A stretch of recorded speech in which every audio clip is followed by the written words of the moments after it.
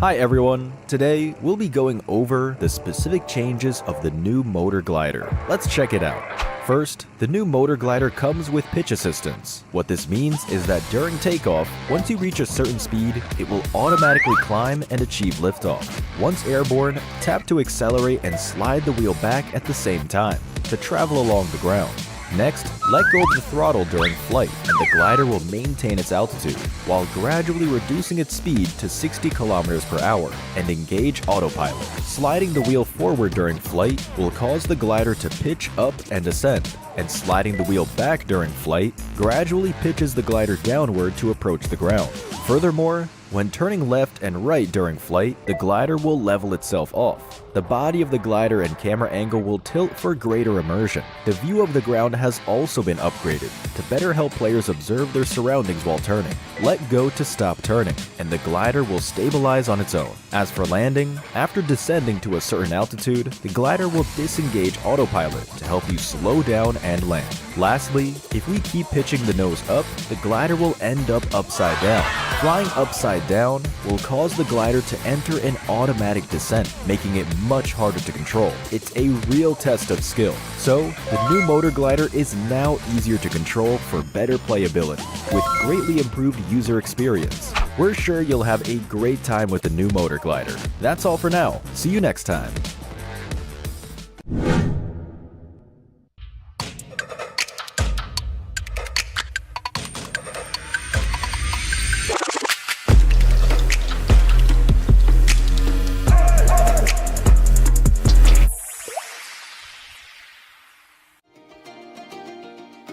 Wow, what a lively sky treasure ship!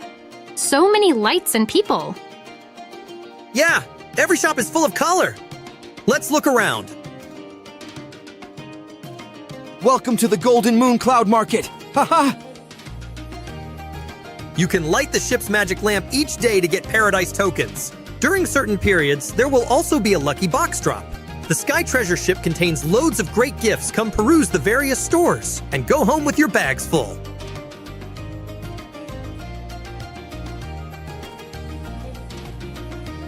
When completing various adventures in Sky High Spectacle, don't forget to head to the Treasure Emporium for the Golden Moon Paradise Crate, as well as tons of Paradise tokens that await you. Join a new round of popularity battle. Work together with your friends to unlock the 1001 Nights lobby theme, moonlight background, and other great Golden Moon gifts. Happy 6th anniversary! Here! Not only can you revisit your past year's game data, you can also play a 6th anniversary exclusive target shooting minigame. Head to World of Wonder to check it out. While playing, you can redeem the 6th anniversary theme song as well, the Palace Musician set for free. Awesome! Choose your exploration path onto the Sky High Spectacle Nimbus Islands. Collect your discoveries as you go. Spend more Paradise tokens to aid you in your treasure hunt. What's this? Wow! A secret shop! During the event, purchase items recommended by the genie at discounted prices. You'll also receive additional surprise gifts. Huge discounts up to 80% off. Come have a look.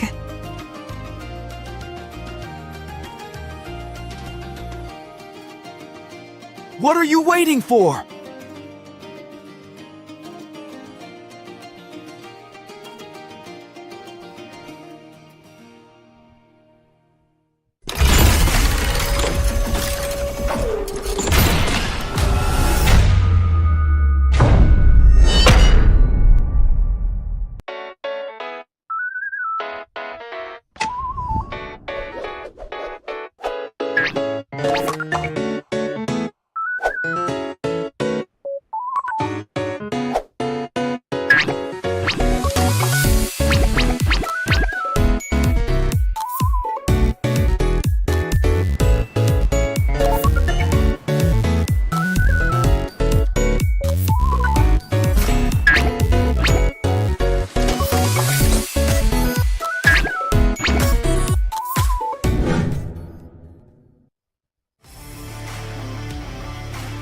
Hi everyone! After the last video, I'm sure you already have a basic understanding of the game. Survival, competition, social interaction, and easy-to-pick-up controls, these are what sets PUBG Mobile apart. First, as a battle royale game, survival is of utmost importance. There are multiple maps to play on, and each map is unique. Players can come up with different survival strategies for each map. Besides the blue zone mechanics, this is a completely open battleground. It's free of restrictions. Use your imagination to eliminate enemies and become the last one standing. Combat is also one of the core traits of PUBG Mobile. We have all kinds of weapons available. These weapons let players battle in any environment. You can be a sniper or storm the front lines with an assault rifle or shotgun. Furthermore, there are also protective gear, consumables, items, vehicles, and more. The comprehensive supplies available ensure a fulfilling combat experience. Our game has multiplayer modes with teams where you can invite friends to play together. Enjoy the thrill of PvP battles. Come up with strategies with teammates, find items for each other, and take up complementary positions. Try to make it to the end together. You can also go at it alone and carry yourself to victory. Lastly, we also have some simple tutorials for beginners in the game. There are no prerequisites, and they're super short. Learn how to play in a flash. We're still planning to release more guides detailing all kinds of neat tips and tricks to help players quickly familiarize with the game. Becoming a skilled PUBG Mobile player is super simple. Boot up the game and play now.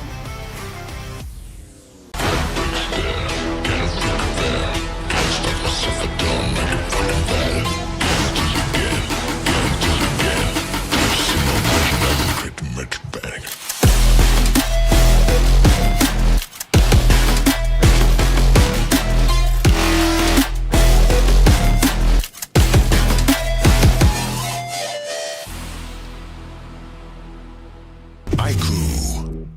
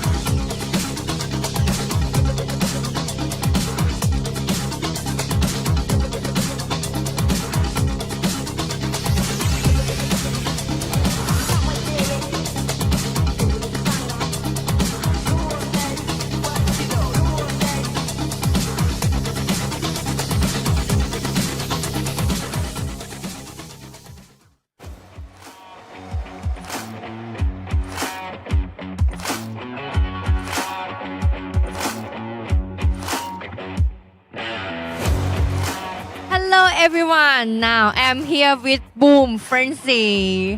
How are you today? I'm fine, thank you. Okay, I'm fine, thank you.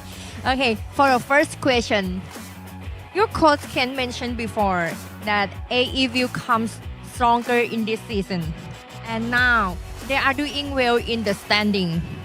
So the question is, do you think they are a threat to your team? Oke, di season lalu kemarin Ken sempat bilang yang AE itu bakal comeback di season ini dan sekarang performa mereka berada di top 1 lah. Menurut kamu sendiri, apakah AE itu bisa dibilang sebagai ancaman buat Boom sendiri? Sebenarnya kalau AE bukan termasuk ancaman, tapi kita nganggapnya tuh AE sebagai rival di in-game aja. To be honest, I don't really think AE as our threat, but then I do believe that they are our rival inside the game. So for the next question, we can see that there are a lot of roster shuffle in other teams. Can you share with us how you guys prepare for this season?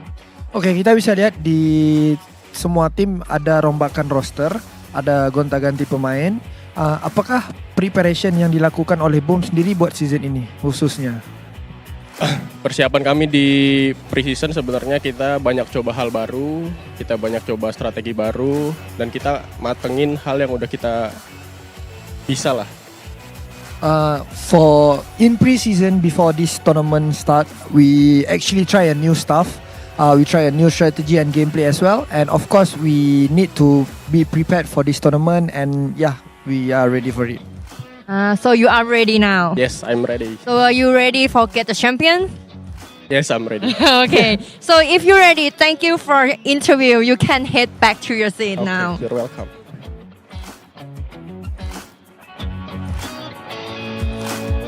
Ladies and gentlemen, today we got Group B and Group C, where Group B is kicking off for the first day.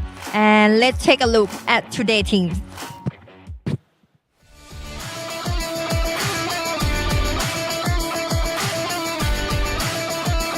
BARUZ for Malaysia, second place of PMNC Malaysia 2023.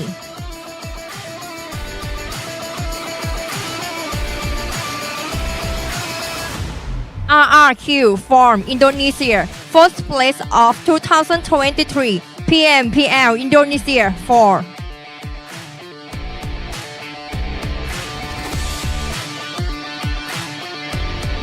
FaZe Clan from Thailand, second place of PMSL SEA 2023.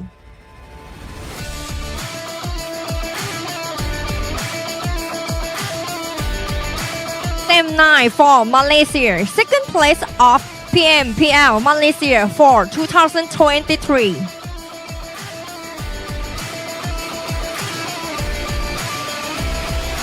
XERXIA from Thailand, second place of PMPL Thailand 2023.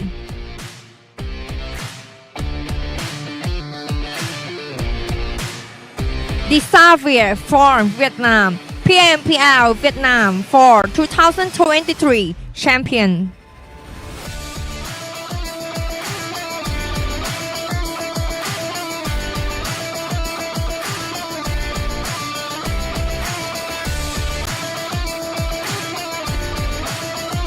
VOIN Donkey Indonesia from Indonesia 2023 PMPL Indonesia Spring second place.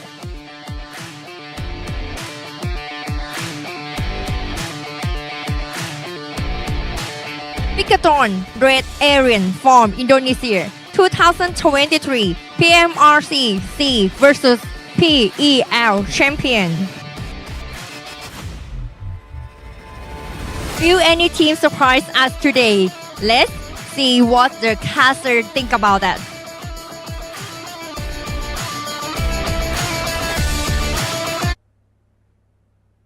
Thank you so much for our host, Bo, and also welcome back, ladies and gents. You guys are tuning into the 2024 PMSL Southeast Asia Summer with me, Choo-Choo, and Sir Cloud. We have new group coming in here today, Cloud. Oh yeah, Group B will be making their debut in this season's PMSL, and I know a lot of you have been asking for where is BTR, where is 7-9, where is Xavier, where is FaZe Clan?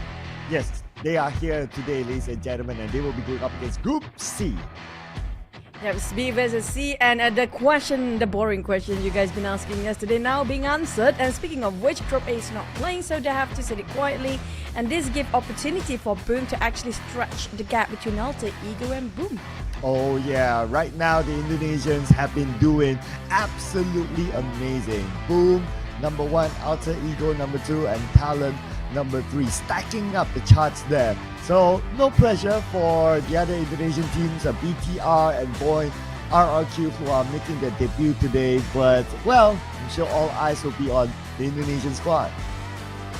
Just to recap what really happened yesterday, the highest score for elimination, we had it for 2 teams, if I'm not mistaken. Boom at the 5th Miramar with 14 eliminations. Same goes for the side of Team Flash, as the last Miramar met at 14 elimination as well, which was the last Miramar. But to recap really yesterday, 78 points within a day, gained by Alter Ego, and Boom tied in first and second place. Yeah, they almost broke the 100-point mark. If they had a chicken dinner in the last game with a lot of eliminations, then maybe they could have done that. But anyway, 78 is still a big number. But ladies and gentlemen, in case you're looking for your favorite team, these are the groups, and Group A is taking a break today.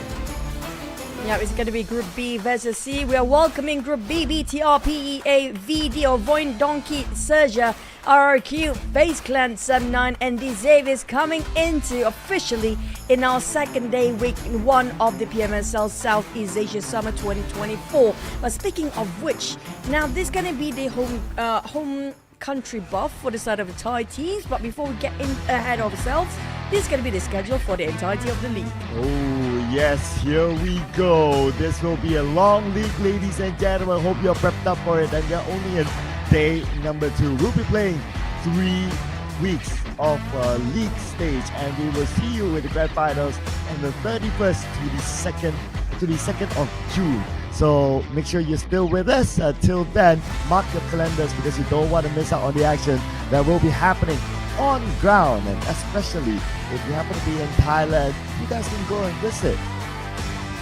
Yep, and it's been a pleasure. I think a lot of our Malaysian friends love to visit Thailand just for fun, for vacation days. Might as well just drop yourself where the venue is right now. Now, speaking of the weekly group stage format, we do have Group A versus C, which we've done yesterday. Today is going to be B versus C. On Friday, it's going to be A versus B. And then the top 8 will go straight into the Super Sunday, while the remaining team that failed to go to the Super Sunday still have a second chance, which is going to be a last chance stage where the top 6, the bottom 16 teams will compete, and only top 8 will march to add into the Super Sunday as well. And here are the points related to the head start points. So we've seen it last season and how it affected those teams, so you know by now the points, head start points, is important for the grand finals. But there's also the overview of the points, the point system. Everyone knows this by now. Winner winning chicken dinner will receive 10 points.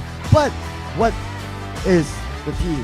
What are the teams eyeing for? It will be a $200,000 prize pool, and of course the grand trophy of the PMSL Southeast Asia Summer. Yep, it's always about the moolah, and it's always about the bling bling and the ka-ching ka-ching. But speaking of the point system, at least it's still going to be the same for now. But for the overall rankings, we just recapped for you guys recently, and it was just a couple of seconds ago.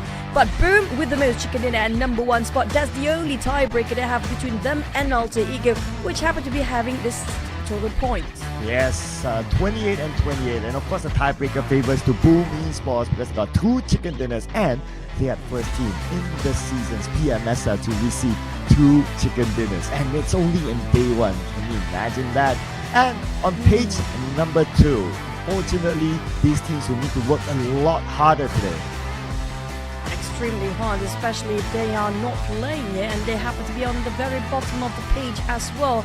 And speaking of which, lucky enough, the team at Group A, most of them actually in the middle bracket, But speaking of Group B, they're starting at 0 today, but between the head-to-head comparison of between teams, you have to give it to Boom and Alter Ego, between Pombit and Hunts for You. Yes, so these two teams, Boom Esports, they are playing today, but for Alter Ego, they are taking a break, so their number will not change. But if you look at like the average elimination points, 8 to Alter Ego, 7.8 to Boom. I mean, it's not that far away. That's why their points are exactly the same. Speaking of the same, we will have repetitive names up here, which could be the similar names. And yesterday there was a domination coming up from the side of the Indonesian team, except for the last game, by the way, Cloud. Don't forget about that. They had chicken dinner the entire day, and Boom got himself double. Team Flash, they got high eliminations. When by Esports, they're pretty much in the middle bracket. They're doing not so bad, but not so hot as well. But PIGMY, they play safe, but they still score chicken anyhow. Well, how could I forget about that? We were hoping for MORPH to fill up that last game, but, well, maybe they'll leave it for later. But anyway, here's a little bit of a recap. Best moments from these two amazing teams. We happen to have the same color scheme. And we started off the first game inside of Sanhok, and of course, right after that, 5 games back-to-back, dominated by the Indonesians. It's only the last game, if I'm not mistaken, was taken by the Infinity. He just broke it at the streak of the Indonesian team. The only Indonesian team that played yesterday, just to recap for you guys as well, MORPH didn't score any chicken. But hey, at least they are still in the first page by the end of the day. It's not about how you start, it's about how you finish. But on the side of Boom, yesterday they have been hunting people down, demolishing all the teams. Yeah, and they found the balance to make it not only Yummy Esports, but the entire team is working together, contributing to the entire cause of Boom Esports to collect the points. And with 78 points collected by now, I can say they're pretty comfortable to move straight on to the Super Sunday. Speaking of the Super Sunday, imagine if they can actually bring so much power and so much momentum in the first day, what will be the Super Sunday later on, because it's going to be heated up, not just heated up, probably just bizarre, burning all over the place. But for today's matches, we're going to have the same sort of a map, starting off with Sanhok, Triple Erangel, ended up with our usual double Miramar. Yes, and it's going to be the same map sequence, ladies and gentlemen, and the timing is based out of GMT +7. So wherever you are in the world, based on your own time zone, you got to adjust the time. But what is going to happen after this? So we're going to play 3 matches back to back before we have a slightly longer break, just to let our players refresh, and then we'll come back to finish up the 3 matches. So if you don't want to miss out on any of the action, make sure you prep up yourself for 3 matches in a row. Yep, no toilet breaks for you guys, because it's going to be super fast and furious. Yesterday, I think it was one of the fastest Sanhok we had in the history of the start of day number 1, because usually everybody kind of nervous, a bit jittery here and there, unsure about the opponent's rotation and stuff like that. But yesterday was a different story entirely. Sanhok was super fresh and super fast, and everything just fight all the way, not even a second of quiet in that map yesterday. Yeah, Sanhok was really fast from the start. We saw a couple of early clashes. I believe it was Sami that had the first clash involving YOODO 02. Bootcamp was open because FaZe Clan did not play, but since now and tomorrow FaZe Clan will be playing, well, I want to see if anyone wants to challenge the FaZe Clan inside of Bootcamp itself. Now that's going to be interesting as well, because yesterday the drop spot between the teams, some group are not playing, which can be Group B teams not playing. So it's going to be a different sort of drop spot as our initial fights early on today. But we want to listen to the insights of the teams being chosen by XERXIA first today. Of course. I'm going to roll the teams. I'm not going to repeat picking the teams. That's my personal rule. But of course, Choo Choo is still sticking with Boom Esports. Of course, I totally understand why. But if you look at this, right, okay, so Sem9 and RRQ, they're both picking their debut today, and Sem9, they did fairly well last season, especially during the league stage. So I would say that probably they are a league masters, so I got it there for in my teams to watch. For RRQ, they are a team that normally starts out real good. So since we're still in week 1, and it's their debut today as well, so that's why RRQ is there. GEEK fan did not have a good start yesterday, but maybe it's a warm-up day for them, so hoping to see them come back today. For my set of rules, it's going to be I have to pick all different regions, not the same ones. It's okay if I pick it twice. But for Boom, you know, because it's Boom, it's either Alter Ego and Boom, and since Alter Ego is not playing, this is where Boom want to take advantage on my side. For PEA, now this is going to be my homeboys, okay? This is my hometown boys. I cannot not put their names up there for the first day of them playing. I have to put them up there. They are my boys. And also coming up from these Xaviers, well, I have a feeling that these Xaviers have so much potential. They had their peak era before, but it's just we lost their limelight. I don't know what really happened to them. After last year, they're just kind of going dim all the way. I just wish they'd come back a bit more stronger this season. Well, then, I'd like to hear your justification later when they score something big. Here we go. Game number 1.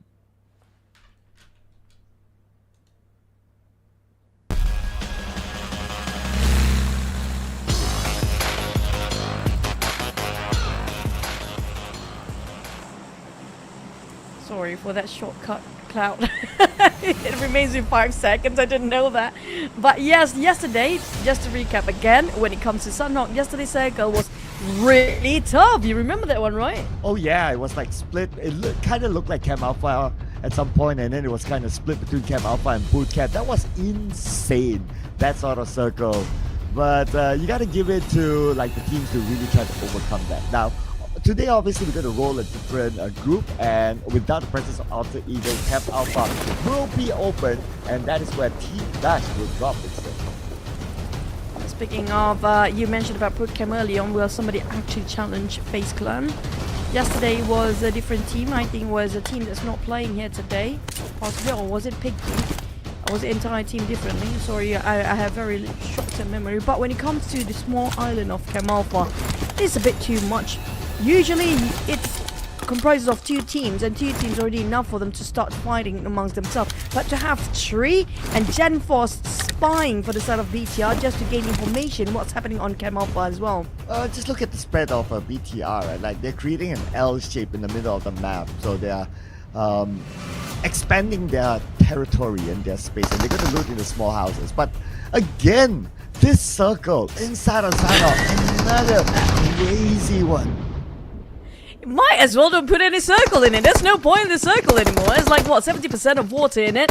But we do see quite a generous circle on the side of Empire, of course. And VPE is their circle to take. They have the advantage. The condition is going to be the circle won't be as wonky later on, because it might actually shift it upwards towards Camp Alpha. Well, speaking about wonkiness, now looks like GEEK Fam and PIGMY is fighting each other. This time, Damroot is not playing. Instead, Izane is going to replace Damroot in his position. Now, both teams still 50-50, and we can see GEEK Fam pretty active, moving around this area, trying to gather information on where PIGMY is at.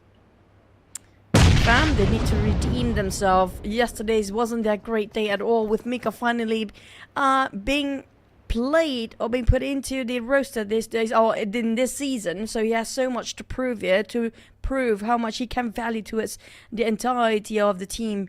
For the side of Izane, DBS is always going to be DBS is a compulsory in this map, by the way.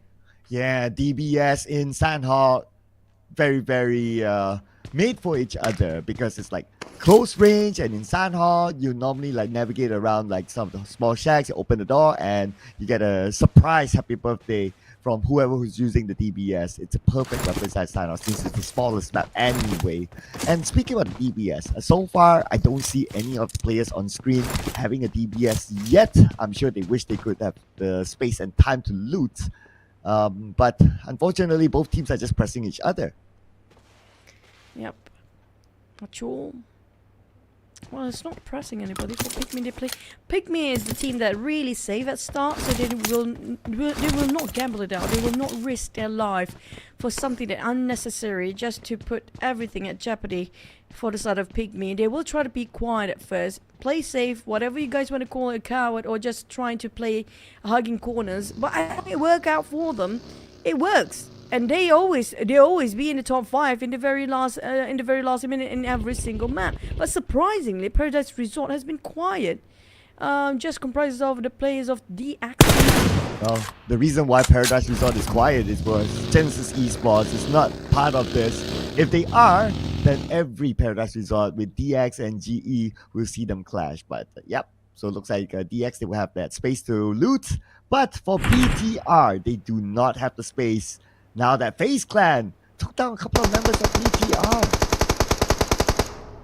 FaZe Clan seems like they're winning over that side. BTR succeeds, but on the other end of the map, we do have Team Flash versus PEA. I don't know what is happening between Team Secret, but BTR, their debut wasn't so great after all. Just have a couple of minutes into stage 1 of the game, and it seems like they're having some trouble to keep themselves alive. Not too sure what happened though. Hopefully we get a replay on the action earlier on, because BTR, I know it's their first game, but then again it's BTR that we're talking about. To be eliminated at number 16 without any points at all, I mean, it's I don't know. Yesterday was a domination by the Indonesian team. Today is a bit story entirely with that DBS. Dimsy, I think. GEEK fan face to face. The CQC between these two teams. Jabranki trying to find another. He's going around the corner, trying to clear all the corners as possible. Reviving Achille while Audrey buying him time. Using his shotgun with less than 3 bullets there is. And there's nothing else he can do or done. He got himself the rifle. Needs to switch it up. He will try to clear the corners, but it's too much for Audrey. Oh, left or right? Audrey could not decide. Yes, that was a deliberate rhyme, ladies and gentlemen. But that really confused Audrey. I mean, if we put focus onto one side, take one down, and maybe reposition to take the other, he probably would stand a better chance. But because he was swinging left and right, he didn't work out at all. It was really difficult for one person to deal with 2 different angles, a wide angle and that to swing over. It's just too much for him. At the same time, it was a valiant effort coming from the side of GEEK fam. A tough start again between BTR and GEEK fam. 2 big powerhouses ousted early on in this map, but Crit VIP versus RIQ next. Well, the elimination field, we got 7-9 in action as well, with Brian knocked down somewhere else. Looks like action's happening in all different places at the same time. Newbies at the RRQ and Asa taken out by Newbies. That's going to be the first point for Crit VIP. Oh, Boom taking a bit of fight against M9 Brian. It feels like everybody start opening fire here. A lot of contact being made, but all the teams feels like nobody's actually being safe anymore. RQ no mercy.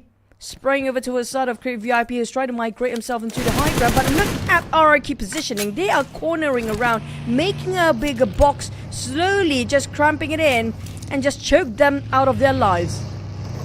Speak about choking right now. 7-9 lost one player very, very early on, Brian, and it's their debut. A lot of hope from the Malaysian fans for 7-9. I was looking at the groups, and they're hoping that they can throw off a good performance, but for good VIP, they really need the points as well, and unfortunately they will lose Iron Pro against RRQ.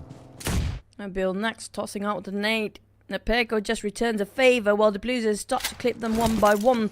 Crit VIP, a lot of players being favored by the Blue Zone and favoring RIQ in this state because they do have 3 more men, while the side of Crit VIP not so much anymore. Heavy casualty on their side, leaving with only 2 players.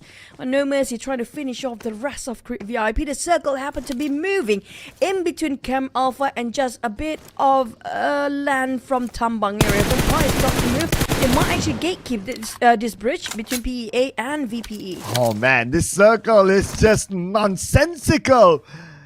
Half of Cam Alpha, half of the Ruins Island. That is just insane. I mean, it's so tough for these players to decide where to go. It almost feels similar to the circle yesterday. It was just this time, it is on the left side of the map. But for teams to drop into Cam Alpha Island, this circle is still looking good. It's pretty tough for the players that are actually not in here, especially those in the main island, which is going to be the island which I think the most players on top of around Predator Resort, and the rest of like D-Zavis example have to migrate pretty tough between the bridges towards the smaller islands on the left side of the map. But RIQ, they're really taking their own sweet time. The problem is they don't have enough health utilities to sustain themselves too long. Well, maybe they were aware of the presence of SEM9 earlier on, and also Crit VIP, since they kind of had a clash with the 2 teams, so they want to be sure that they are clear to move in. So they will play this a little bit more safer, and I kind of understand as well, because like the circle is tough on all the way on the left side, so to get into there, it's going to take them quite a bit too. I agree. Especially the start of the circle just now. kind of comprises 70% of water. So it's not much land to start with. Imagine the end of this with so many teams still alive, 14 teams still intact, a lot of players being knocked down and finished off, a lot of teams not having a full squad, except for the teams that's been quiet. YOODO Alliance is not making any sound yet. Same goes for the side of the Xaviers. Those coming up from the right side of a map seems to be trying to find themselves vehicles at first. That's why they're not involving in this kind of skirmishes early on. But VPE, yesterday was an okay day, not so bad, but not the results they hoped for. So today we might actually see them getting more aggressive than day number 1. Yeah, let's see here. So far, based on their drop spot in ruins, they do have the circle advantage, and that's why they're kind of chill right now. And I can understand why they position themselves by the river in case the circle does go up north for the Camp Alpha Island. It will allow them a better access there first before anyone else, so they can play the gatekeeping role. The only thing they need to be careful if that happens is that if another team is on the Camp Alpha Mountain looking down, and last I noticed it was either PEA or Team Flash that could potentially be there. That's probably their only thing that they need to be careful of. Other than that, they are in a pretty good spot. The last time we saw PA was actually hovering around the bridge as well as VPE between those two ends. I agree with Team Flash probably getting those high grounds, but we don't see any actions yet between these 3 teams that we just mentioned just now. But PIGMY, on the other hand, they're really trying to avoid any conflict possible. Look at how they're just playing it quiet, scouting over the angles. Whilst on the side of VPE, they're taking the bridge by themselves, wanting to dominate the bridge and trying to gatekeep anybody who try to pass by. But Team Flash, we see a bit of a glimpse of Gosu, a bit far, a bit on the northern side. The rest of the teams now is a bit quiet compared to yesterday. Yesterday is more hectic than today. Oh, circle time! And we still have a little bit of the Ruins Island, but majority of it is in the Camp Alpha Island. And based on the Camp Alpha Mountain, we have a VOIN Donkey up there. But look at the rotation by Boom, all the way up north. They are avoiding the crowd down south. Well, I don't blame them. Look at how concentrated it is right on the northern side of Tambang and on top of the bridge. VPE might actually get the biggest opportunity they can ask for, with so many teams being their victim, if they know exactly the perfect time to open fire and the perfect position to just get a glimpse of, you know, the off angle will be the best position that is then had on in this case, because there's too many teams they have to handle by themselves for VPE. I love it. I love the rotation by Boom. I think it's big brain, and they will have an easy entry into the circle. So looking good again for Boom so far. And they still have a full squad, so they can do lots of stuff with a full team. They have more eyes. Obviously, that will help them when it comes to scouting and also team fights later on. Just hope they have enough gas. We so much gas these days increases the price. All they need is just a bit more gas money for the side of Vim and they done. They're okay. Big brain move. Yes, but on the side of GEEK, taking advantage as much as they can in somebody else's misery. And it's gonna be RIQ versus Creep VIP, while Team Secret just smiling and happily just chipping in from the sidelines. No Mercy went down. Good VIP picked up their 3rd point, and now RNG crosshair of a Putra on the high ground. Let's connect onto RNJ, but RNJ will be pressured by the blue. Say hello to my friend, Mr. Blue. As Putra comes out, tosses the nade, but he's now kinda low. That's why we'll be healing utility. And that is bad news considering the blue will be on top of Putra. Oh, he's just praying somebody else goes down first before he does. But eliminated, Creep VIP. At least he got himself 3 eliminations, not ended up with a 0. But RIQ's Snape was the week 1 top MVP of last season. Now, can he actually play this by himself? XERXIA, attacked by Snape, but Blueson is on his side. He got himself 3 first 8 with 3 eliminations. He's trying to farm for more. He can actually. Perfect angle. Wow, going up to the high ground. Here we go. Lobby together with Megamind. They're going to be the duo against Snape. Nate toss onto Snape to force him to move down to Victor Half at the same time. Let's not forget about the blue onto him. Lobby has arrived. There's one Nate who rules Snape, sending the Dark Lord back to Hogwarts. Yep, definitely teaching himself a bit of a moment of remorse and regret. He overextended himself there, as Hogwarts will welcome him happily in with an open arms. But back to the side of XERXIA, was it worth it for him to actually overstate himself to take the fight while FaZe Clan happened to be sharing the same boat? Everybody loved the blue zone and the blue fight. Here we go. Oh, Flags pretty low, but he has 2 first aids. However, Mela went down. Onsens is behind Mela. But look at the elimination fee starting to turn up as well. Tony K invited against Team Secret. And we have them on screen right now. Soas shoots, and Soas will score against Tony K. Team Secret have been using a lot of their brain juice in this map right now. Playing it sneaky as possible, just playing around the bench and sidelines, making sure they're not being discovered and just take away and steal those points from the off angles. But at the side of VP, they realize they need to move as well, taking a bit of a deep dive. But I'm not sure if that's actually the best solution for them because they want to avoid themselves from this scuffle. Look at how concentrated it is for the players just to cross the bridge. Everybody just try to fight themselves. Oh man, this is bad news for Flags. Look at his health, look at his utilities. He's gone. It's a matter of time. Okay, tries to get anything out of this final rush. He gets 1 knock, but then again, because his health is just too low, he went down immediately after that. Big look.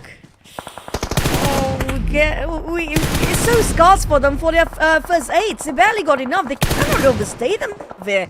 Everybody have to run and gun at the same time. The problem is whether you are aware that somebody's on your left, right, and Mela.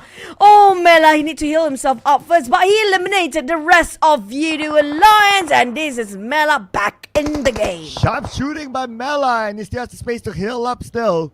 Beautifully done by the man of FaZe Clan.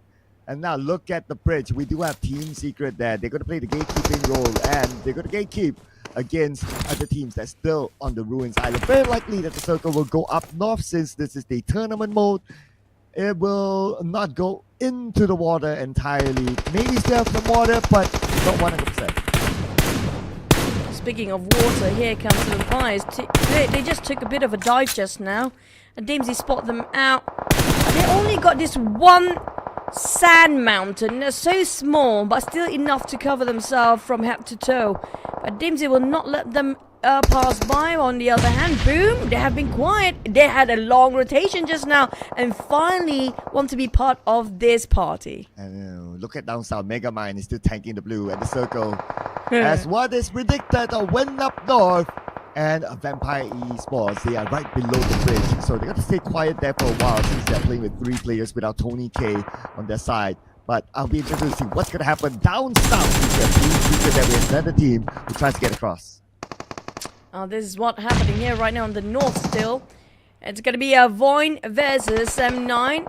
Just a bit of a difference in the shape of terrain, where they do have some elevation on the side of VOIN. That's going to be a slight advantage. But when it comes to tossing the nade, it's going to be rolling if they don't time it perfectly. YOODO on there then just going to back off a bit, but Maxia, see that through? I don't know, but the Zoe shotgun actually worked well. It's still going to spray over, and YOODO hoping Kenny to revive him back up. Maxi still has the high guy advantage, uses his last first aid now. At the same time, the fight at the bridge is happening right now. We can see the elimination feed rolling, including Team Secret. Sem9, Kenny, found out by VOIN Donkey, and Sem9 is out at number 9, but they got 5 eliminations. It's more than enough. Half of Chicken Dinner points. It's going to be okay for now as the start of their day and the start of their league. On the side of Boom, what they want to do is going to be open up the stretch, the gap between them and Alter Ego, which is Alter Ego not playing. So they want to garner as much point as possible. Well, I don't know what happened to XERXIA last player. It seems like he still sustained himself long enough with getting all first ace, but the rest of the team, including Namkyo of Team Secret, taking a bit of a deep dive as well. They might actually bump into VPE. GK knocked down in the water. There's nothing much you can do about this now. Megamind has to cut across. Megamind, he came from the outside, was tanking the blue for the longest time. He somehow made it to this bridge, and he is now in the circle. Took him quite a long run and finally ended up right on top of the bridge, while the others playing just beneath the bridge is swimming over. I do prefer them to stay on the bridge here, but for the side of Megamind, he is alone, so nobody will actually exploit his position. But Team Secret, is that the last member? Not just yet. We still have Namkut and Here we go. We're going to see the next stage run for all these teams very, very soon. Vampire Esports still staying put underneath the bridge, but look at the elimination feed. Boom Esports in trouble. Frenzy knocked down. Podbin taken out. Yummy dripping down as well. And Boom Esports eliminated by Baha Esports Academy. PA has been quiet for the longest time. They've been on the northern side of a bridge and tried to wait it out. Seems to be fruitful for now. Three eliminations with PIGMY getting the most out of this. 5 eliminations remaining with one last player in the blue zone. Well, VP, how much longer can they stay here? Yeah, VP, as long as they set the circle, they definitely still can. And since we still have stage 7, I kind of think that they will still get the circle. Now, the only team that can flush them out is going to be VOIN Donkey, just right across there. They're getting closer and closer. That's why VPE, they're keeping all their eyes on the VOIN Donkey. Provided if they're not being spotted out Team Flash. If Team Flash start to open fire to the side of VOIN, that's going to be the biggest opportunity for VPE to just start to backstab them from behind. But for the side of PEA, they're being forced to advance forward. VOIN being discovered by PEA as well. Smoke's been opened up. Well, Team Flash divided into 2-2, while the other two will be giving a support from the back mountain area. Do have some elevations and quite a view up there. But VPE, do they know that they are down here? Well, it seems like VOIN does not. Vampire Esports, they are camouflaging or keeping themselves quiet very, very well. Now they will know because they went there. Stone Pepper Cup is made. Lucy went down to Bobo. Countered by 12 from Team Flash. 3 teams onto each other. Oh, it might be just a 4-way war. It's not Team Flash taking advantage from the back. Well, Team Secret is also nearby. But Shrubs on the other hand with that DBS. Oh, those jumps into the water. Shrubs easily no! But well played by VOIN. What a nice jump shot by Razor to get that elimination against Vampire Esports. And now they will have refuge underneath the bridge. The way they're actually willingly jumping over just to a jump shot with those DBSs is like, wee, one by one, willingly giving themselves away. Incredible shots, but still, we're not done. Now here comes the cleaning up crew. The ones actually winning it big is going to be Team Secret. VOIN eliminated at number 46 elimination points just right after Team Secret arrived. And the other ones to get 5 eliminations now dominating. Baham Esports Academy, PEA, have a right to the party. And they have a defense spot right now. Trexie needs to win the fight. He does have DBS in hand. Trexie, the new one player of PEA, will lose the jump shot against Team Secret. Mizi trying to save his best partner, Kido back on feet, but at the same time, Team Flash coming in rush. Team Flash want to finish this off. They know this is going to be chicken in a moment, but they got stuck themselves in that corner. What are they doing for Team Flash? Why are they there? Well, at least they have other players on top. They can't climb up. They can still remain in the circle at least. That's the main objective right now for Team Flash in such an open area. Wang on the other side. I really like how the formation of Team Flash right now, they have all angles covered on PEA and Team Secret. Mizi in trouble, now being knocked down as well by Ghost. So here comes Team Flash. This is the chicken they've been waiting for since yesterday. And they might actually score this one. But what a shot coming out from the side of Team Secret. Last player, Batman! Almost clutching, but winner chicken dinner. Team Flash, they almost had it yesterday. Finally, they have a grip on that chicken here today. Finally, they got it, representing the Vietnamese region. Team Flash scored the first chicken dinner here today. And what a chicken dinner it was based on the formation, how they enclose on the Team Secret, how they enclose on the PEA, and Team Secret, they were cornered. They had nowhere to go, nowhere to run, and Team Flash just closed it onto them, wrapped things up, and scored the first chicken dinner. They took themselves those high elevations on that small hills just across those bridges, and they waited patiently just for the right time to pop out and take advantage of the situation. While the rest of the team were trying to shut down on VPE, it was a graveyard, a massive graveyard underneath that bridge just now after VPE being eliminated. There's also TS, there's also, who else was it? VOIN were finishing off the rest of VPE. It was one by one. Whoever actually parked themselves underneath that bridge pretty much walked themselves in a death trap. Yeah, but that bridge was so crucial for at least placements, right? So it gave some cover on top. You can hide a little bit there until all the commotion happened. Then everyone's like, okay, everybody's down there. And the everybody does not include Team Flash. And so they came from the outside. They closed the game from there. Now, here are the stats here. And we do see here that Batman has the highest damage output and also the highest damage received. But the highest elimination is given to Gosu.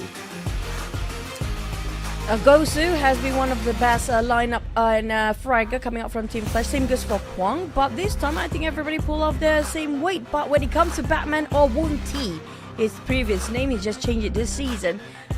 He's not really a big fan of headshots, so it's going to be one of the least amount of percentage when it comes to damage distribution across the body of his enemies. He definitely will aim more towards his body shots, but 2 elimination with damage output of 380 damage.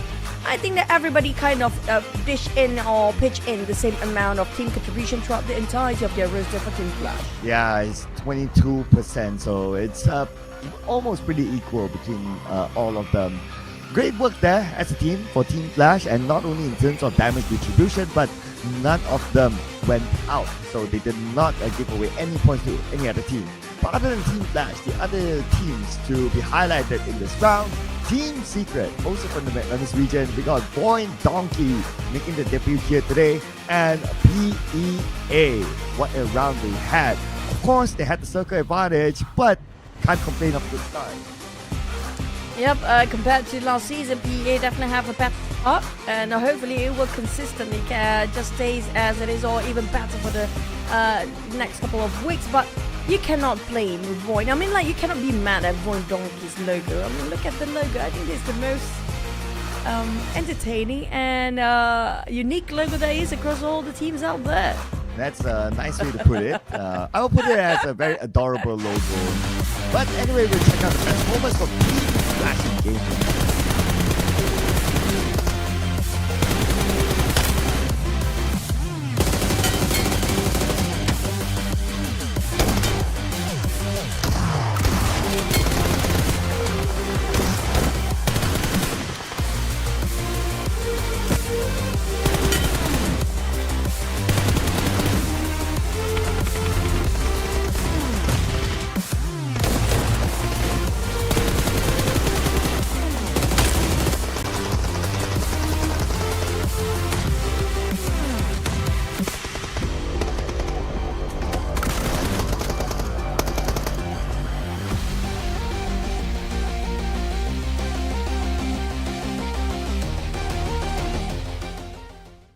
Now here comes our match rankings. Coming up from Team Flash, he got himself 8 eliminations. So I think there's going to be a lot of average of 6, 7 and 8 and even 5s in this map. A lot of teams actually scored himself at least a couple of points due to eliminations, despite they being eliminated quite early. But Team Flash, definitely this is what they've been waiting for since yesterday. They have been quite consistent with their performance. Just a finishing touch of getting taken is a bit difficult when it comes to day number 1. Yes, and day number 1.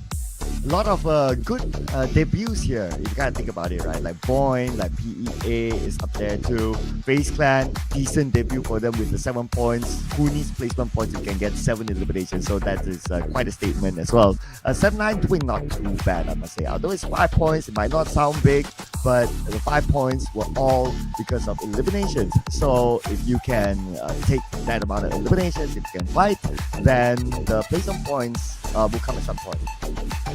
I have a feeling teams like FaZe, example, do want to focus more on eliminations. When it comes to a smaller map like Sanhok, it's a bonus if you can get yourself a chicken dinner. But when it comes to a bigger map like Miramar, even in Erangel, they might actually focus a bit more or balance it out between their placement points as well their eliminations. But there's going to be only 2 teams that's not scoring anything at all when it comes to the first map of day number 2 and week number 1 there, which can be DZavis and BTR, and also happen to be their first game and their first day in this league, having a really rough start between these 2 teams. I'm sure the fans wouldn't expect to see BTR and D Xavier down there without any points at all. Big surprise, but then again, it's only game number 1 for them for this new season. Now, look at the overall rankings. Since BIGETRON Esports is playing, obviously, and Alter Ego is not, then they would extend their lead against Alter Ego. TALON is also taking a break today, so they will not add to their point tally. But for Team Flash, who played and they got chicken dinner, welcome to the top 4. Yep, they're pushing down Infinity and PIGMY as well. But on the side of Prim, this is actually not a really good performance. They only scored like 2 points in a single map. This will be detrimental later on when they're not playing, whilst Alter Ego will be played tomorrow. So that's going to be an issue if they don't try to gain as much point as possible for the maps in Erangel and Miramar. Regarding on the second page here, BTR, DX still didn't score anything at all, while the others, they do score a couple of points. Well, we won't be that strict, we won't be that hypocritical, because a lot of teams that starting from the 16th place down to 24th place, they're starting off their day 1 here today. Yeah, if you want to get a good view, just look at the matches that they have played, ladies and gentlemen, on the right side of stats. But speaking about stats, we're going to check out some of the best stats here. Team Flash came in with the most damage, 1,267. But Team Secret, FaZe Clan, not too far away, PIGMY as well. And then this is also because a lot of fights that they took, and obviously because of that, they gained the points, they gained the damage output. I feel like today has been the rise of the Vietnam team. We're looking at Team Secret and Team Flash both performing at top 4 fraggers across all the board just now, as well as Team Flash got himself 8 elimination with their frags. And inside of FaZe, well, FaZe firepower, nobody question about their firepower, but when it comes to their position, sometimes a bit wonky. But VOIN, on the other hand, I love that logo again. But 6, 6, and 7 is gonna be the top 4 teams with the highest frag in that one single map. But next, we're heading into our OG map of Erangel. This is where everybody wants the best for themselves. Yes, and inside of Erangel, we have been getting fairly kind circles, I must say. So far, it's okay circles in the middle of the map somewhere, and you know, not too tricky. And when I say tricky, it's the standard of like military base circle. Still waiting for that to happen. You know, we always love our dose of military base. It would be more fun when it comes to the final week and during the grand finals, and we have this kind of a really extra crazy insane circle where everybody will just like when it comes to the most critical time, this is where those crazy circles happen to be appearing in the very last minute. But still, when it comes to this season, PMSL, you have to agree that circles are quite unpredictable these days. Oh, I have to agree? Well, let me think. Oh yeah, I agree. So, especially for the Sanhok matches, since we played, well, yesterday Sanhok and today Sanhok, so to be fair, only one Sanhok each, but out of the 2 Sanhok played, it is 100% crazy circle rate now. Yeah, we're gonna put stats onto crazy circles now. So I'm hoping for the sake of entertainment, of course, that we get a crazy one for Erangel as well. I'm sure the players will hate us for it, they always do. But yeah, they are the ones who need to entertain us.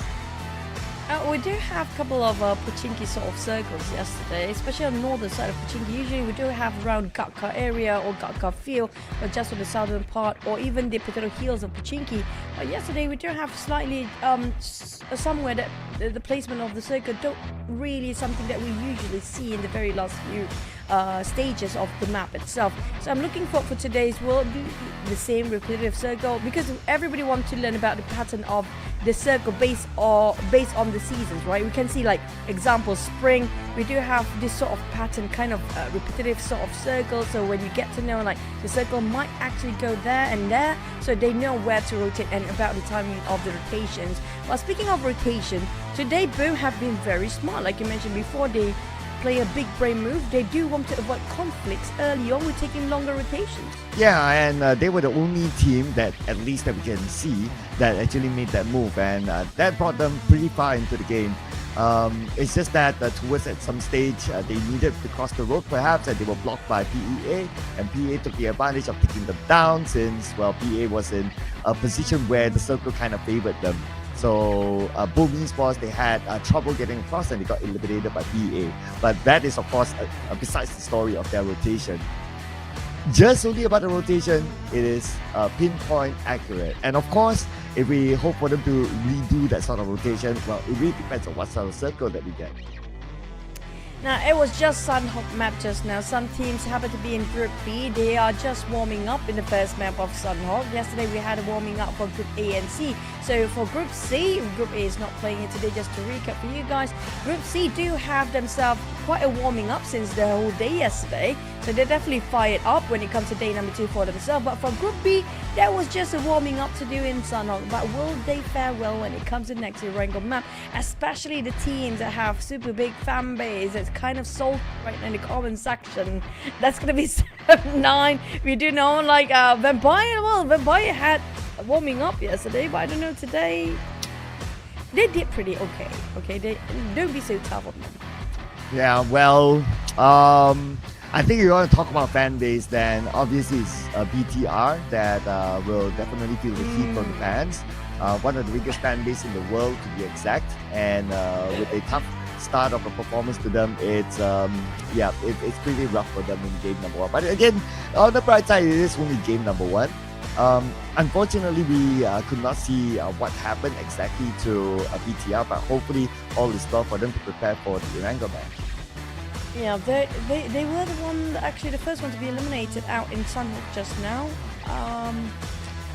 Well, hopefully it's not going to be the same case, because we do know Sanhok is sort of a World Cup map. It's heavily dependent on the circle. It's sort of a very small circle that sometimes you happen to be bumping into somebody if you just change your very minor change will be leaving out, just giving you so much a big impact because of how small this circle and the map itself was on. Pretty much a World Cup thing, right? It's like a luck if you got yourself a bonus if you get yourself a chicken dinner in that. But when it comes to Erangel, it's a totally different story. It's all about tactical, it's all about timing, it's all about teamwork in Erangel. Now they need to get themselves the most points there, especially when it comes to the first place boom. If they're not being careful about this, tomorrow they won't be playing. They might be overtaken by the side of Alter Ego. Yeah, and that's why PUBG Mobile is one of those games that I would call easy to learn, hard to master. Is because if you really go deep into the game, there are like so many elements to consider, like what you just mentioned. It's timing, it's about rotation, where they take their spots, how they move as a team, and all that, right? Like, and you have like what 60 other teams to consider, at least in the competitive mode. If you play a proper classic, if you play a regular classic mode, you have like what 96 other players to consider. So that is how dynamic the game can go. Although it looks like, oh, it's like that same game with the same map and all that, but actually if you delve deep into it, there's a lot more to discover about PUBG Mobile's gameplay. I really wish one day we do have 25 teams competing in one single map. Now that's going to be fun though. It's going to be chaos all over the place, and maybe even bring back Vikendi. You know, just vote for bring back Vikendi, we miss Vikendi. Because it's just 3 maps these days, and we kind of miss. I don't know what happened to Vikendi. Maybe it's already spring there, no more ice or whatsoever, already, you know, somewhere else. But speaking of the next map, we're waiting for it to commence. So I know you guys cannot be patient enough. Like, start the game, we don't have the power to start the game. Trust me, if we do, we already start the game by now. But speaking of the other teams, right, so Cloud, we do know that it has been a long time since we have the offline in Thailand, or the players are actually playing offline in Thailand, and it's always the biggest buff and also sort of an advantage for the Thai teams. Can it be this year that finally they get the trophy back? Well, yeah, supposedly like the home ground kind of gives you a buff, but if you want to be objective, right, or not really objective, you want to take some samples on the previous PMSL or even the PMSL SEA. A couple of times it was played in Malaysia, and the ones who won it was obviously Alter Ego twice, Boom once as well, and then even before that it was Xavier who won it. So, well, yeah, I kind of take the home buff, but yeah, there's also that unknown element to it of like, how do you explain the home buff if that's the case? Because so far the stats don't lie, and the Thai teams usually always win when it happens to be in Thailand. So if they actually can get the trophy this year, it means it's totally still 100%. So for the Thai teams, the only thing that's pulling them back is going to be they need the offline to be, they need the PMSL to happen in their own home country. Possibly that's going to be the best scenario. But speaking of the other teams, right, we talked about the Vietnam example, Team Flash. Now, Team Flash, if you compare with the Xaviers, they had more experience, they're way more senior, they're way more, how do I say it, sort of a legacy team by the side of Team Vietnam. But so far, Team Flash do perform way better from the side compared to the Xaviers, and the other Vietnam team we're waiting for. Like we used to have Box Gaming, we used to have the other like what we call it, Friends Forever, I think, or something like that. But it was way beyond PMSL that time. But it seems like they're not coming back after the Xaviers taking the trophy once upon a time, and then they just slowly kind of in the middle pack, but not at the bottom, just in the middle. Yeah, so the Xavier, they're still the best team in Vietnam, undoubtedly. I mean, not only when it comes to PUBG Mobile, like the whole official series, but also PMPL Vietnam and all that. But they also, this exact same lineup always represents the country when it comes to like the Olympic structure, like SEA Games, like Asian Games and all that. And they do well. Like there are multiple, in their lineup, there are players who have multiple medals at that level as well. So it's already undoubted by that this is the best team in Vietnam. Unless maybe in a couple more seasons another team overtakes them, but it will definitely take a while. Hopefully it won't take them too long, but when it comes to last match stats, we're looking at Team Secret. Also Team Secret rebranding from Team X last season, sorry. We do have a lot of Team Secret, Team Flash, as well as the Xaviers playing here today, coming up hailing from Vietnam. Also don't forget about the Indonesian teams. Yesterday it was a domination by the Indonesian teams. Out of 4 teams or 5 teams playing yesterday, I think 3 of them getting all the chickens except for the last game, which was Infinity scored the last chicken dinner. Well, let's see who will score the next one. So far, of course we only played one game, of course, to be fair. But for Group B, we have not seen it score. We have not seen a score just yet, but they came close with PEA being one of the last few teams to survive. So maybe that's also a shining light for Group B to maybe score the chicken dinner today. And since Group C, okay, I was also thinking another angle, right? Like Group C today is going to be the last day, and then they're going to leave it to whatever the points may be by the end of tomorrow to decide who will go straight into the Super Sunday. If we talk about desperation and motivation, probably Group C may be the ones in that kind of spot for them to go all out. I agree. They are the one that actually have to really consider no room of error for week number 1. We've seen last season how much it actually impacted for Boom to score those eliminations, and also when it comes to even including day number 1, it actually cost them the trophy. If they slacking off right now, they're gone for the trophy for even week number 1. But we're done chit-chatting. Let's go straight into Erangel.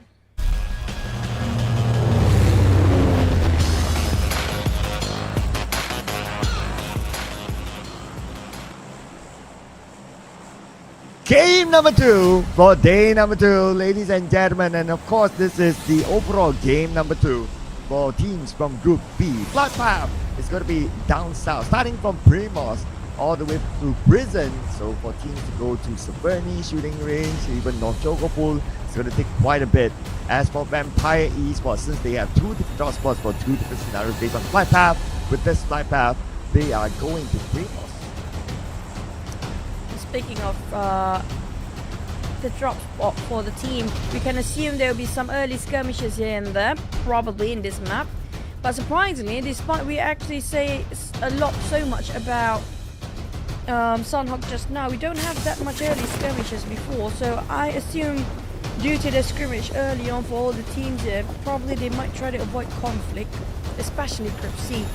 Now we do know Group C, like you mentioned just now, Cloud, it's going to be their last day before we're heading into the last chance stage and also the Super Sunday.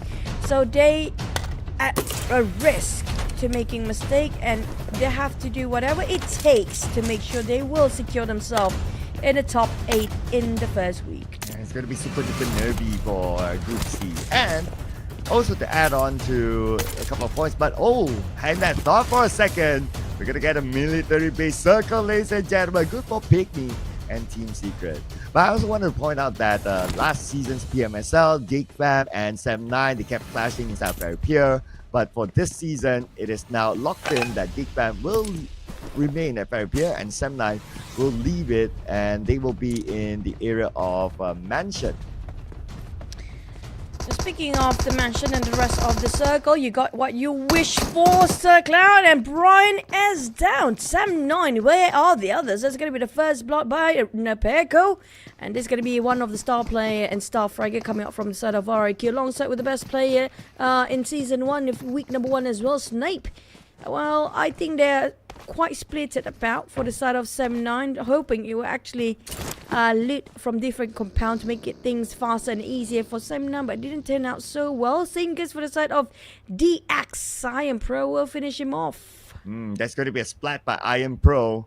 So the first point collected by Grid VIP as well as RRQ. And also to point out that actually 2 rounds in a row now, Brian became the first player from 7-9 to be eliminated, and eliminated fairly early as well. Not able to see much action, and he's already out. I have a feeling he was trying to scout out information, hoping he will not be found out by all the other members of other teams, but unfortunately he always bumped into somebody else, and it happened to be in an open area as well, nothing to cover himself. The moment he dropped himself with a parachute, it's so clear for the other to shoot him down. So hopefully for the side of 7-9, they reconsider about their tactical and strategy regarding to where to drop Brian later, or maybe just Brian just gonna parachute down with the rest of the team, just like a normal drop, instead of going alone and try to gain information, because it didn't work out well. It's just giving so much disadvantage for 7-9 early on. And the fact that 7-9, they don't have like a big city drop spot because they left Fairy Pier. So they went for the option of like, okay, let's split out and everyone looks like a small house, probably get a vehicle, and that just happened. But this is also happening. The fact that Grid VIP falling apart right now to PIGMY. PIGMY setting this trap perfectly well and snapped by the side of Grid VIP. They caught in it and they jumping and finish the MORPH. That's quite costly on the side of Grid VIP, leaving only one last player remaining, which is going to be Iron Pro, who happened to be late due to his finishing off the players of D Xaviers just now. Oh, blessing in disguise, I say. Iron Pro, he was late with the rest of the team, but at least he can survive and sustain the rest of Grid VIP for their position points a bit longer. Yeah, but bad news for Iron Pro is that on screen we can see that GEEK Fam Mika's on the lighthouse, so Iron Pro is pretty much nowhere to go except for staying at this bridge for now, that is, unless he chooses to jump into the water and swim to another location. But he has to make sure that the area, the coast is clear before he can do that. Well, it's not still so clear. I think he kind of heard the vehicle or the queue is waiting for them to actually leave.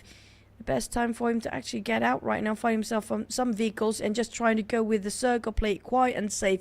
Well, the Xavier, despite they lost one of their members early on, remaining with Nate, Shadows as well as Lamborghini, so they're just gonna swimming over to dock themselves on SMB. A lot of team transitioning towards SMB as fast as they can, knowing the fact like what 80% of the circle comprises of SMB. Now if the circle hot shift towards the north later on, that's gonna be an upsetting circle for all the teams out there.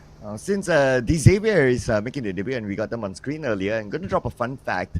So Lamborghini, newlywed. So now he's someone's husband. Sorry, ladies, but yeah, he's officially taken now. Oh man. Well, we are at the age of, you know, even the players are human beings.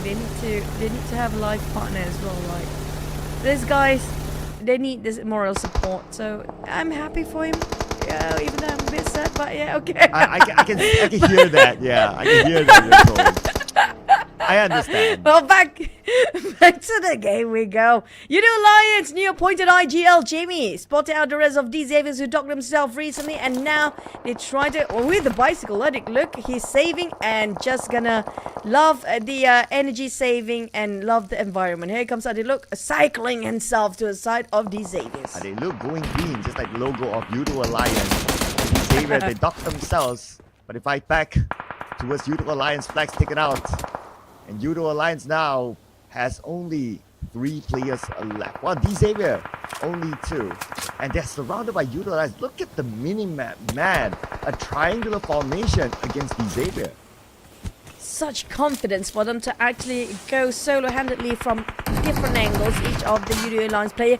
But the risk at this is like they cannot afford to be knocked down at all. That's going to be opening up a loophole for the sort of YOODO Alliance. So they perfectly cover themselves within the vegetations, making sure there's some trees or at least couple of rocks in between just to fight to a side of Xavier. Now Xavier's cornered up. They being smothered by the bullets of YOODO Alliance in all directions. Well, Xavier, I wonder where they're going to go now. Look at this YOODO Alliance getting closer and closer. And Jimmy OP sending nades across Xavier. I mean, right now, at this moment, I guess they're only praying for a miracle to happen. But Iron Pro, the last we saw him on the left bridge, taken out by GEEK Fam, and VIP becomes the first team to be eliminated. Leaving only Lamborghini remaining. He will try to revive his teammate. 1v1 between these two. The IGLs have spoken. Jamie versus Lambo. YOODO Alliance take the banner away. And DX will be the first few to be eliminated with 2 points. Now, I also have another extra point for you guys. Just to give a bit of an update. Shadows is actually Levi. It's the same player, just changing the name. Yeah, I wonder what's going on with some of the Vietnamese players. All of a sudden we got Woonti becoming Batman and Shadows, and Levi's becoming Shadows. Hani, yeah, I don't know. Probably, hopefully, in one of the interviews they'll be able to ask that question. I'm really curious to find out. I think they have this, what you call it? Like, they watch maybe a Batman movie and you're like, oh, this like looks so cool. We're in this mode right now. They are in the Batman mode, possibly. That's why they're like, I'm Batman, you know? So they change their name just to feel like they are Batman in the game. But you know, fun fact. Well, not really a fun fact, but this is like a fact. Like, I know of some sports players, like in Thailand, like they have this culture of like, if they want to be like top tier, right? And they will go and seek like a monk to tell them whether their form of a feng shui is good or not, and that includes names. So if they were to change their name according to what the monk advised and will give them better performance in their own sport, they would do that, and that is part of their culture. So maybe this is one of it from Vietnam. Possibly. I think the Japanese also do have sort of very similar culture as well. Like especially when they want to go for exams, right? What you should do, what you wear, or what you need to do to make the best of your day during that day. Like what kind of aura are you giving with the vibe? I love that kind of culture. It gives you, you know, it gives them a bit of sense of confidence to have the feeling of the deity actually alongside with you to be your best version of the day. But will it actually work? We have to wait and see for now because the circle just shifted downwards. So it's going to be 100% SMB. And the teams that actually dropped SMB before, this is going to be their circle and they should take advantage of it. And I noticed that VOIN Donkey, XERXIA took the boat and they docked themselves on the south side of military base, and they will have an okay entry in. Of course, it's a risk. If they do that, they might be shot while they were on the boat, but it seems like they found a clear route to go down there. So great work for the two teams to add extra weight towards the south side. But this is where I'll be looking forward to see GEEK Fam taking care of the bridge. Any team who passes by, GEEK Fam will be happy to spray them down. I think this is wise coming up from GEEK Fam, knowing the fact the circle will actually try to scam us or just trolling till the very last minute. If the circle shifted a bit north and still comprises of all 2 islands, and it happened to be ended up in that very last small circle of stage 6, 7, in just that tiny bit of the northern side of the main peninsula where we see the northern side of the circle just now, a tiny bit of that bridge, it's going to be a big win for GEEK Fam. So it's good for them to actually wait it out until the circle really leave the main peninsula before they actually migrate towards SMB. While the rest of the other teams, good luck passing over that bridge for now. Yeah, the bridge where GEEK Fam is at. So keep an eye on that, ladies and gentlemen. RRQ against PEA this time, and Blaze taken out of the game by Asaf of RRQ. And right now we can see that RQ and PEA pretty much by the edge of the circle. But speaking about the circle, this is definitely going towards mid to the base. But look at this. Boom Esports, they still have part of the circle. Oh, the bridge party won't happen. Yeah, there's going to be sad face coming up from the side of GEEK Fan and FaZe Clan. Devastated right now. They have to leave and go straight to SME. The war will commence between GEEK Fan and FaZe. Since GEEK Fan bridge camping and FaZe just walk straight into it. While Boom on the other hand waiting at the edge. They're waiting all the others. And FL will be the next contender. While the SMB side, we do have triple teams coming up. Here comes open fire between GEEK Fan and FaZe. Here we go, Mika. Taking out Onsens. Now GEEK Fan has disadvantage. He needs to send across onto Ventores. Put pressure onto him. Bella in the water, I believe. Ventores now trying to stay away from the mix as much as possible. Mika knocked out by Ventores. Man, this guy, he can take shots from anywhere. Lighthouse seems to be lighted by the fires and the bombardments by the hand grenades are between these two teams here. Mela on the other hand, I'm just gonna go. I don't wanna be part of this, but that was unfortunate for Ventores. That was just he couldn't jump straight into the water. My God. No, Choo, no. He could have jumped like a little bit further and he would land into the water. But no, his jump was too short. Oh, no. Short legs, Ventores. Short legs. You need to extend your legs, brother. Jump higher. That was a sad ending for him. He wanted to join Mela to leave, but it just couldn't happen. But we do have RQ and Boom. At least nobody's jumping anywhere here on this between these two teams. Oh, here we go. Razy taken out by Asa. Frenzy takes out Asa instead. So it looks like they're trading it back and forth now, leaving No Mercy all alone. But No Mercy is way far away from the fight. And looks like Yodo is going to try to go for a Frenzy space on No Mercy. No Mercy takes a shot. No Mercy still okay, but 6% No Mercy, 6% health left. No Mercy. How long can he withstand this? Fighting against the defending champions, which are going to be Boom Esports, Frenzy. Try to spot out RQ Snake, finish off by Yummy May with the DBS. He is one of the best DBS players as well. And No Mercy, I think he got no friends now. Not just No Mercy, he just need to jump. So we might witnessing another jump here. Hopefully he will jump a bit higher than we saw coming up from FaZe Clan Victorious just now. I don't think he needs to resort to fight because he will be outnumbered regardless of what. He's the last man for RQ. Yeah, definitely not going to go for it. Oh, okay, stun grenade across. But there's just pretty much to buy time for himself. Now, the Boom Esports creating a smoke bridge. They really want to go in for No Mercy. Being cornered down. He should have jumped, but he missed the opportunity. A bit too late now. No Mercy chased by the Hag of Boom. Oh. And look around the corners. The steep cliff making it so hard. Jump shots all the way. Found it out. Hello. Hi, cutie pie. But it's going to be them trying to figure out how to play around the corners. They still couldn't finish him off. Wow, hello cutie pie, No Mercy.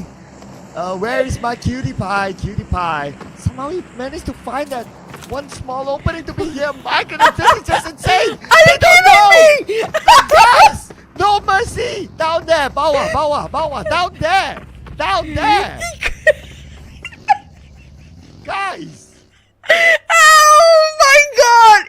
You got Duke, guys! Oh my God! They just got Duke by No Mercy. That was an incredible play. Smart, outsmart, and that was just. It's still alive. How? Man, that's more like No See Me than No Mercy. Oh man. But Mika not shown any mercy. He's still stuck on the outside. And PIGMY, how many teams have PIGMY stopped? Oh, Mika! Nice shot on the right, nice shot on the left, Mika! 2 knockdowns back to back, Mika fighting back. Finally, he's back in the game, but will he last long enough with no first aid? Blues are putting it off, and he needs to get another splat, and it's done. He didn't actually score this elimination just now. Managed to get knocked down, but it's more than enough for the side of GEEK Fam. On the side of PIGMY, they scored themselves quite a number of eliminations. Oh yeah, because of they were one of the earlier ones to gatekeep the left bridge, so they're pretty happy with their elimination pickups. But now they only have Billboard left. Circle-wise, Boom Esports still has more of the circle. It's insane, but look at the nades raining down from Team Flash onto Sem9, and Sem9 they play with Brian. Gosu comes in and wipes them all out. 7-9 eliminated with 1 point this round. Feels like a lot of teams being eliminated, but it's actually just only a couple of them, and still 12 teams still intact out there. Despite so many open fires and nade being bombarded and connected to a lot of players being finished off, a lot of teams don't have a full squad except for 3 teams out there. Make it 4. BTR, we do have Vampires, Team Flash, and Boom still having a full 4 man. Vintorus, he's still alive despite he broke his leg jumping off the cliff just now. He still can swim. I am amazed. The fact that Vintorus is still alive. I'm pretty sure Mela saved him or revived him. But yeah, Vintorus, you better not do that again, okay? If not, Mela is not going to buy you Mukata. Oh, Mela. Achul spot him out. I think there's going to be a lot of memes in this tournament, and today in particular. For the side of Pandemonium News, you guys can follow a lot of memes there as well. But on the side of the game, PIGMY, Achul can actually see Mela try to take a bit of a breather. But on the side of Vintorus, I'm not sure so much about him. I don't think he got himself first aid. Measy on PEA to loot himself from the airdrop. PIGMY can actually have 2 birds in 1 stone. Spotted out the PEA players who's trying to loot himself whatever he can with the death boxes laying around as well.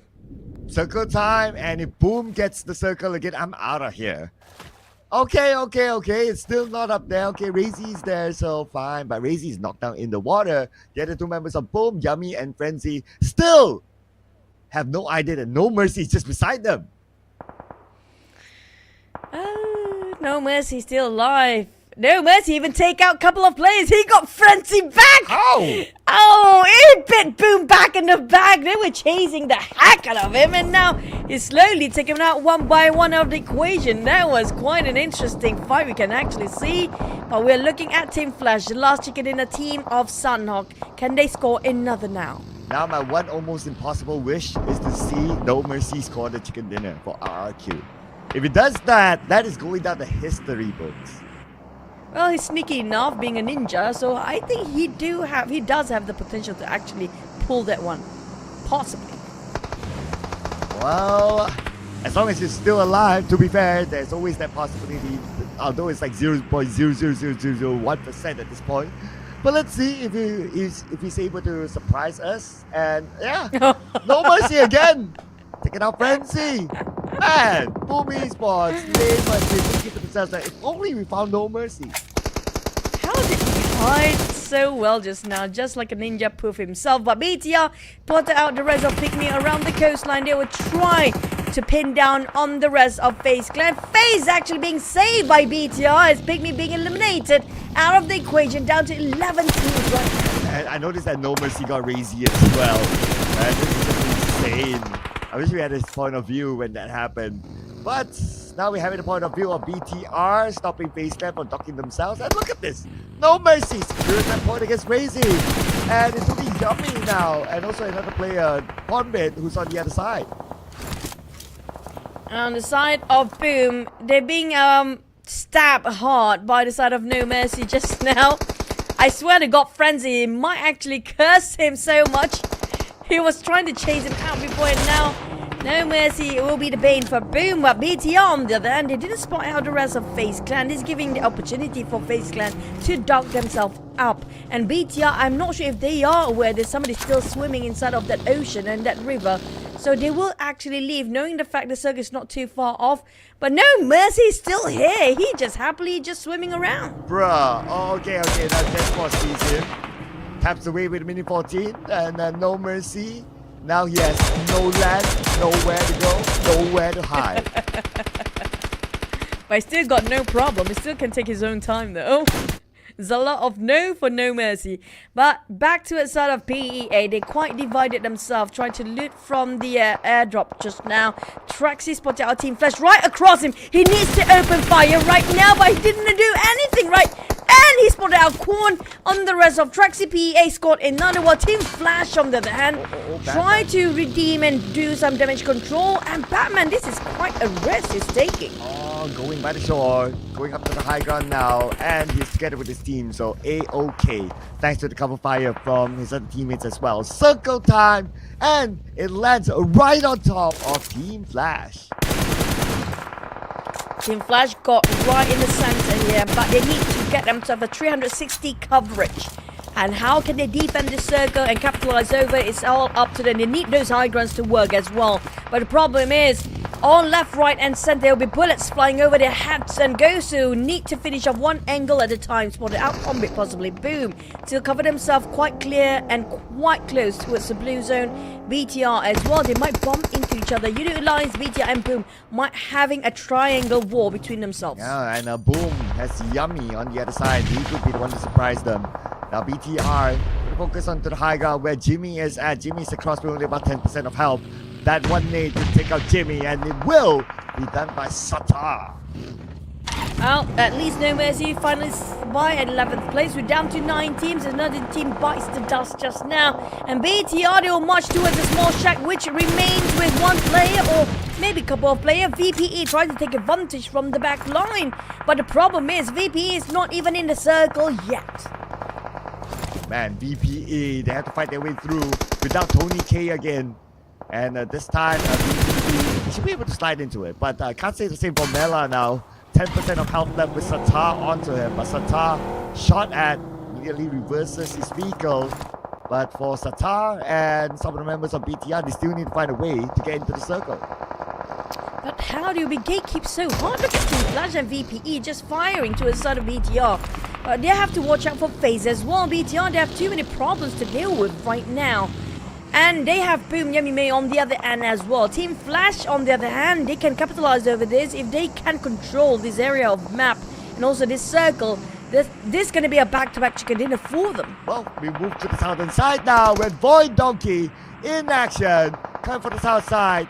They were one of the teams who took the boat ride to arrive on the south side of the base, and now coming into the circle, they need to fight with Vampire Esports, and en route, they lost one player.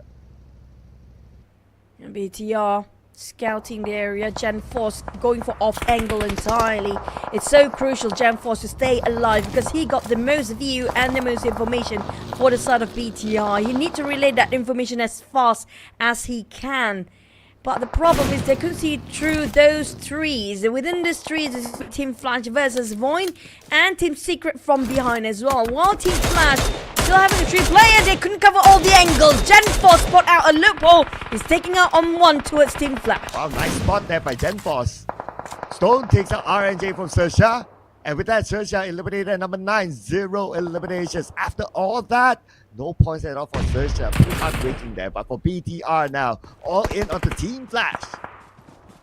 Team Flash, can they score themselves a double chicken back-to-back here for day number 2 of week 1? But BTR will take it out on Batman. And Team Flash slowly losing their man here, bit by bit, limb by limb, taken out with the nades flying over by BTR, leaving only Kwang, the last remaining member of Team Flash. He's being smothered by those nades. He couldn't even breathe. Man, and plus the smoke is onto him. Definitely can't breathe there, literally and figuratively. Man, okay, that's a tongue twister. But anyway, for Vampire Esports, now avoid a donkey. They were fighting for the longest time. We're back onto BTR. BTR needs to take out Kwang to secure the middle circle. Well, they will attempt to do so. Look at how they position themselves. Satar already approaching Kwang on the backside angle, but Kwang is being very, very alerting himself to know, very aware about the movement of BTR right now. Well, Traxi was taken out by Zuxi. Zuxi will not idly wait for whatever things to happen across his crosshair. BTR finally taking out Flash, but at least Flash, they scored themselves quite a number of points with those positions and eliminations as well. But for BTR, they are the one of the very first few team in last Sanhok to be eliminated quite early with 0 points. But look where they're at right now. Yeah, 10 elimination points as of now, and they are starting to collect placement points as well. Vampire Esports on the other hand, trying to stop a boy, a donkey from coming in. Bobo who will be eliminated by Schwartz. In front of him, another one. Oh, not only boy and donkey, but Team Secret is there too. Team Secret working as a duo. They try to finish off VTR, but VTR just repositioned himself. Now VPE, Stone. Oh, he's alone and he just couldn't do anything much. Where is the support coming up from Shrubs? Shrubs a bit too far. Shrub himself got a lot of problems to deal by himself there. Well, Satar keep the pressure on towards the side of Stone knocks. Shrubs have to deal with VOIN. He couldn't actually give the extra hand to the side of Stone. And Vampires might actually have to bow out at 5th place. And it's 12 eliminations now for BTR. And these guys are on the roll, but Razor. He thought that he could be one with nature, but so was. That's not like plans. Next, we do have a full squad BTR. High chance they do have a high percentage of winning the chicken dinner. Got himself a double-digit elimination as well. BTR, it feels like they're being possessed when it comes to this Erangel compared to the performance in Sanhok. They didn't even get to play last Sanhok. Yeah, and this time they are like making up for the previous round. Still, the only team with a full squad have a very good chance of scoring this chicken dinner. But if we also think about it, Boom Esports with Yummy being the last man, he survived from when they fought with RRQ to now, and they're now in top 4. BTR, 12 eliminations. They've taken out all the people that swimming just now, all the team that was swimming. They took out RRQ, who tried to gatekeep the teams were swimming as well. Well, we do have a very friendly swimming area between Track CPEA and Boom Yummy May. So they're having a great time playing with each other, just trying to figure out how to find a place to stand to shoot each other out before they be taken out by the teams on the land itself. Yeah, it's a matter of who can avoid the blue zone or the blue, just to gain more placement points. But at the same time, Sata kind of has a view on what's going to happen at the show. But now Break with his name sent across onto Gen Boss. Gen Boss clipped by the name of a Break, and he is prepping his final frag grenade. Satar repositioning, spotted out Yummy Mate. If he is taking a deep breath, oh man, he might actually score a 2. A 2 point for the side of Satar. Well, he doesn't even need to do anything. Now spotted out Break. Team Secret, he heard him. He heard the audio cue. Here comes last member, 100% clean chicken dinner by BTR. If they finish off the last full squad alive with double-digit elimination. What a beast for BTR Red Aliens. It's a 0-to-hero performance for BIGETRON Red Aliens, ladies and gentlemen. From a literal 0-point round in Sanhok, their first game in this season's PMSL to now scoring a chicken dinner with a lot of eliminations. We'll get the final number real soon, but I believe it's going to shatter records. Oh, what a start. Now, everybody, we were talking about how salty and devastated the fans were, and one of the biggest fan base that is in PUBG Mobile scene here, which is going to be the fans of BTR or Bigger Troopers. Now, this is going to be the time where they cheer up and just celebrate, because this is one of the biggest chicken dinner.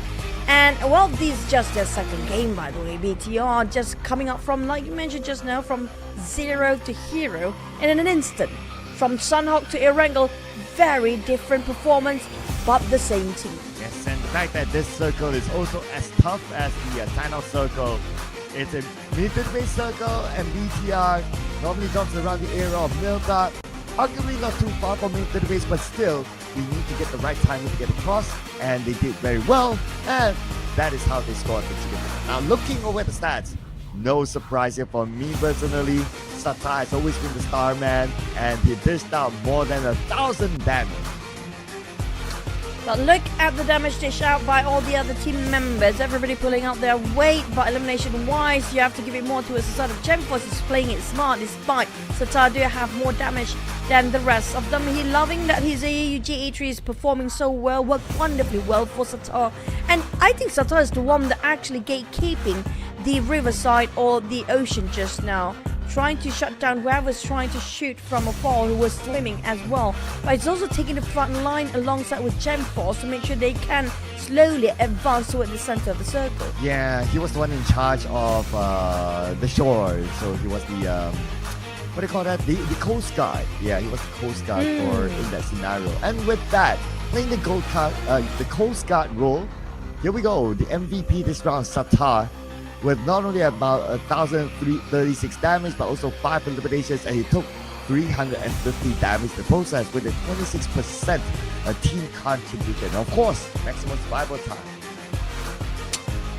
So Todd, Coast Guard, if you watch Baywatch, never mind that. But speaking of the match recap, the top 4 teams for this map here, the first Erangel of day number 2, week number 1 of the PMSL Summer Split 2024. BTR Team Secret, Boom PEA. We have 3 different flags, no ties in this lineup, but we have to give it to the Indonesian teams. They're still performing here in day number 2, despite Group A is not playing. I mean, speaking of a point on Baywatch, I'll let you know what I have in mind as we watch the highlights for BTR's Secret.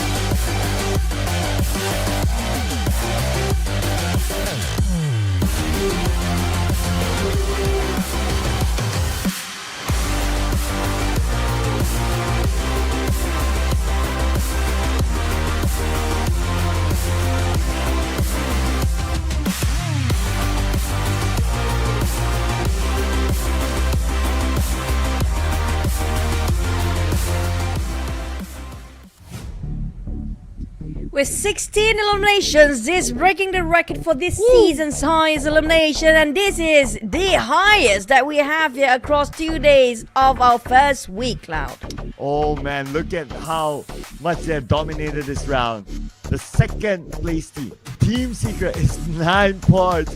My God, everyone else is at a single digit.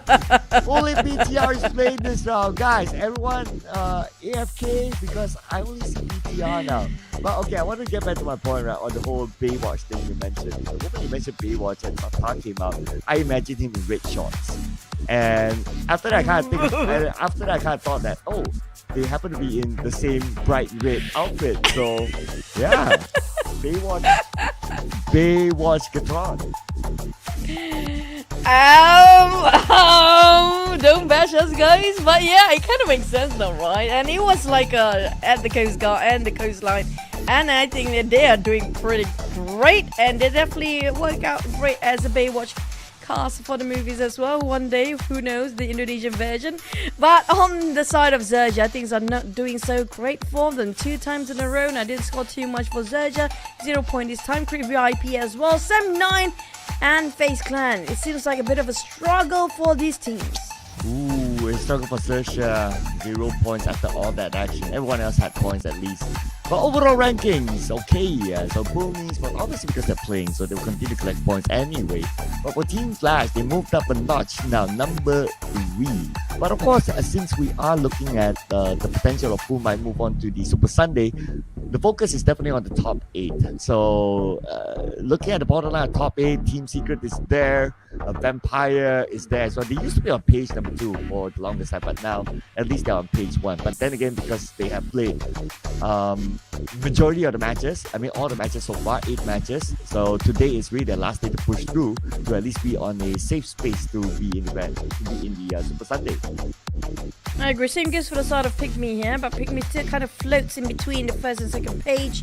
The second half, the first half and the second half of first page. But whilst we're talking about the teams that are playing 8 maps already, we should concern about Crave VIP and GEEK Fam. You mentioned about the 8 maps. The only 2 teams that actually play 8 maps across the board is going to be Crave VIP and GEEK Fam. They're nowhere near the first page as well, and this is quite alarming for these 2 teams. Oh yeah.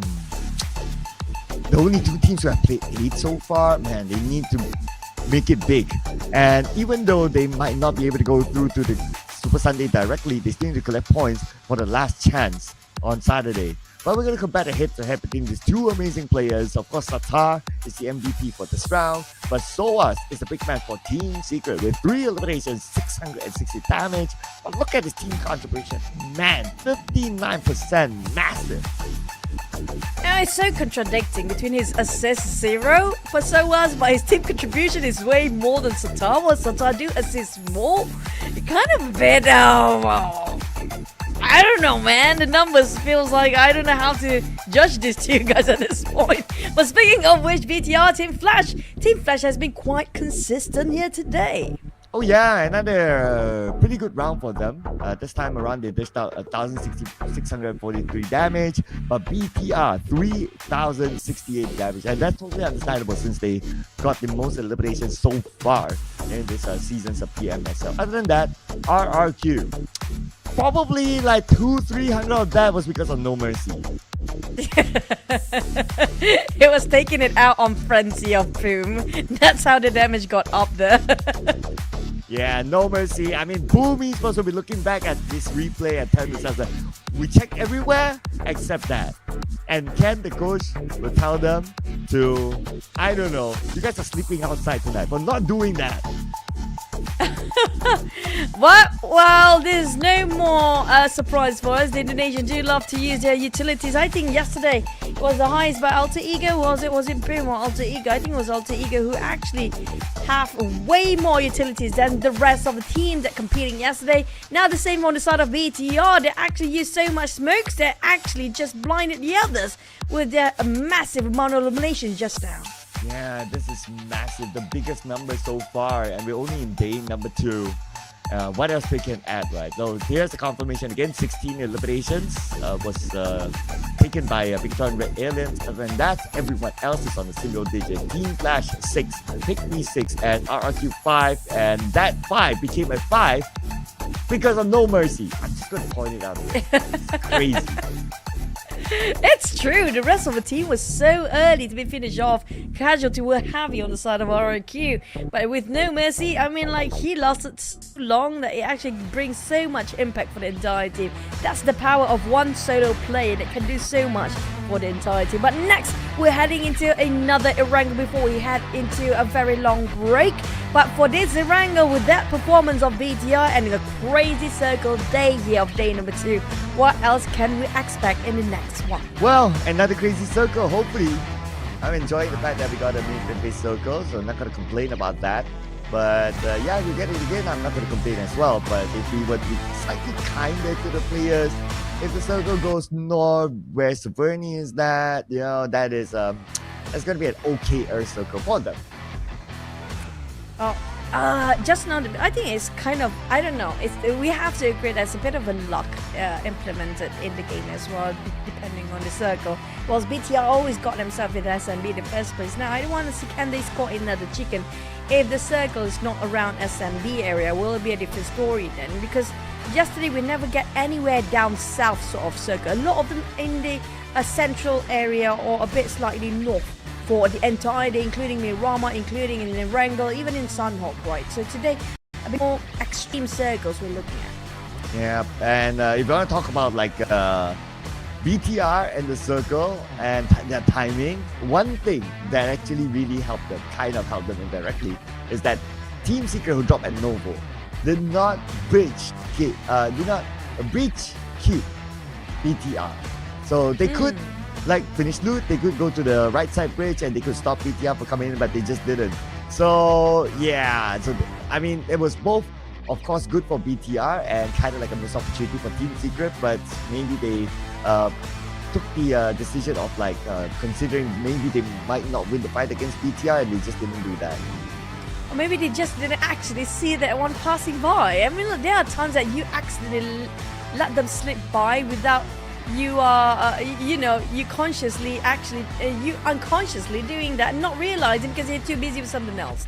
Now maybe because also did we actually see Leon play just now for BTR, by the way? No. So the last I saw Leon play was during an off-season tournament, and that's about it. But even that, he only played a couple of matches, and they stuck with the tried and tested lineup. And I think I can understand that because it's day number 1. You want to have a good start, and maybe they can create that huge gap by the end of the day. Then maybe tomorrow we might see Leon. Or maybe Leon specializes in certain maps, because just witnessing 2 maps for now, Sanhok and Erangel, maybe they will sub him in when it comes to Miramar. Now, if you guys have no clue about what we're talking right now, we're actually talking about BTR Red Aliens, or BTR lineup that do have insertion of a new player which been transferred from BTR Next Gen. It's still under BTR, but a different division of it, which are going to be Leon Punk, I think. Is it? I don't know how to pronounce the rest of the words behind, but it does look like it spells like punk. Yep, and it does look like with a V there, like a PVNK. I don't know. There's some of those things that I'm just too old for it sometimes.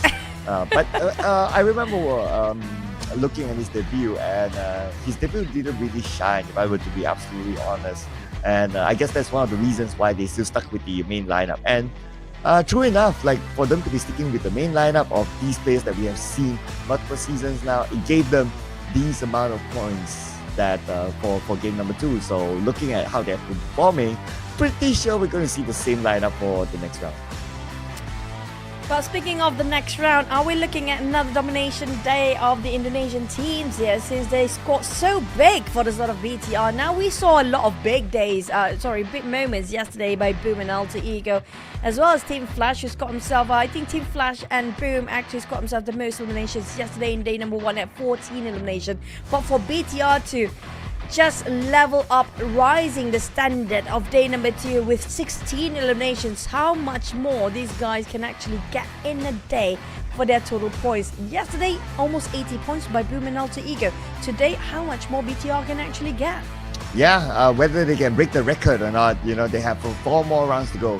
And if they averagely get like 20 points, like that's like chicken dinner with 10 eliminations every round for the remaining 4 rounds, then they can easily break the record. I mean, they would like break everyone's record of like more than 100 points. But yeah, even if they don't, if they do enough to get into the Super Sunday, that's good enough for them, because the Super Sunday you reset back the points. But if they don't do enough and they have to play the last chance, then well, looking at least the points as of now, they'd still be pretty comfy in if they do go to the last chance. Speaking of the last chance and also the Super Sunday, right? Last season, we always kind of put ourselves the standard safety points for these guys to go towards the Super Sunday before, like sort of certain points. Example, like for this week, probably I think the safe bet is going to be 80 points and above. Or is it still around 85, just like last season? Or will it actually be more for this season? Well, since we don't have the data obviously for this season, but if we make a close comparison and apple to apple, yeah, the number is pretty much there, like what you mentioned for last season. And if we were to look at which teams have already gotten that number, well, obvious teams like Boom Esports, they already got that number. And for the rest of the rounds, they can pretty much chill, but I'm sure they don't want to take that risk. Looking at how they've been playing, they're still playing their hearts out. So even though like they know themselves that they are in a comfortable position to go into the Super Sunday, we can see that they're not letting it go. I have a feeling like maybe they will try to experiment some stuff after they already break into the 100-point mark. For Boom, possibly, because we still have a lot of games. They were only done with 2 maps, and Boom close enough to score themselves a triple digit by end of today. Definitely they are more than happy, because they will happily rest in tomorrow without thinking ancient and without feeling any anxiety for this Sunday, because it's 100% confirmed they're actually advancing towards this week's Super Sunday. Singers for Alter Ego, they have one more day to go. But I think that's going to be the difference of mindset between the Indonesian teams. They want to feel, how do I say it? We call, there's always the saying like senang-senang, susah-susah dahulu, senang kemudian. How you say it? How do you say it in English? Hard first, easy Hard later. first. Yes, hard first, easy later. I don't know if that actually works, but it is what it is. They've definitely shown a really hard performance to the other teams in day one, and you know what? The other effect is that if they, with the performance that they have shown, no other team will want to challenge them at the top spot. Now, not like any other team has challenged them anyway, but that would just seal the deal of like, okay, we drop in Rosok, for example, and Erangel, nobody will want to challenge Rosok out of their hands. Not even we see RRQ normally drops in school to go to Rosok to try to stop Boom. That is how much respect that they have gained out of their performance in day one.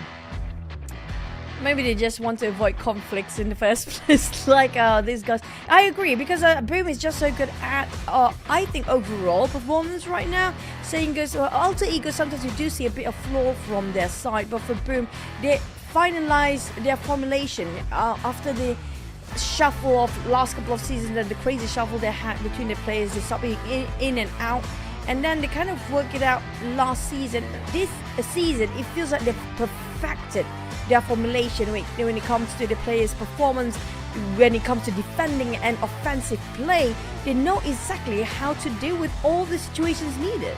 Yeah, they picked up 2 players from Kagendra, which in my opinion was an amazing team, and they almost got the slot to PMS just by 1 point from PMNC Indonesia. That was crazy last season. If they were to have gotten that 1 extra point and then they were the team to play in PMSL, then we will see another big challenger in Kagendra. But unfortunately, it is what it is. They did not qualify, and when you see their individual players being picked up, replacing other teams such as Flyboy going into a Boom, and also Frenzy as well going into Boom, then you can see that the level of quality that these players had back in their old team in Kagendra. So it was just unfortunate they could not bring everyone across, but everyone in Kagendra has a new life in other teams for this year's PMSL.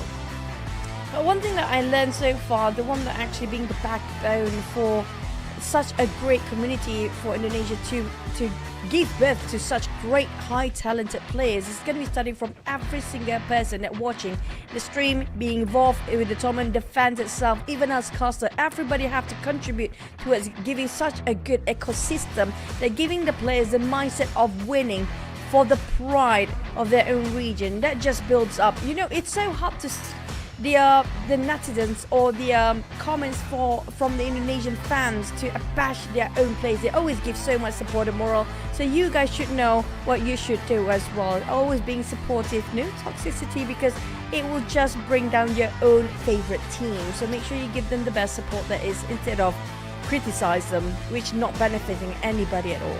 Yeah, wait until you see the DMs of Zaxi. That'll be a whole different I've seen story it before. there. I've seen that before. Whole different story. But anyway, yeah, I mean, at the end of the day, right, everyone comes with their own struggle, everyone comes with their own challenges, and obviously playing at this level is never easy, and every support out there is definitely needed from the community, for your respective teams, wherever you are, whichever team that you support. They all need your support to be their 5th, 6th man, depending on how you calculate it. Especially right now for the teams that have completed like 8 games, but they're still on page 2. So looking at teams like GEEK Fam, for example, Crit VIP, they do have a decent fan base, and I'm pretty sure that they need the rally of the fans to push them out at least to page 1. At the same time, it's all about the players as well. Do they have the motivation to go on or not, despite they got so much love and support from all the fans as well? Because right now we did mention about this regarding GEEK, right? Now they actually let Mika play once more. He's back in the roster, but the problem with Mika, yes, we don't question his value for the team, but the problem is he missed the entire season. It could be months, almost like like what, 10 years, a month of not playing definitely equals to like a decade of you not touching the game in competitive scene. It's very different. Yeah, you might actually still be playing, but it's different vibe and pressure and mindset entirely when you're actually competing in such a big stage.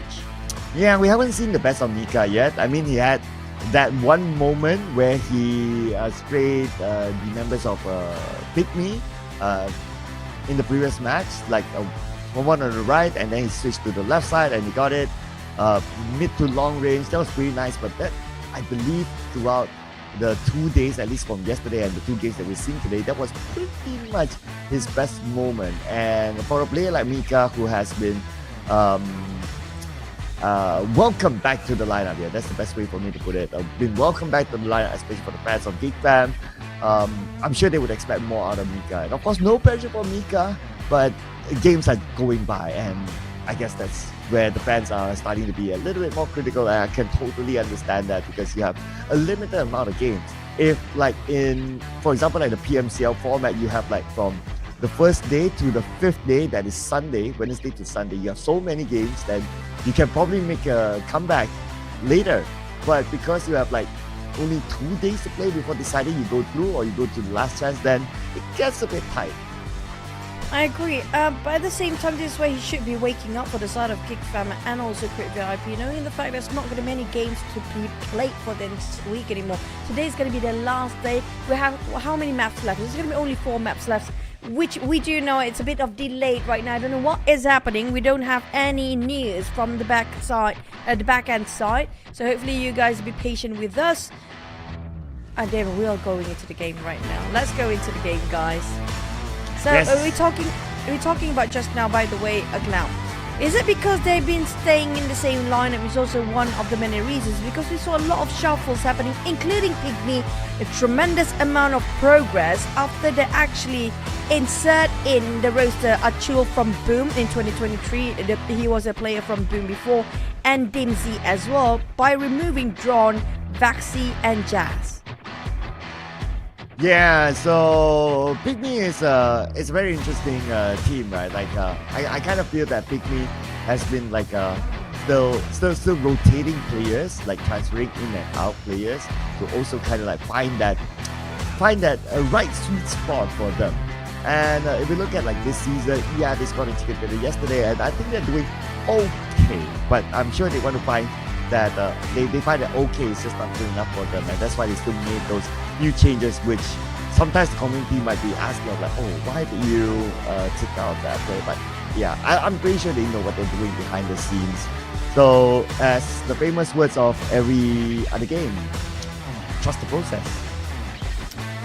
Trusting it too much will actually betray you if you don't do anything about it as well. Hopefully they do something about it. The sort of GEEK and Crit VIP, because the games are getting lesser and lesser after we're done with the next Erangel later on, which is going to be only a couple of seconds to get into it. Yummy, looking so great. I'm loving how they're discussing about where to drop. We're looking at the charts there. It's right across the players here.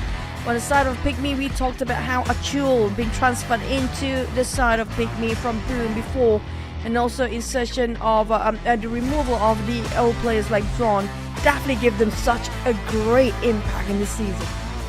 Well, we did see them preparing themselves on the screen, and looks like we might take a little bit more, ladies and gentlemen. Looking at the players of YOODO Alliance, they seem to be taking a break backstage.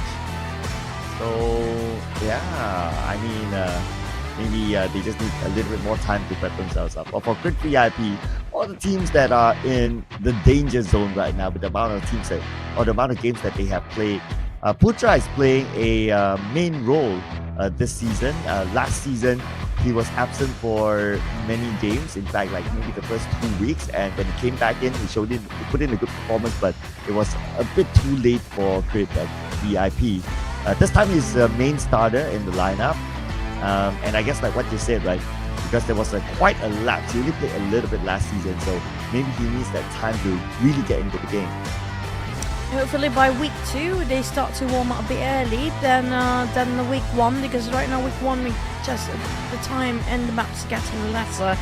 Now, we talked about VIP before. They actually removed from their roster Mia and also Voki, which was surprising for me for Voki to be removed out. Well, they are taking in Bill from 1000cc Movistar player, and Chilrak, the coach himself, listed as a player roster for the sub as well.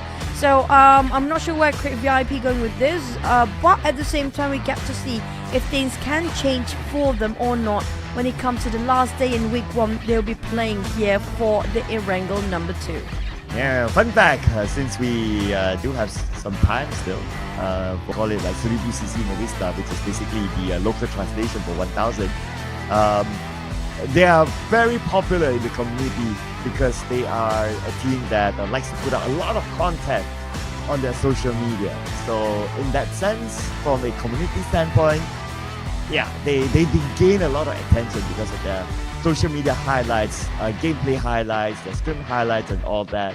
And it's great to see those kind of content being put out that also expose their players, that allows their players to be known outside there. And Bill was one of the standout players during that time. And what really sealed his reputation was during the MEC, Malaysian Esports Championship, when they didn't win, but he did really well as an individual. He was the MVP for that tournament, and that gave him a lot of attention, especially to like the other teams last season to look into him as one of the players to bring in. But somehow it took them like only this season that he got the opportunity to play with the Quick VIP, and now he's here in Bangkok being a main starter. That's actually a good way to market yourself. You guys, I have so many people asking me in my page and also in my DMs and inboxes. People ask me the same question that I don't know how else for me to answer.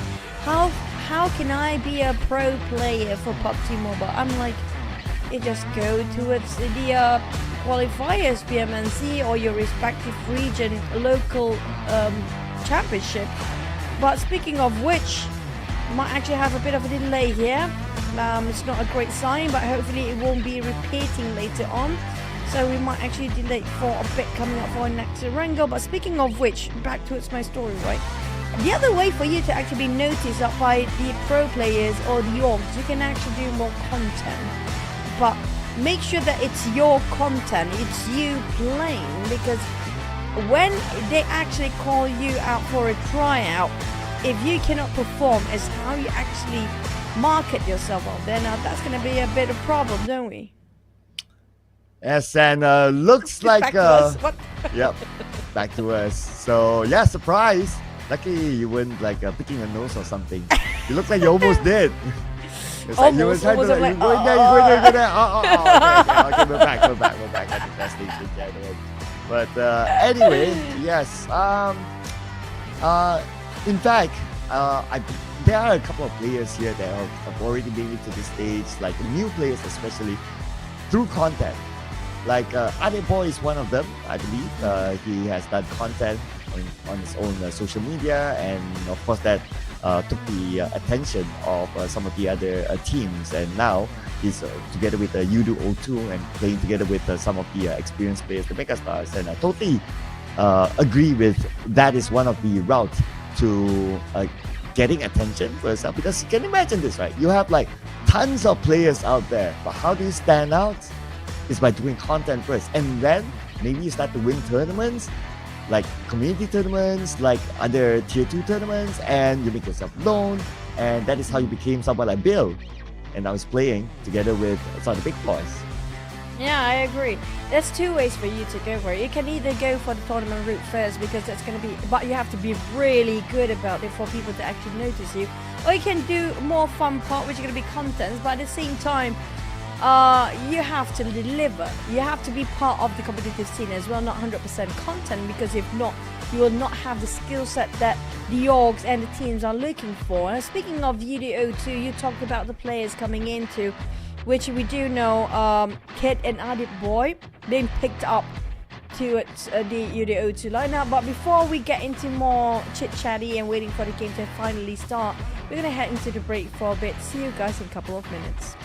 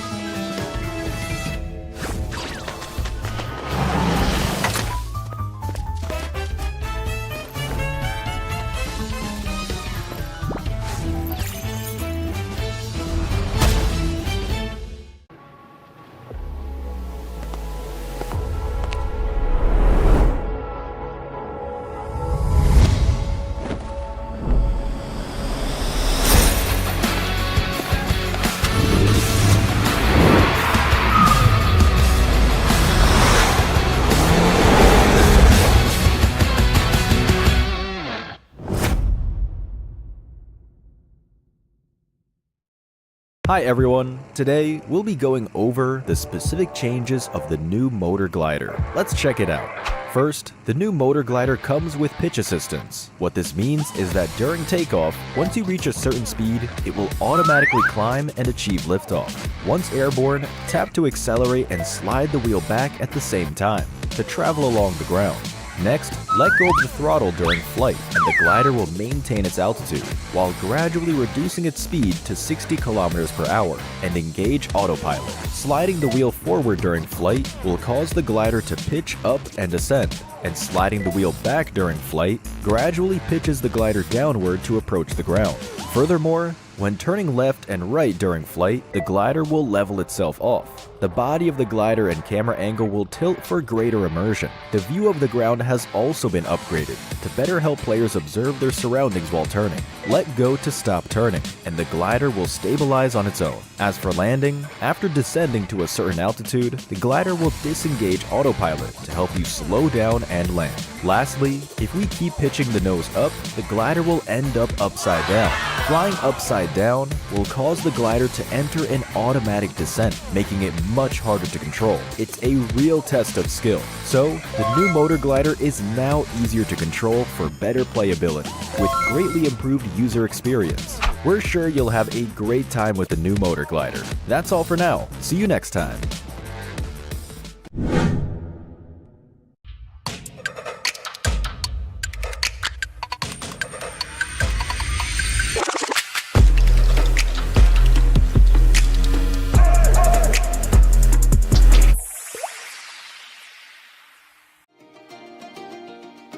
Wow, what a lively sky treasure ship! So many lights and people.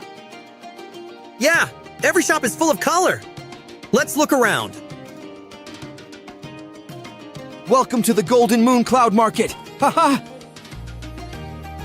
You can light the ship's magic lamp each day to get paradise tokens. During certain periods, there will also be a lucky box drop. The Sky Treasure Ship contains loads of great gifts. Come peruse the various stores and go home with your bags full.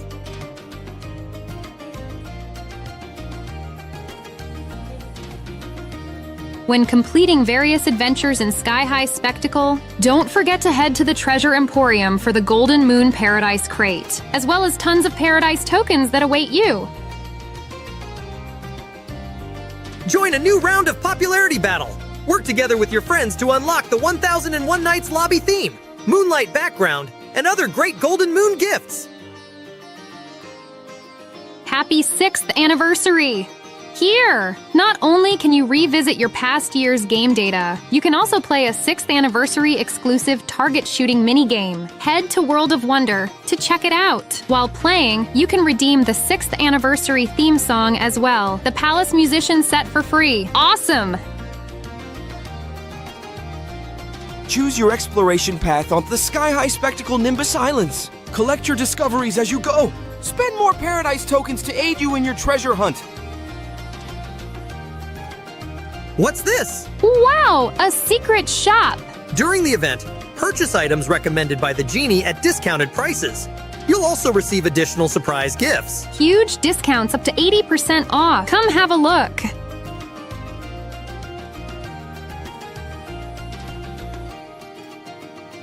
What are you waiting for?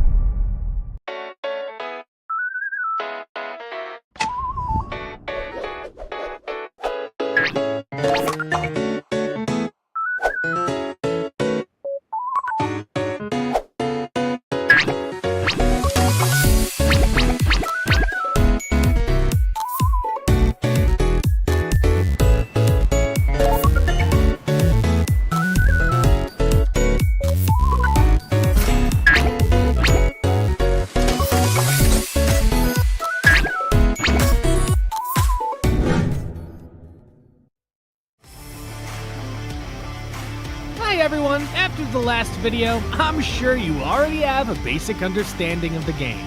Survival, competition, social interaction, and easy-to-pick-up controls, these are what sets PUBG Mobile apart. First, as a battle royale game, survival is of utmost importance. There are multiple maps to play on, and each map is unique. Players can come up with different survival strategies for each map. Besides the blue zone mechanics, this is a completely open battleground. It's free of restrictions. Use your imagination to eliminate enemies and become the last one standing. Combat is also one of the core traits of PUBG Mobile. We have all kinds of weapons available. These weapons let players battle in any environment. You can be a sniper or storm the front lines with an assault rifle or shotgun. Furthermore, there are also protective gear, consumables, items, vehicles, and more. The comprehensive supplies available ensure a fulfilling combat experience. Our game has multiplayer modes with teams where you can invite friends to play together. Enjoy the thrill of PvP battles. Come up with strategies with teammates, find items for each other, and take up complementary positions. Try to make it to the end together. You can also go at it alone and carry yourself to victory. Lastly, we also have some simple tutorials for beginners in the game. There are no prerequisites, and they're super short. Learn how to play in a flash. We're still planning to release more guides detailing all kinds of neat tips and tricks to help players quickly familiarize with the game. Becoming a skilled PUBG Mobile player is super simple. Boot up the game and play now.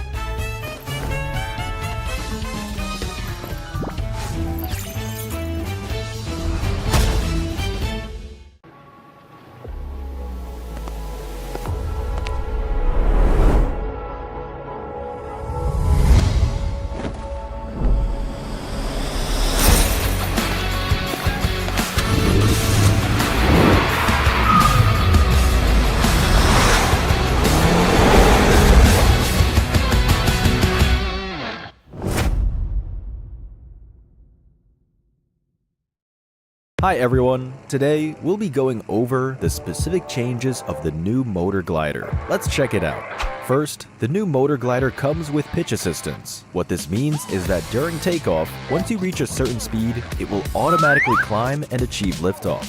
Once airborne, tap to accelerate and slide the wheel back at the same time to travel along the ground.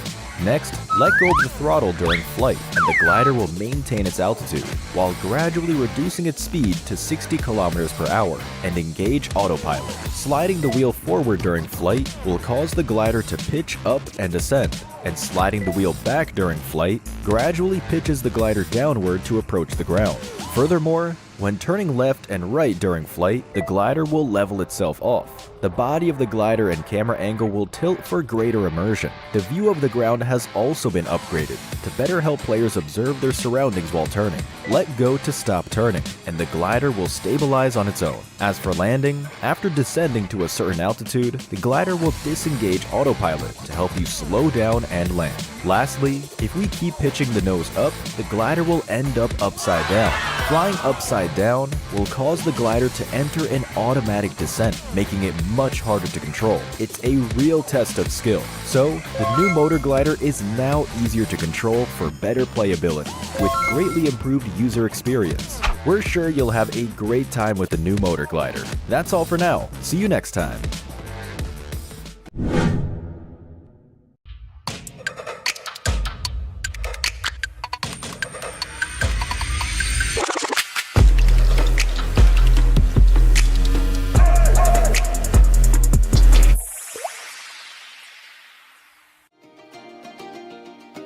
Wow, what a lively sky treasure ship! So many lights and people. Yeah, every shop is full of color. Let's look around. Welcome to the Golden Moon Cloud Market. Haha! You can light the ship's magic lamp each day to get paradise tokens. During certain periods, there will also be a lucky box drop.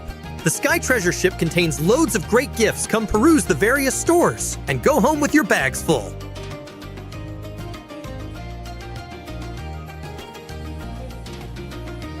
When completing various adventures in Sky High Spectacle, don't forget to head to the Treasure Emporium for the Golden Moon Paradise Crate, as well as tons of Paradise tokens that await you. Join a new round of popularity battle. Work together with your friends to unlock the 1001 Nights lobby theme, moonlight background, and other great Golden Moon gifts. Happy 6th anniversary! Here! Not only can you revisit your past year's game data, you can also play a 6th anniversary exclusive target shooting minigame. Head to World of Wonder to check it out. While playing, you can redeem the 6th anniversary theme song as well, the Palace Musician set for free. Awesome! Choose your exploration path onto the sky-high spectacle Nimbus Islands. Collect your discoveries as you go. Spend more Paradise tokens to aid you in your treasure hunt. What's this? Wow! A secret shop! During the event, purchase items recommended by the genie at discounted prices. You'll also receive additional surprise gifts. Huge discounts up to 80% off. Come have a look.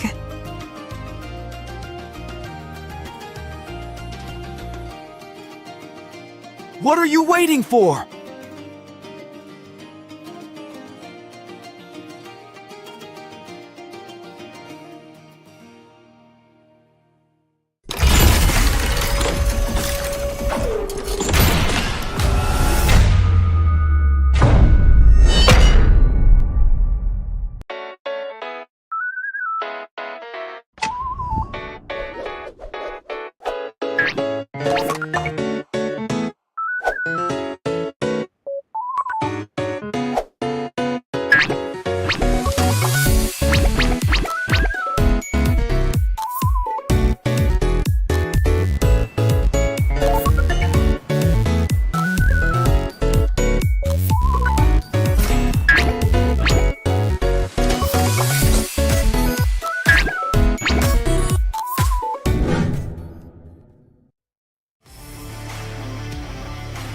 Hi everyone! After the last video, I'm sure you already have a basic understanding of the game. Survival, competition, social interaction, and easy to pick up controls, these are what sets PUBG Mobile apart. First, as a battle royale game, survival is of utmost importance. There are multiple maps to play on, and each map is unique. Players can come up with different survival strategies for each map. Besides the blue zone mechanics, this is a completely open battleground. It's free of restrictions, use your imagination to eliminate enemies and become the last one standing. Combat is also one of the core traits of PUBG Mobile. We have all kinds of weapons available. These weapons let players battle in any environment.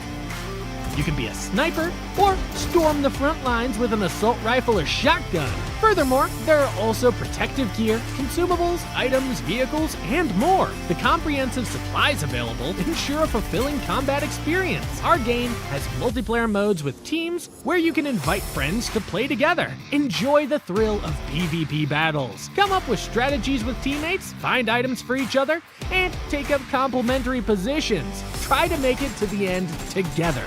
You can also go at it alone and carry yourself to victory. Lastly, we also have some simple tutorials for beginners in the game. There are no prerequisites, and they're super short. Learn how to play in a flash. We're still planning to release more guides detailing all kinds of neat tips and tricks to help players quickly familiarize with the game. Becoming a skilled PUBG mobile player is super simple. Boot up the game and play now.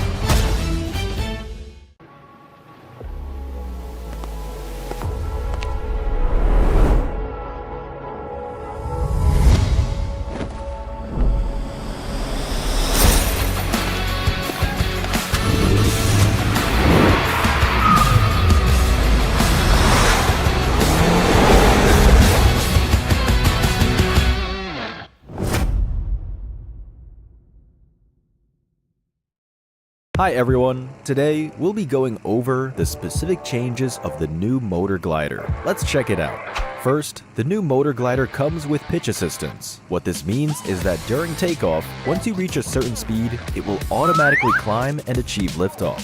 Once airborne, tap to accelerate and slide the wheel back at the same time to travel along the ground.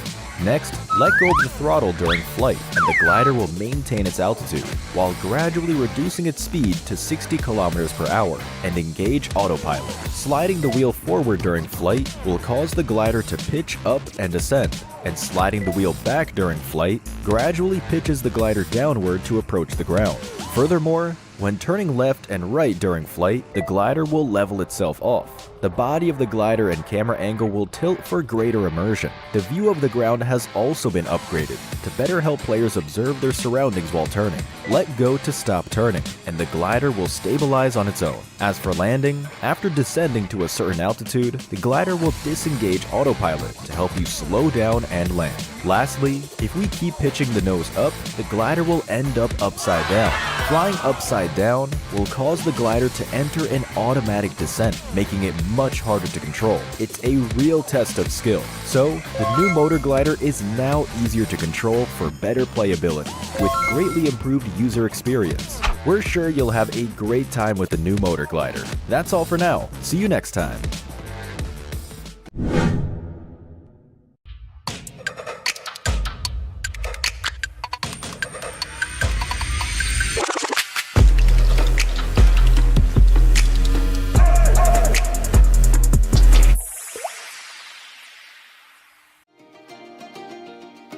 Wow, what a lively sky treasure ship!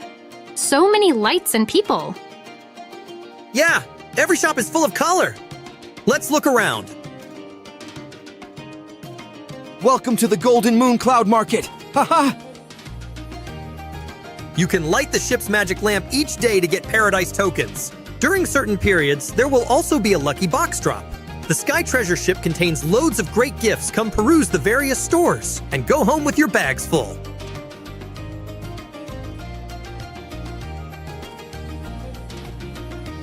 When completing various adventures in Sky High Spectacle, don't forget to head to the Treasure Emporium for the Golden Moon Paradise Crate, as well as tons of Paradise tokens that await you. Join a new round of popularity battle. Work together with your friends to unlock the 1001 Nights lobby theme, moonlight background, and other great Golden Moon gifts. Happy 6th anniversary! Here! Not only can you revisit your past year's game data, you can also play a 6th anniversary exclusive target shooting minigame. Head to World of Wonder to check it out. While playing, you can redeem the 6th anniversary theme song as well. The Palace Musician set for free. Awesome! Choose your exploration path onto the sky-high spectacle Nimbus Islands. Collect your discoveries as you go. Spend more Paradise tokens to aid you in your treasure hunt. What's this? Wow! A secret shop! During the event, purchase items recommended by the genie at discounted prices. You'll also receive additional surprise gifts. Huge discounts up to 80% off. Come have a look.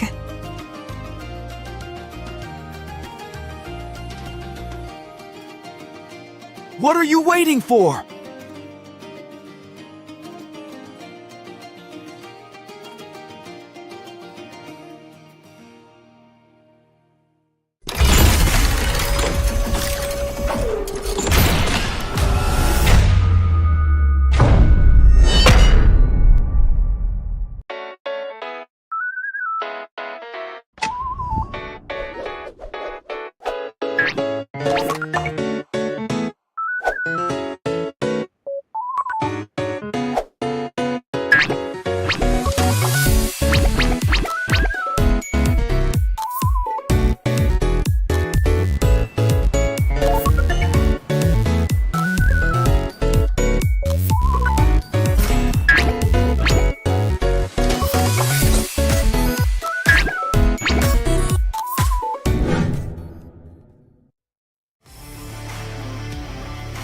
Hi everyone! After the last video, I'm sure you already have a basic understanding of the game. Survival, competition, social interaction, and easy to pick up controls, these are what sets PUBG Mobile apart. First, as a battle royale game, survival is of utmost importance. There are multiple maps to play on, and each map is unique. Players can come up with different survival strategies for each map. Besides the blue zone mechanics, this is a completely open battleground. It's free of restrictions, use your imagination to eliminate enemies and become the last one standing. Combat is also one of the core traits of PUBG Mobile. We have all kinds of weapons available.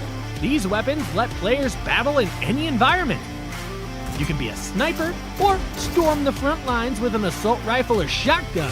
Furthermore, there are also protective gear, consumables, items, vehicles, and more. The comprehensive supplies available ensure a fulfilling combat experience. Our game has multiplayer modes with teams where you can invite friends to play together. Enjoy the thrill of PvP battles. Come up with strategies with teammates, find items for each other, and take up complementary positions. Try to make it to the end together.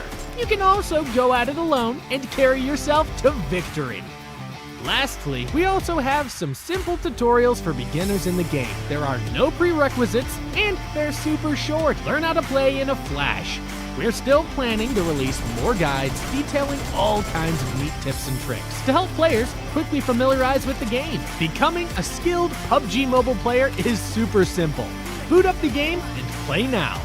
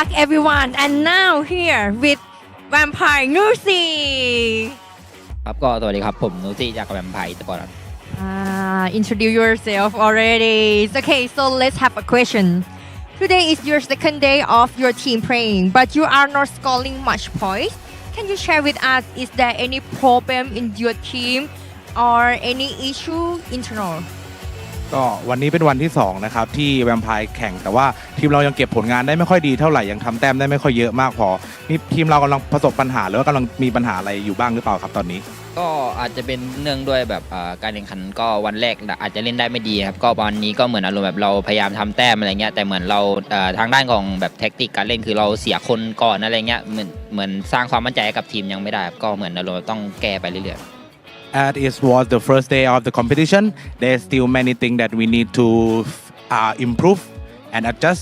And also, we lost one of our teammates during the game many times. That's why we need to improve that point. okay so what will you do to overcome those challenges เราจะผ่านสถานการณ์หรือปัญหาแบบนี้ไปได้ยังไงครับก็ตอนนี้ก็เหมือนอารมณ์แบบพยายามปรับจูนครับเกี่ยวกับเรื่องของการพูดคุยภายในทีมครับเพราะว่าเหมือนอารมณ์แบบเรายังพูดคุยแบบสื่อสารกันยังได้ไม่ดีครับก็เหมือนพยายามปรับจูน Mostly we will improve about our communication between teams, players and players. okay so have a good luck okay ครับ in the season PMSL is in Thailand and your fan expectation very high anything you want to say with your fan ก็เนื่องด้วย PMSL รอบนี้จัดที่เมืองไทยนะครับบ้านเราเองแฟนๆก็คาดหวังกับผลงานของทีมเราบ้างมีอะไรอยากจะบอกแฟนคลับบ้างไหมครับก็ต้องขอบคุณครับสำหรับการเชียร์นะครับแรงกำลังใจครับก็เหมือนวันนี้พวกผมอาจจะทำได้ไม่ดีครับก็อยากให้แบบเชียร์ต่อไปครับเดี๋ยวพวกผมจะแบบกลับมาแล้วก็แบบพยายามทำคะแนนให้ดีแล้วก็เล่นให้ดีแล้วก็พยายามคว้าแชมป์ให้ได้ครับ We thank you for all your fans for your support for your love we may not perform well but we will try our best just don't stop believe in us we will try our best okay please your fan you trust in them and you will play like you will do your best right ทำให้เต็มที่ใช่ไหม okay thank you Nusi for joining us at interview now let's head back to the caster deck for more things next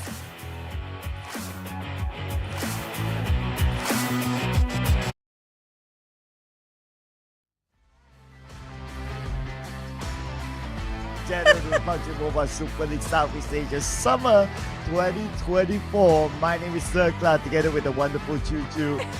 Those pants gotta sell. I will buy them. I'm not the only one then that cannot keep my eyes off the pens. It's so entertaining to watch the pens. Something about the pants, right? Newsy, you know, he used so to come attractive. with the Mascara. pirate look, the mascara, Yeah. and now it's the pants. This guy knows how to dress. This guy got too many things around his head right now, wrapping around his head, around the issue they are facing against for VPE.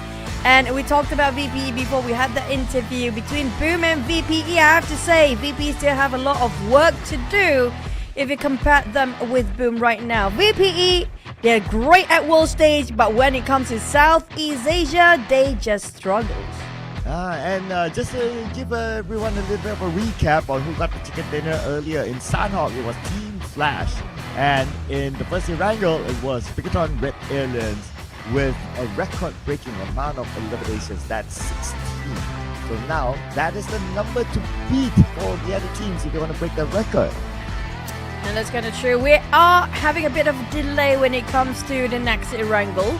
So we still have 2 more Erangels and 4 more maps to go. We apologize on behalf of PUBG Mobile and the rest of the tournament as well because there's some tech issues going on at the back end side and offline stage.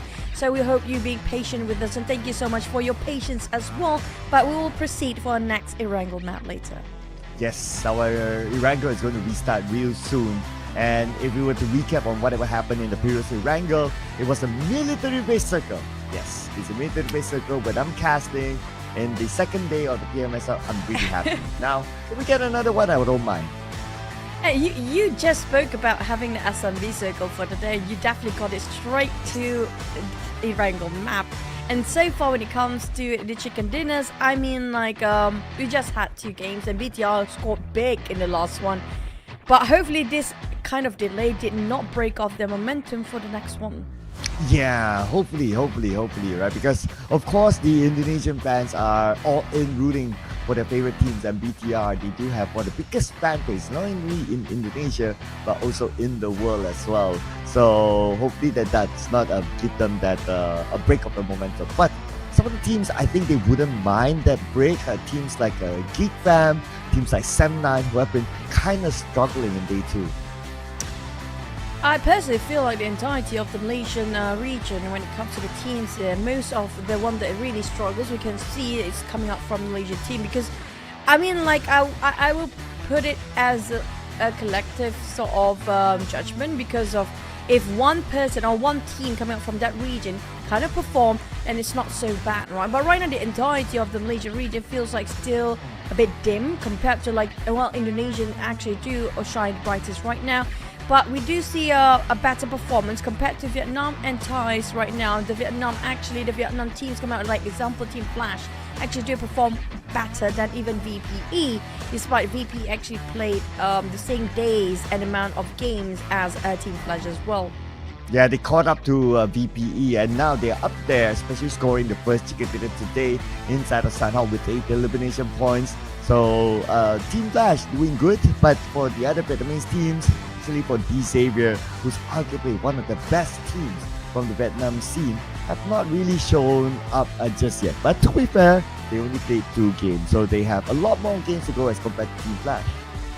I agree. So hopefully it's not going to be too punishing or too detrimental for the teams that didn't score so much just yet, because they still have chances before, especially when it comes to Group C. They are desperate to get those scores up, and their points are like a diamond. It's just so precious. They cannot afford to make any room of error here. We're talking about the teams here in Group C, which are going to be PIGMY, Boom Esports, Create VIP, GEEK Fam, YOODO Alliance, VPE, Team Secret, and Team Flash, that we have seen a lot of the top teams that performing here today. Most of them are coming up from Group C. It just shows how desperate they want the points here when it comes to the last day of them playing this week. Yes, so this week is going to roll real fast, I can tell you that. By the end of today, Group C would have been done, and then they'll just need to wait and pray and hope their points are enough to go to the Super Sunday. If it's not enough, they will have a second chance in the last chance qualifiers on Saturday. But the thing is that the points will be carried forward to Saturday. So even though if they're at the stage where they feel or they kind of know that, oh, we won't make it anyway to Sunday, they still need to collect the points, because the Saturday last chance will, the points will be brought over to the Saturday last chance, and it will still be calculated to determine who will be the top 8 to join the first batch of top 8 in Sunday. And also, it's great for the teams that are actually up there, and I do notice that all the Indonesian teams have this kind of mindset. They want to having a break on Saturday, because it's so crucial for them to have that break to reset themselves, to go all out that one particular day, which is going to be the Super Sunday, because that's where the league points will be gathered on. Because all the, yes, I mean, like for Monday to Wednesday, from Wednesday to Friday, it's still important for the points, because they want to get into the last chance or straight into the Super Sunday. But the Super Sunday is the most important and significant of them all, where it will contribute to us the entirety of the league points, even the global points, whether they get to go for the highest stage and advance later or not. So that's why I think a lot of teams do prefer, especially in the case of team coming up from Indonesia's region, they want to focus on straight to Super Sunday, because they need the break on Saturday, so they have a bit of a refresh, they need a bit of a break, and even study the teams on the last chance stage there to see what kind of momentum they'll bring during the Super Sunday. Yeah, nobody wants to be put in unnecessary pressure. Just like how FaZe Esports, they had to face one of the weeks last season that they almost didn't make it, but they somehow made it through the last chance, and they made it onto the Super Sunday. If not, it would have been a very difficult campaign for them. So yeah, at the end of the day, it's all about like not putting yourself in unnecessary pressure. You want to have a chill time. You want to have that Saturday to not only watch other teams play, but also to have I don't know, have a sip by the beach. Honestly, I haven't been to Bangkok, so I don't know how far is the beach from there. But you wanna have a nice drink beside the beach while watching the game and laugh at everyone else. Dropping hints, I've never been to Bangkok myself, despite it's actually quite near from Malaysia.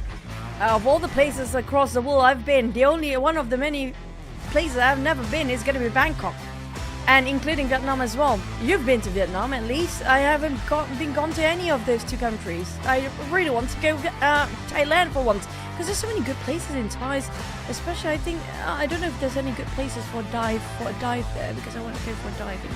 But I do know there's a lot of food choices in Bangkok or Thailand.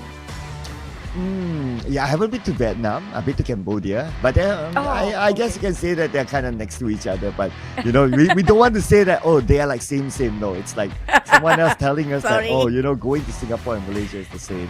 It's well, technically it's kinda is, right? Of course we can say that because we're here.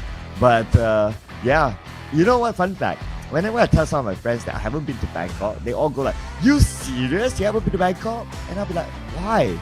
Because it's Bangkok, it's just next to Malaysia. And we're like, yeah, maybe in the grand finals they'll bring us there to cast on ground. I don't know.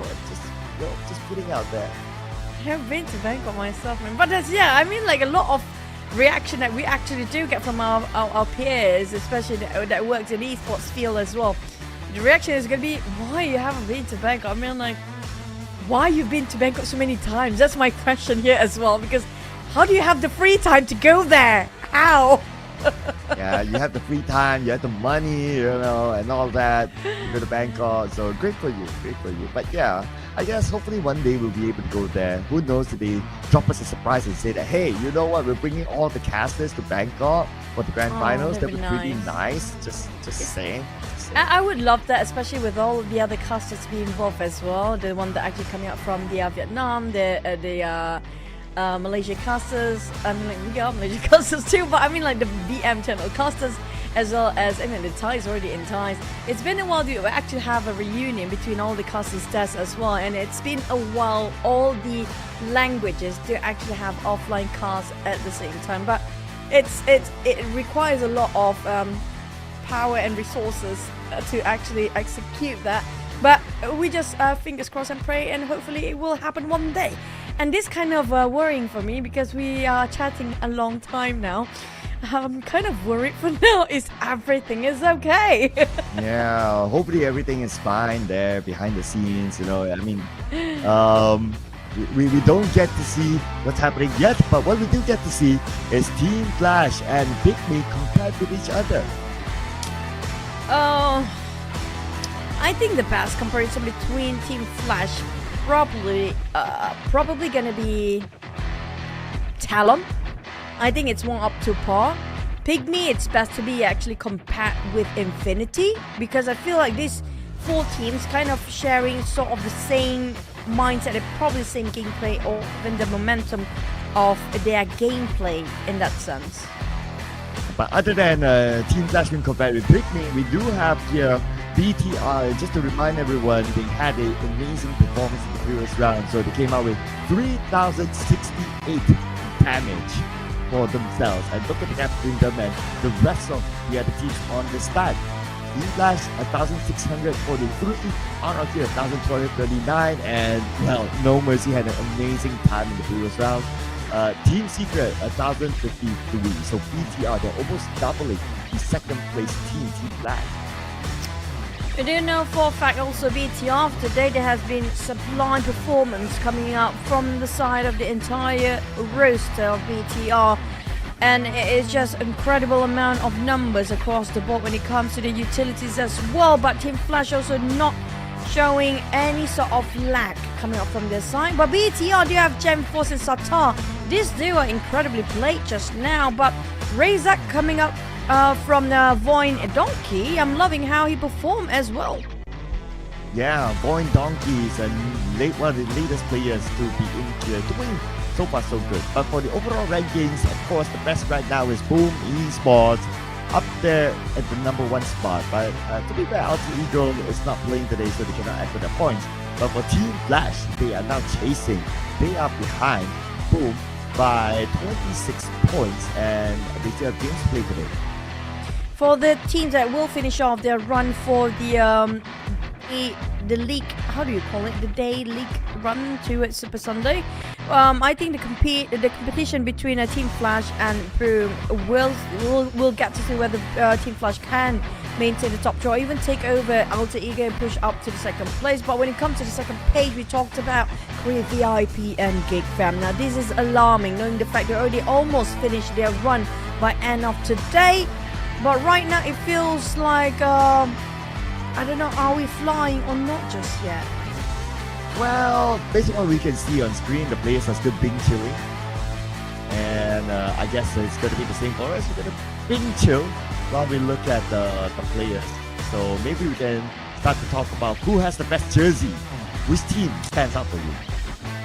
So far, I mean, like PIGMY is a bit too colorful for me. It's quite confusing, but at least their outerwear or their sweater do have a bit more simple, straightforward one logo of PIGMY. Because if you look at the jersey, it's so hard to spot the PIGMY logo because it's just kind of blend in with the rest of the background. I find PIGMY's one kind of unique though. Like it stands out, like so different than the others. I will give it I don't mind getting one. Just because of how unique it is. If it's like, okay, plain and simple, then I'll reconsider. But if it's now, yeah, I think it's unique. I think if you wear that, you go to a mall, like you will be the center of attention. It's like a streetwear kind of cartoonish streetwear, you know, where you have this kind of cartoony character and then you have pastel colors on it, which is not really often we see a lot in esports jersey. But I do want to see VOIN's jersey for once. VOIN? Oh, the one that they're wearing right now, the black one? Yeah, I want to see how big of the face on that jersey.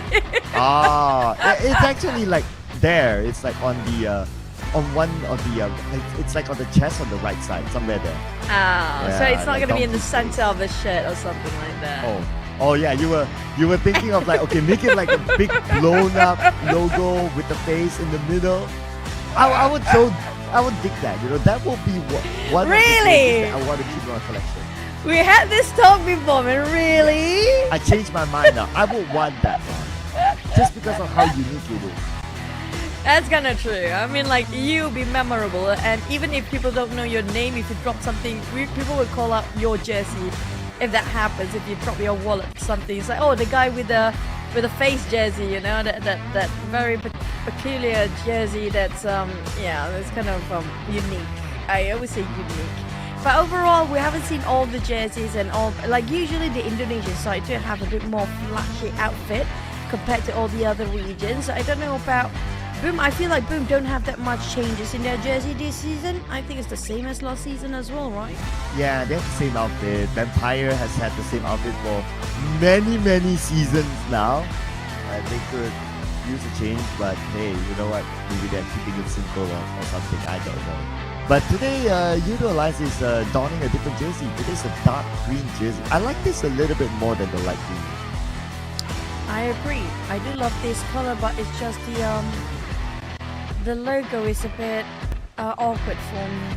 I'm so demanding, I know. But pretty VIP wise, I think their outer jacket is pretty cool themselves. But I feel like finally, we're not being pranked anymore. We finally get to fly for our second Erangel or third map of the day because the players put their gears on. It means it's a go. Oh yeah, there you go. And we're having a good look on the PIGMY's jersey again. And they do have like the PIGMY logo smack in front there. XERXIA's jersey has been the same last season, so no changes on their jersey. They're pretty happy with the design, and I do like the pink and black. I think pink and black goes well. Black pink or pink black? Oh. We had that before, the dance. If once upon a time you guys actually watch us. It was quite a long time ago. It was like, what, 2 years ago? Yeah, that was like pretty much that. But the best part about Vampire is that not only their jersey is not like a jersey, but they use it like a shirt. It's very comfy. It's very comfy and simple. You know, Yeah, I love it. simple is good. I love comfy. For me, like jerseys, what do you call it? The jersey material is a bit too smooth. It's something, it kind of feels a bit more, not too much of ventilation. I like airy sort of cotton kind of shirt, you know. So vampires, I would love this shirt, of course. Now BTI is always going to be the very, very bright red. Like you mentioned about Baywatch early on, Satar and the rest of the team are warming up. So it shows that they are ready to go. Hopefully the momentum didn't break loose after that long technical issue just now. Yeah, to potentially get a vampire shirt, you have to allow Sir Tanny to accidentally steal your headphones, and now he has to owe you something. Sir Tanny, you're probably not watching the stream, you're probably watching the Thai stream, I know that. But just putting it out there, you owe me one for stealing my headphones. He didn't steal it. I think he accidentally taken it alongside. But hey, good news, guys. It means the flashing of lights. It shows that we will be flying for our top map of the day, which is gonna be the second Erangel.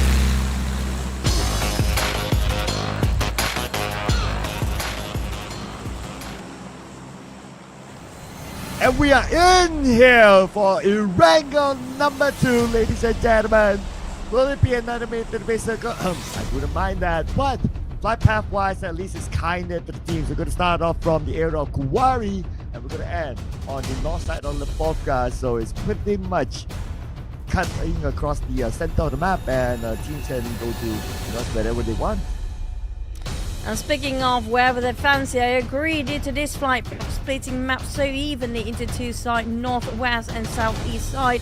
But look at the average points of the left side. Due to the big performance, a bang one, what a bang coming up from BTR just now. The average point in day number 1 they actually performed in this Erangel map was actually 26 points. Now, and also when it comes to elimination, the highest number by far is going to be 16, broken off by BTR for this season only. So I'm waiting if they're going to get more in this round.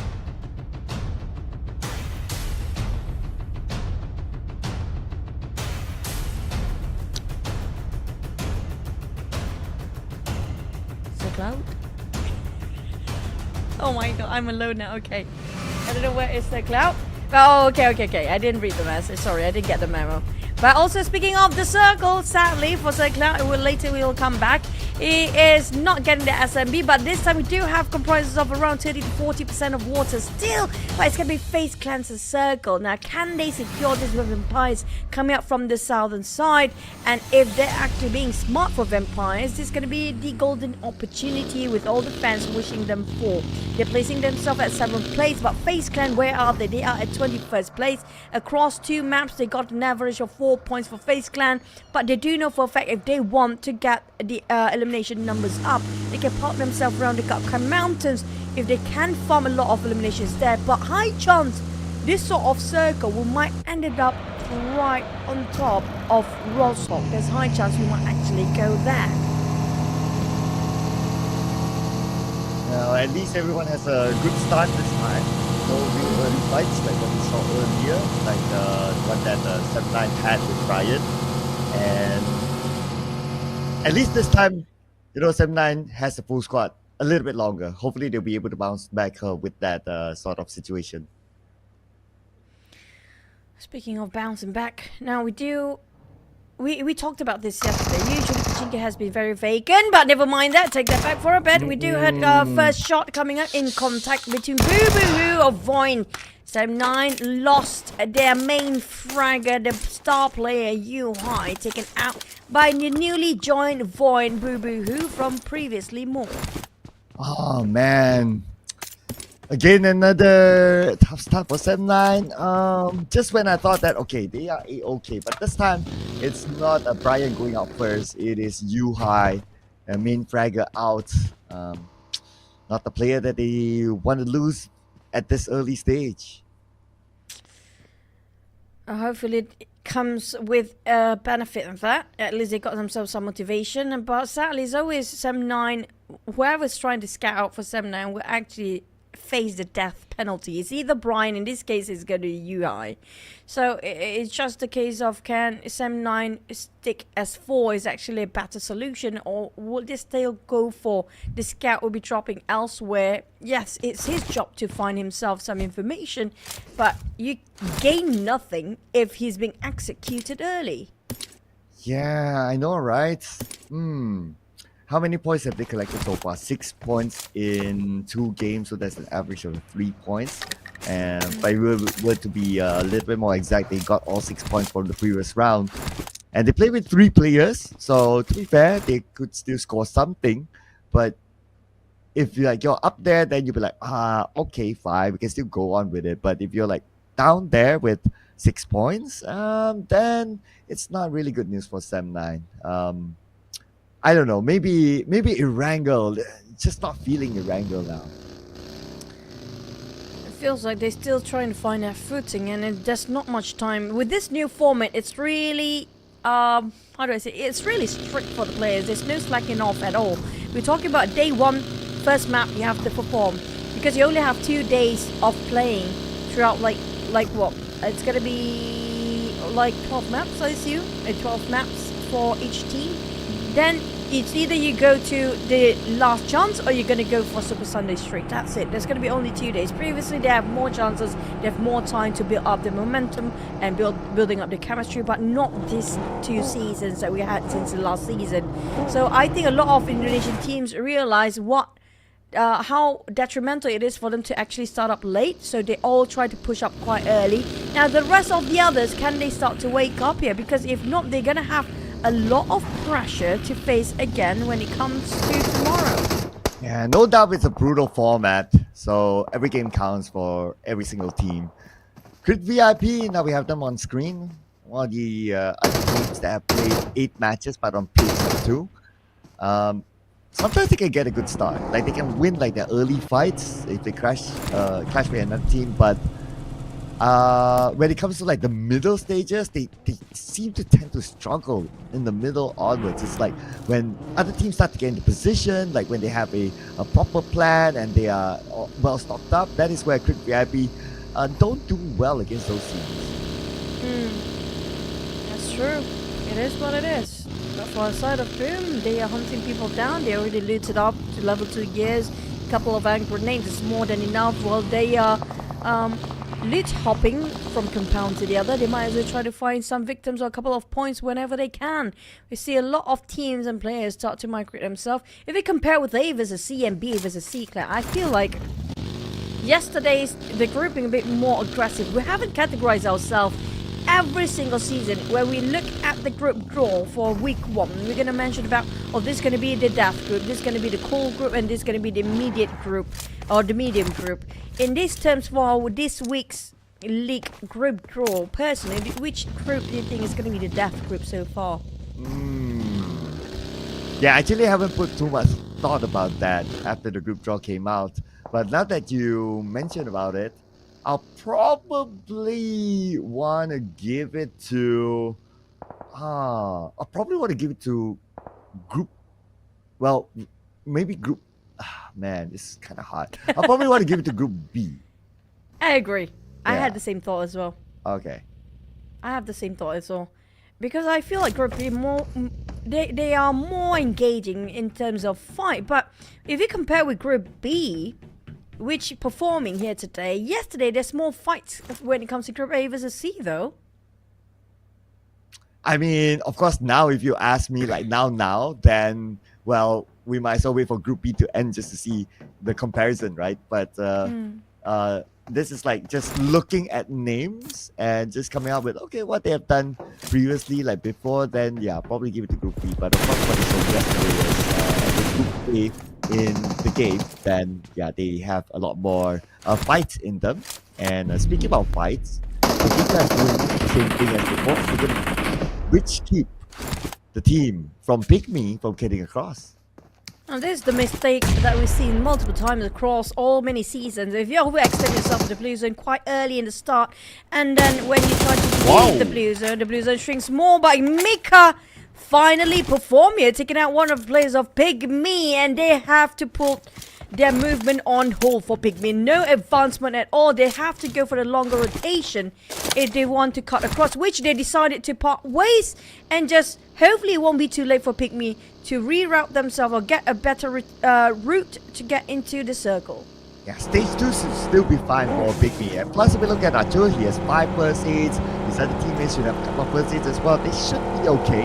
And last we saw the map, nobody's gatekeeping the right side bridge, so they should be able to get across.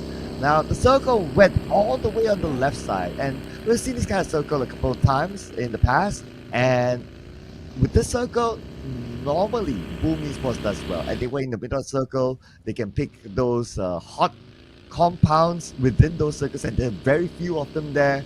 And I would expect BOOM Esports to do well this round with this sort of situation.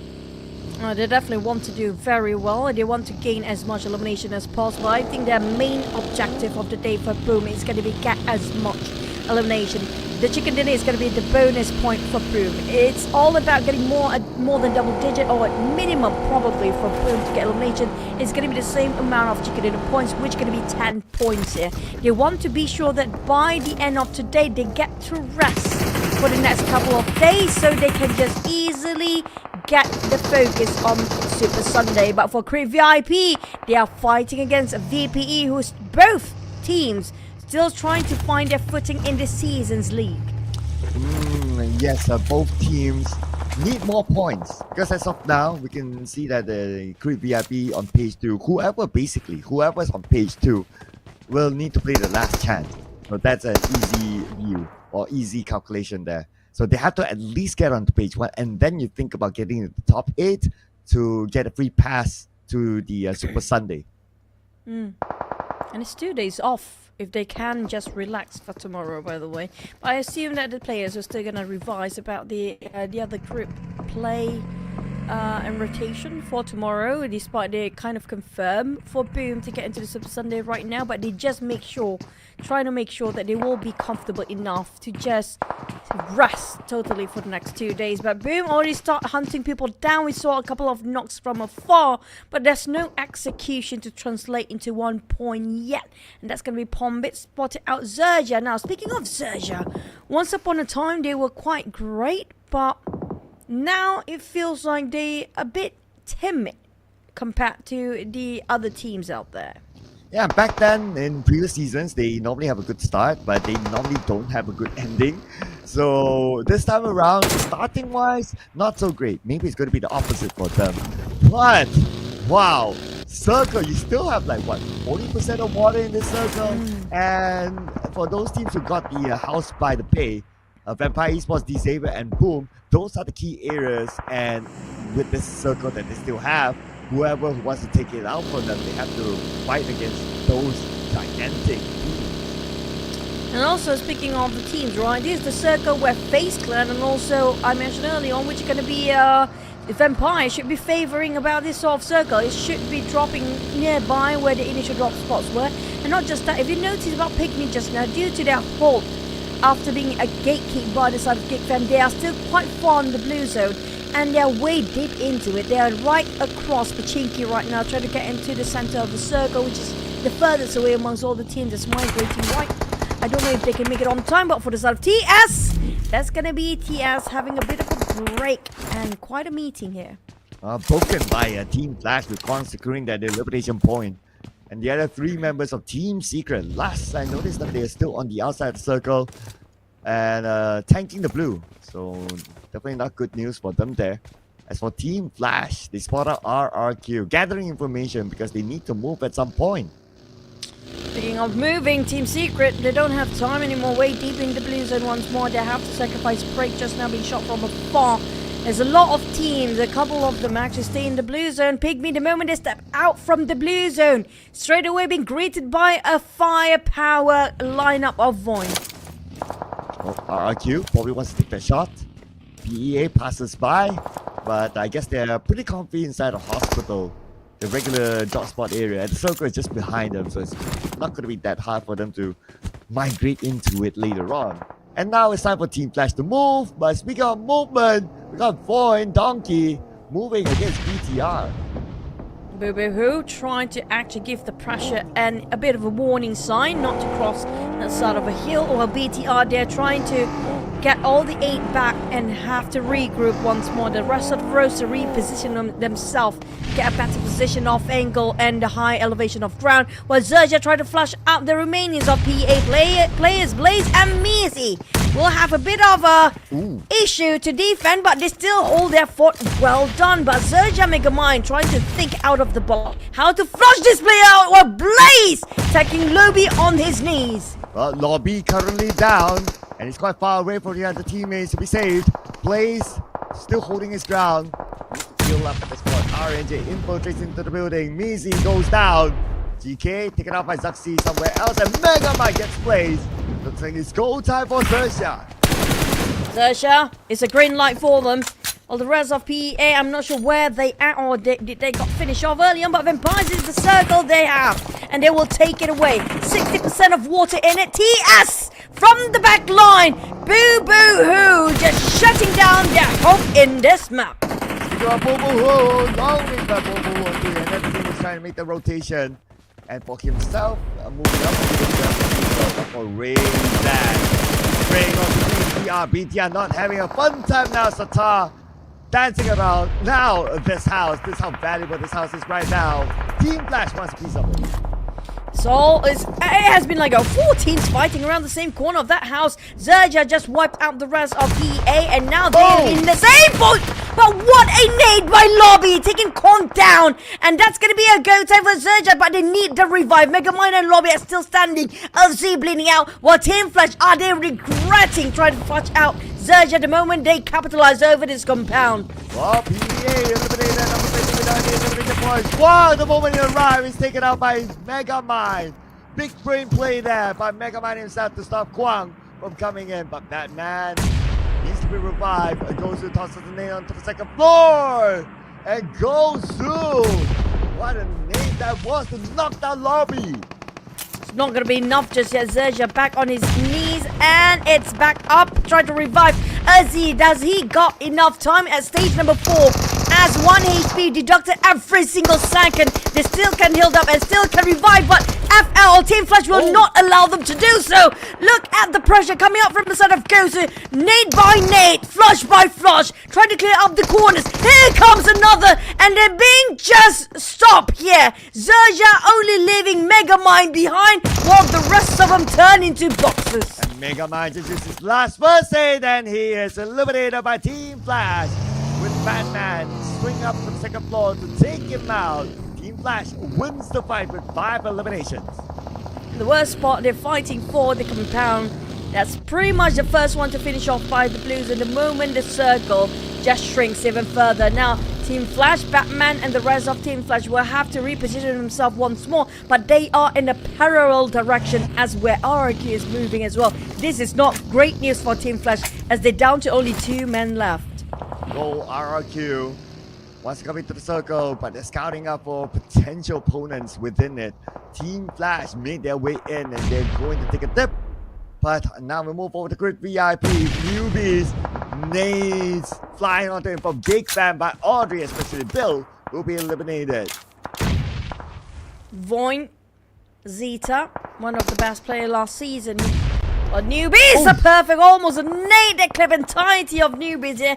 Audrey keep it at bay for Grid VIP, and just shushing him off where he wants to hop onto the buggy, but force him to get a retreat into this shack. In the meantime, he's being surrounded everywhere. This is going to be the last player of Grid VIP right now. Kenny taken out by Stone from Vampire Esports. That is it for Sem 9. Managed to collect only 3 points this round. Now, you see that Zeta trying to get in. Vehicle smoking up, taking a big twist there. Circle time, ladies and gentlemen. And how much of a water there's still left? Still about 50%. Might as well resort to swimming at this point. It might actually buy you more time to actually play on land, because there's too many firepower, too many players, and not enough space.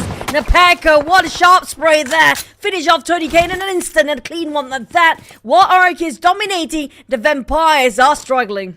Oh, Tony K, he pulled the pin, but he was not able to execute their plan. Now, again, Vampire Esports operating without Tony K. pretty early elimination, or in fact, he's the first player from Vampire Esports to be eliminated every round so far. It's quite hard to see TODAK in action since he's got eliminated one of the first few quite early for the rest of the roster. And now Batman might be the one that follow pursuit about the other teams that have been finished off early, There and you it's going go. to clip in entirely down. Only one more play, if I'm not mistaken, left for the side of FL, and that's going to be GEEK. High chances he might be stolen away by the other team on the other side at the angle, but here comes the raining of nade. These guys, how much do they have for FaZe? Well, I'm starting to lose count now. It looks like they're out of phase. Scoping down onto FaZe Clan. RRQ scopes down on Team Flash.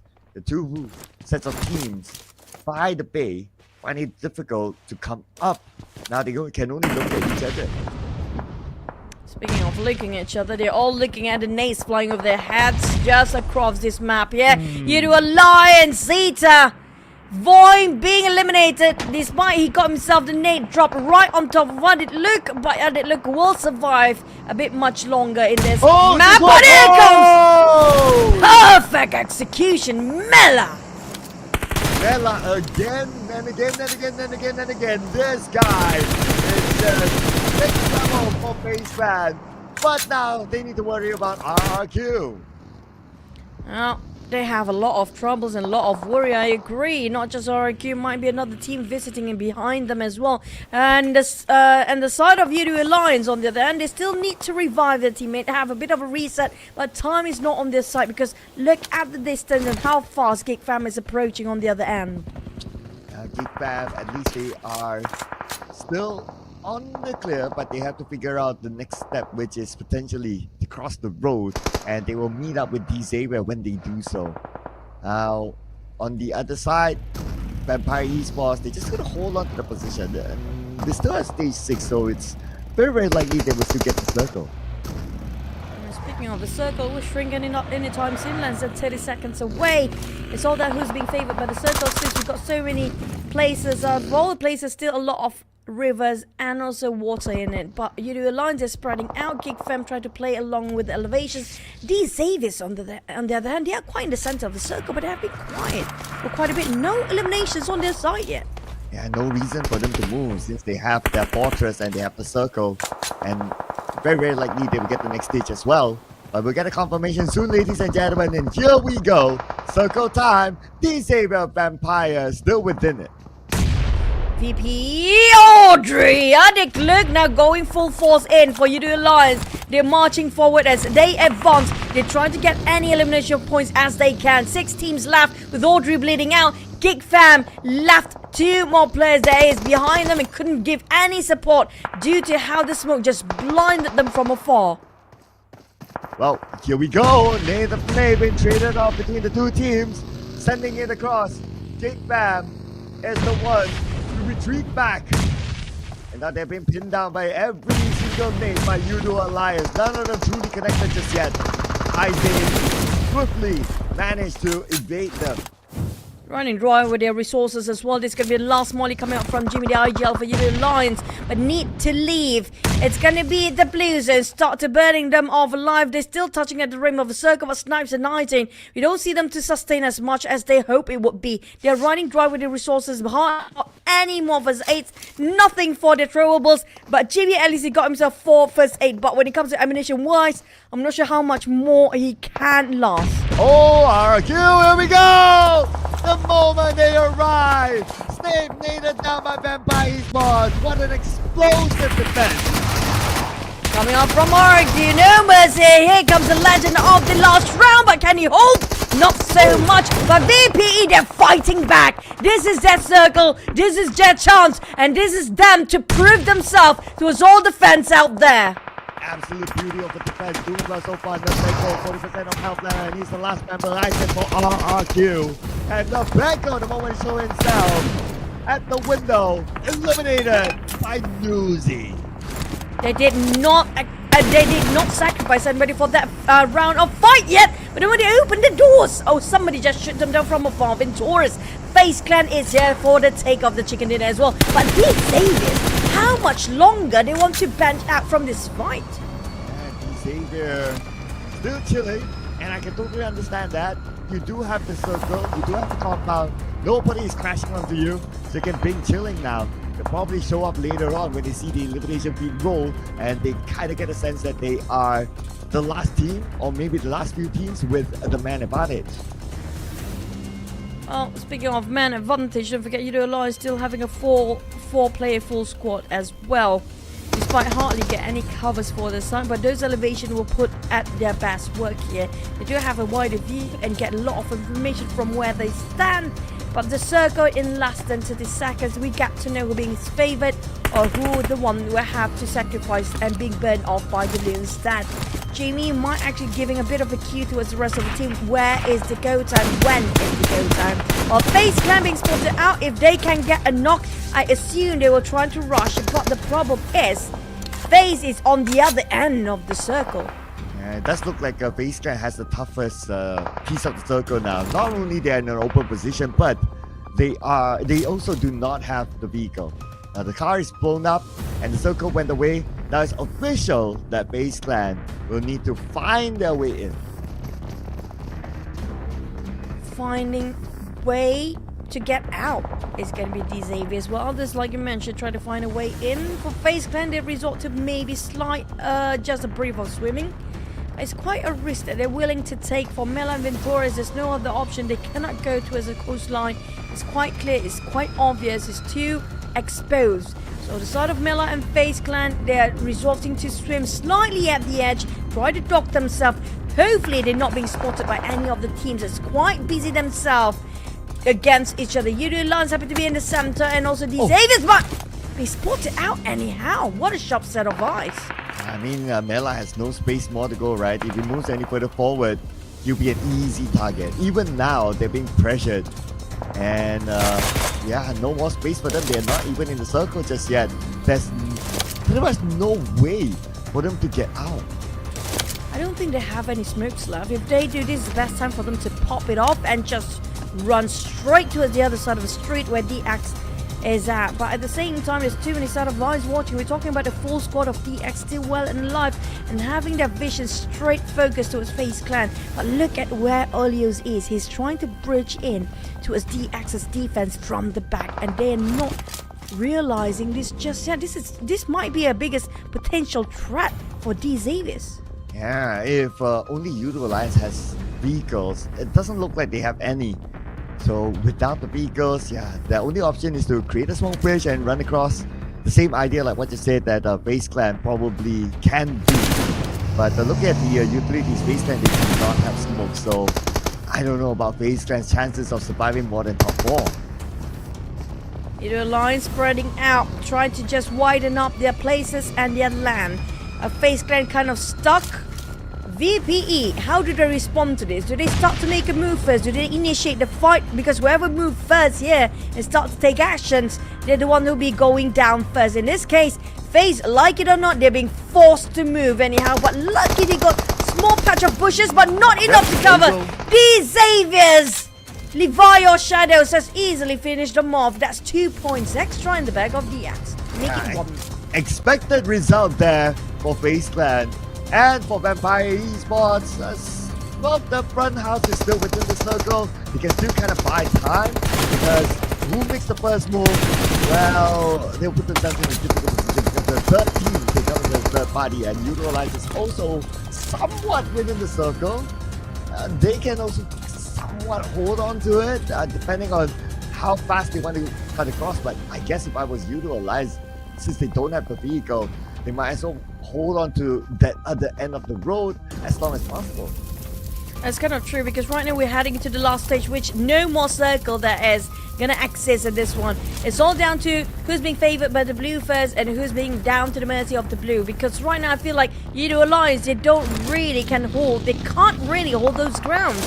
They are the one that are actually being finished off by the blue instead, while the others of Vampires and DX have more space and time in between them. So YOODO Alliance, hopefully they have enough smoke to just cross that street. If they can park themselves just at the back line around the vegetations of where DX at, they're giving a bit of a pressure for DX, they might actually have a shot at winning the chicken dinner. But if DX manage to take down on YOODO Lions first, VPE might be the one that winning the chicken because they will take the opportunity. Either way, I feel like VPE might be the biggest win here because these two are a bit busy against each other for YOODO Lions and DX.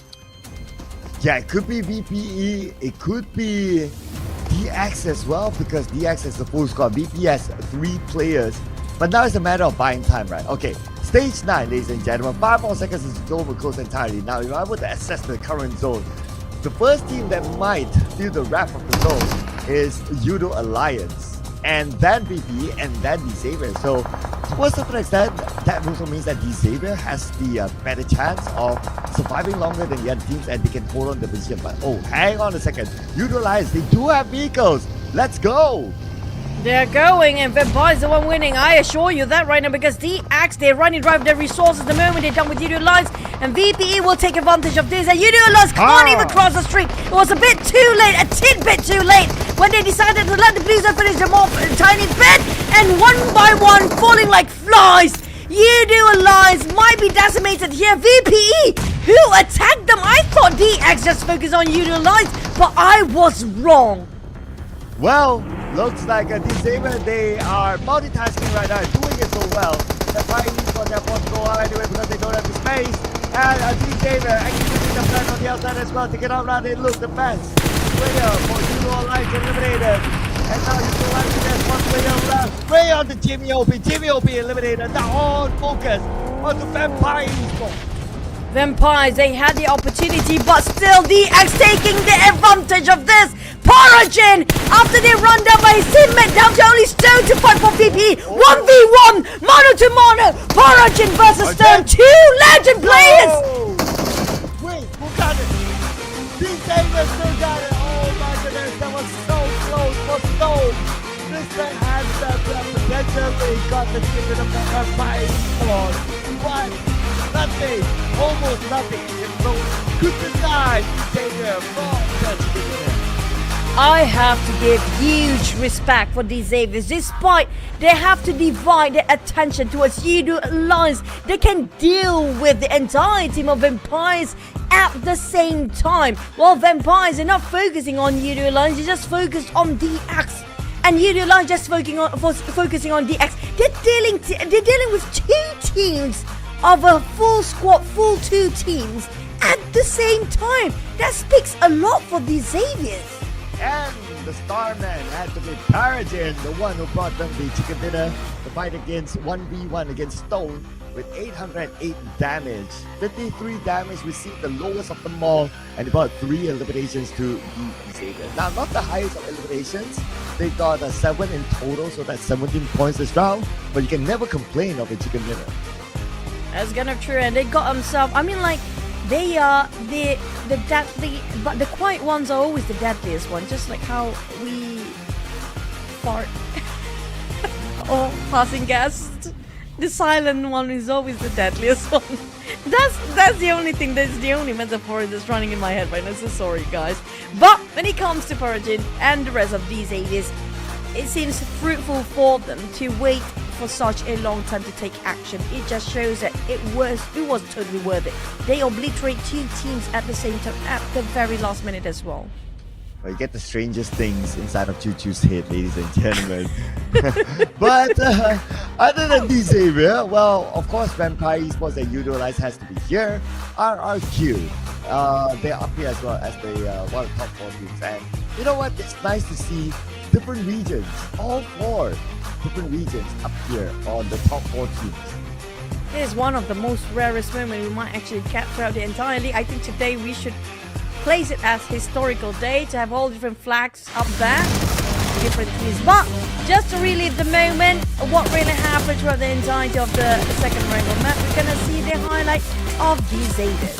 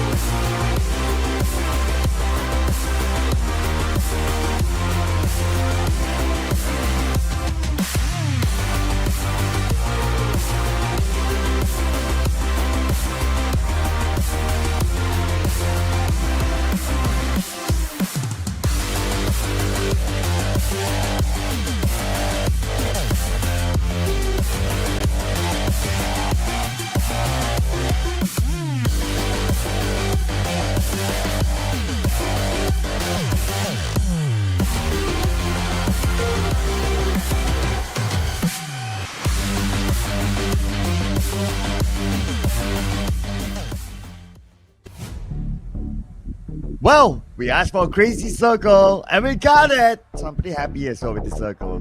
But the happiest of them all, of course, is going to be the Xavier with the chicken dinner. 70 points collected. Vampire Esports did the best performance so far with 14 points collected. And YOODO Alliance with 10 points. So that's the double-digit club, ladies and gentlemen, up there. Other than that, the other team that made it on the top 4 is RRQ.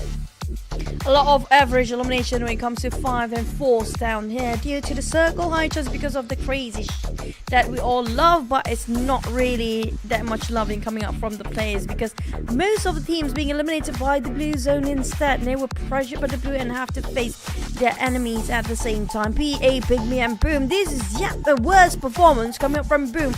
Across 2 days we saw them performing. Yeah, 0 points, but I guess to them, objectively, they'll be pretty chill about it. Definitely still be up there because Alter Ego isn't playing. Even if they drop to second place, they'll be like, yeah, they probably got the ticket anyway to the Super Sunday. But looking at the overall rankings now, top 8 again is what we look for at this stage of the tournament. So welcome YOODO Alliance to number 8. Slowly pushing up. Despite BTL, we were hoping for them to have more aggressive approach for this map just now, but unfortunately they didn't score as much as we hoped they would be. They scored as much as they did before. Well, for Boom, it's still gonna beat them at number 1, but NKT still stays at 12. You do see PIGMY being pushed down. VPE now slowly climbing up the slowly climb down the stairs just a tiny bit. But the one we should look out for are the teams that already played a lot of matches, including GEEK Fam. Now, Great VIP being pushed down even further, but GEEK Fam slowly climbing up to 13th place. But will it be enough time for them with only 3 maps remaining? And that will be the question, but at least they are knocking at the doors on page 1 at least. But we're going to compare the head-to-head between Paragon and Stone. These two players were the 1v1 towards the end, and Paragon got 3 eliminations and Stone 2. One of them, of course, was taken out by Stone, or eliminated. One of them was because of Stone. Yeah, that was what I was trying to get to. And he had more damage, 808 as compared to Stone, 640. But team contribution, Stone got a little bit more. But the stats that matter is eliminations and damage. So Paragon wins the head-to-head for me. Every time you look at Stone, so Clark, you get Stone instead. Your head just being stoned by Stone. Would you say this is his best looking version? I would say yes, I guess. He looks more matured than the previous years. We've pretty much grown old these players as well. But speaking of which, I mentioned earlier on today, Cloud, I feel like today will be the rise of the Vietnam team. Now, we don't see a lot of domination, just like how we saw yesterday with the Indonesian teams, but at least VTL is still waving the flag up there. But will we get another Vietnam chicken, or will it be alternating for today? Yeah, I know, right? Vietnam teams have been doing pretty well. So waiting for the other Vietnam teams as well. But also would like to make an announcement as well, ladies and gentlemen. Normally we would take a break after game number 3, but for today, because we already technically took that break earlier on, so we're gonna go straight on to our 4th match, and we're gonna go straight in until the final match today. Yep, we had earlier breaks due to tech issue. I know you guys are like, why is this happening? What is the delay? I mean, sometimes hiccups happen for a good reason. I mean, that's going to be the best scenario. It's better now than late, where things get heated up later in the next few weeks. Now we can sort out the issues, and hopefully everything will go smoothly after this. And we still have one more Erangel map to go. And this is where we do know a lot of teams want to gain as much elimination points as possible. The most comfortable map for all the teams out there before we head into 2 more Miramar map, which I think Miramar maps is quite tough to read out the circle. Still, not just that. Yesterday we have very similar circle between 2 Miramar maps for the ending as well. Now, for Erangel, on the other hand, the circle today has been wow. Things that goes in Chuchu's head, ladies and gentlemen. you got the body gas earlier, and now you have the crawling queen. I don't know what you want to call that. What? But yeah, okay. But still, speaking of which, I do worry most for Creep VIP and GEEK Fam though, since today will be their last day before they being judged whether to go to Super Sunday straight. I don't think they can go Super Sunday straight. Honestly, I'm gonna say it out loud. Well, mathematically, of course, if they can score big in the following rounds, then probably yeah. But if we look at trends, then as long as you stay on page number 2, then it's definitely no ticket to Super Sunday. You have to be at least page 1, and then you look at like whether you're number 8 and above, and then you have to look at how tomorrow's teams perform, because today is the end of their group campaign, and then they also need to hope for other teams to not perform above them. Of course, their first requirement is to be in the current top 8 before we talk about tomorrow Group A coming back again. And I personally feel like we mentioned about the group of death, or not just now. I personally feel like Group B is a group of death. I think we both agree on this, because the firepower it comprises by this group, they love to fight, right? But the Group B don't have anybody like Boom or Alter Ego, the last few champions across the season of the PMSL. But when you compare with Group A, on the other hand, I feel like Group A do love more fights compared to Group B today. Because yesterday, Group A versus C, we do see more bombastic play and actions compared to today. It's a bit more slower, a bit more slow pace, a bit more strategic compared to yesterday as well. Maybe it's like some of the factors could be like because of the circle and all that, so a lot of focus on the rotations. Even the Sanhok circle wasn't that easy, wasn't that kind as well. So maybe I'm just putting on a maybe out there. But what is not maybe is that we're going to start our game soon. And the boys of XERXIA feeling good, but we have a substitution. Welcome back, a fly boy in the lineup. Now it feels like they are in the experimental mode, coming up from Boom, start to swap players just to give them exposure of all the players that's being benched, and all the subs now coming in, rotating with all the roster as well, just to make sure they are prepared in case in the next few weeks they need to be played. They're not getting in a culture shock moment. Now that's going to be a good choice to be done here by Boom, because they are in the lead. They are quite comfortable up there.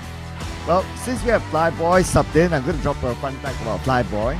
So, Flyboy is actually a pilot, and that's why he calls himself Flyboy.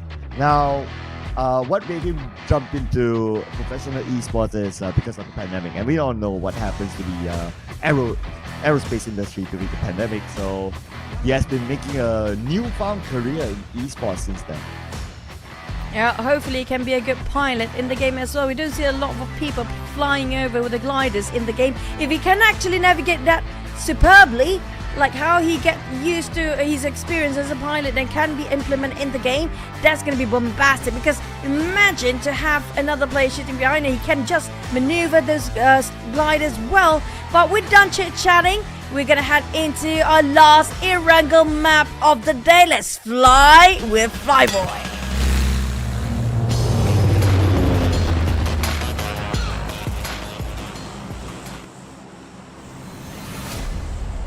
Well, if Flyboy is the pilot on this plane, I'll be worried. Especially after he jumps out, leaving everyone else behind. Just saying. It's on autopilot, I assume. We have AI these days, so I assume AIs can actually control a plane one day, hopefully, in the case of PUBG Mobile. Maybe that's the case. Well, I'm not sure if I want to sit on an AI plane for now. Just saying. I wouldn't want to be on that as well. Yeah, I will keep that reserved for now. But for Vampire Esports, they're definitely not reserving Zaki for anyone else. They will take it for themselves. This is a regular swap for Vampire Esports. If the flight path is like down south, or it hits south or something like that, or it starts down south basically, then they will drop it to Primos. But if it's on the north side, then it will go to Zaki. So now Zaki is taken by Vampire, so Primos is going to be all empty, especially for GEEK fam. If they choose to still go there, then they can even loot Primos. Yep, it's going to be the alternative for the teams that do have a second drop spot, but for the others that don't like the second drop spot, I assume they want to take vehicles straight towards the places where they're comfy for their initial drop. But when you look at the rank right now for today, BTR actually overtake Boom, who pushed down to second place. But the circle, we do have a northern side. It's going to be shooting range. PIGMY got the biggest advantage up there. Even Boom, Rosshawk is theirs to take. At the same time, quite generous since not many teams actually go down to SMB due to the flight path itself. It's right on top of the flight path, so we might looking at quite an early skirmishes, especially around Milta region. Far drop for Team Seeker who still wants to go to Novo, but looking at the circle, it's like mid to north. So maybe that might still want to go to Novo, make a quick loot and come back up. Because if they were to change their plan, then they have to fight with BTR, and that's definitely not a good idea to go up with the team who has 16 eliminations with the chicken dinner earlier today. But if we assess the circle, I would still consider this as a tricky circle because you won't know if it's going to end up on the main peninsula or up north at the stage. Yeah, that's kind of true. But at least it's not like a big bridge in between them, like a small rivers in between. And it's not as wide of a gap between SMB and around the southern side. At least it's still something that within reach for these guys. And I think from the last match, they kind of learned the lesson that they need to have so many smoke and so much smokes in case things didn't turn out how they plan it should be when it comes to the circle rotation. So I think a lot of teams will try to loot up first, because we saw how Boom, even BTR today, when it comes to the numbers, the data that we gain when it comes to their looting phases, they got so much utilities and hand grenades, even smokes. All the throwables are insane amount of numbers from those two teams. Yeah, if you take Boom as an example, then the fact that they drop in Rozok pretty much in the middle of the map, that's the advantage of dropping in the middle of the map. Like, you can move a little bit later, and that's fine, because in general, you wouldn't be too far from almost any kind of circle, so you can take your time to kind of loot and, yeah, move on later. And the fact that they drop in Rozok, now that the circle is here, they can even take their time even more to loot, and they don't even need to worry about rotating. They'll probably stay in Rozok as long as they have the circle. But we do know, Boom, they don't like to sit quietly on their hands. They definitely will try to go for a hunt. Despite they got themselves in the center of the circle, they might actually not leave the perimeters too far, but they'll definitely try to find somebody who's passing by, or just wait it out around the entry point of other teams that might actually pass by, just to scout things out around the area. So I assume they might actually start to take actions after they're done with their looting, because that's how you get yourself #1 spot. You don't wait things to happen, you make it happen.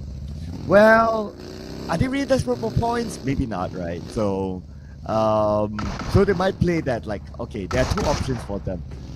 You play inside Rozok, you stay there still, and maybe you just got the entrance of Rozok, because Rozok might be the focal point for a lot of these teams. Or they cross the river to be on the shooting range side, and they play by some of the elevations on the south side of shooting range. So that's normally their two options with this sort of circle. Either one is fine with this sort of circle, because, yeah, it's still a 50-50 on where it could go. I think they might actually resort to the option #2 you mentioned just now, depending the stage #2 and #3 circle. If it's still Rosshawk be in the center or not, I think that might be like the option B they prepare for, especially for the IGL. This is where the IGL start to decide what kind of rotation they want to go next, I assume. But if they still stay in Rosshawk, it's not wrong either, because it's still not that far. But like you mentioned just now, it might be a prime spot for teams to pass by just to get into the center as well. So I don't think to hold and sit it out wait will actually be the best option too, unless they actually send somebody to scout over from the outside just to see if there's any movement coming out and get some information outside as well. Yeah, so if they want to stay there, then, and they want to gather information like what you say, and they want to take the lesser risk, the route with the lesser risk, right? So like on the left side of Rozok, there's that one house, like on the, it's sort of like a hilly area of Rozok, something like that, and it's by the bridge. You will be able to see like who's coming from the bridge. You'll be able to see who's coming from the water house. You're able to see who's coming from the open space from Pochinki to Ross on that area. So that is a pretty nice spot to be. And if they want to do that kind of scouting, they probably can send one person there and someone else close by in case backup is needed. I agree. That's the only, that's the best elevation that you can actually see through the entirety of Rostock, because Rostock is like a bit of a swamp area where it's kind of a bit kind of in a crate sort of thing. So like around a valley area. So there's quite a lot of ditch where it can be spotted out by the other teams who have those elevations.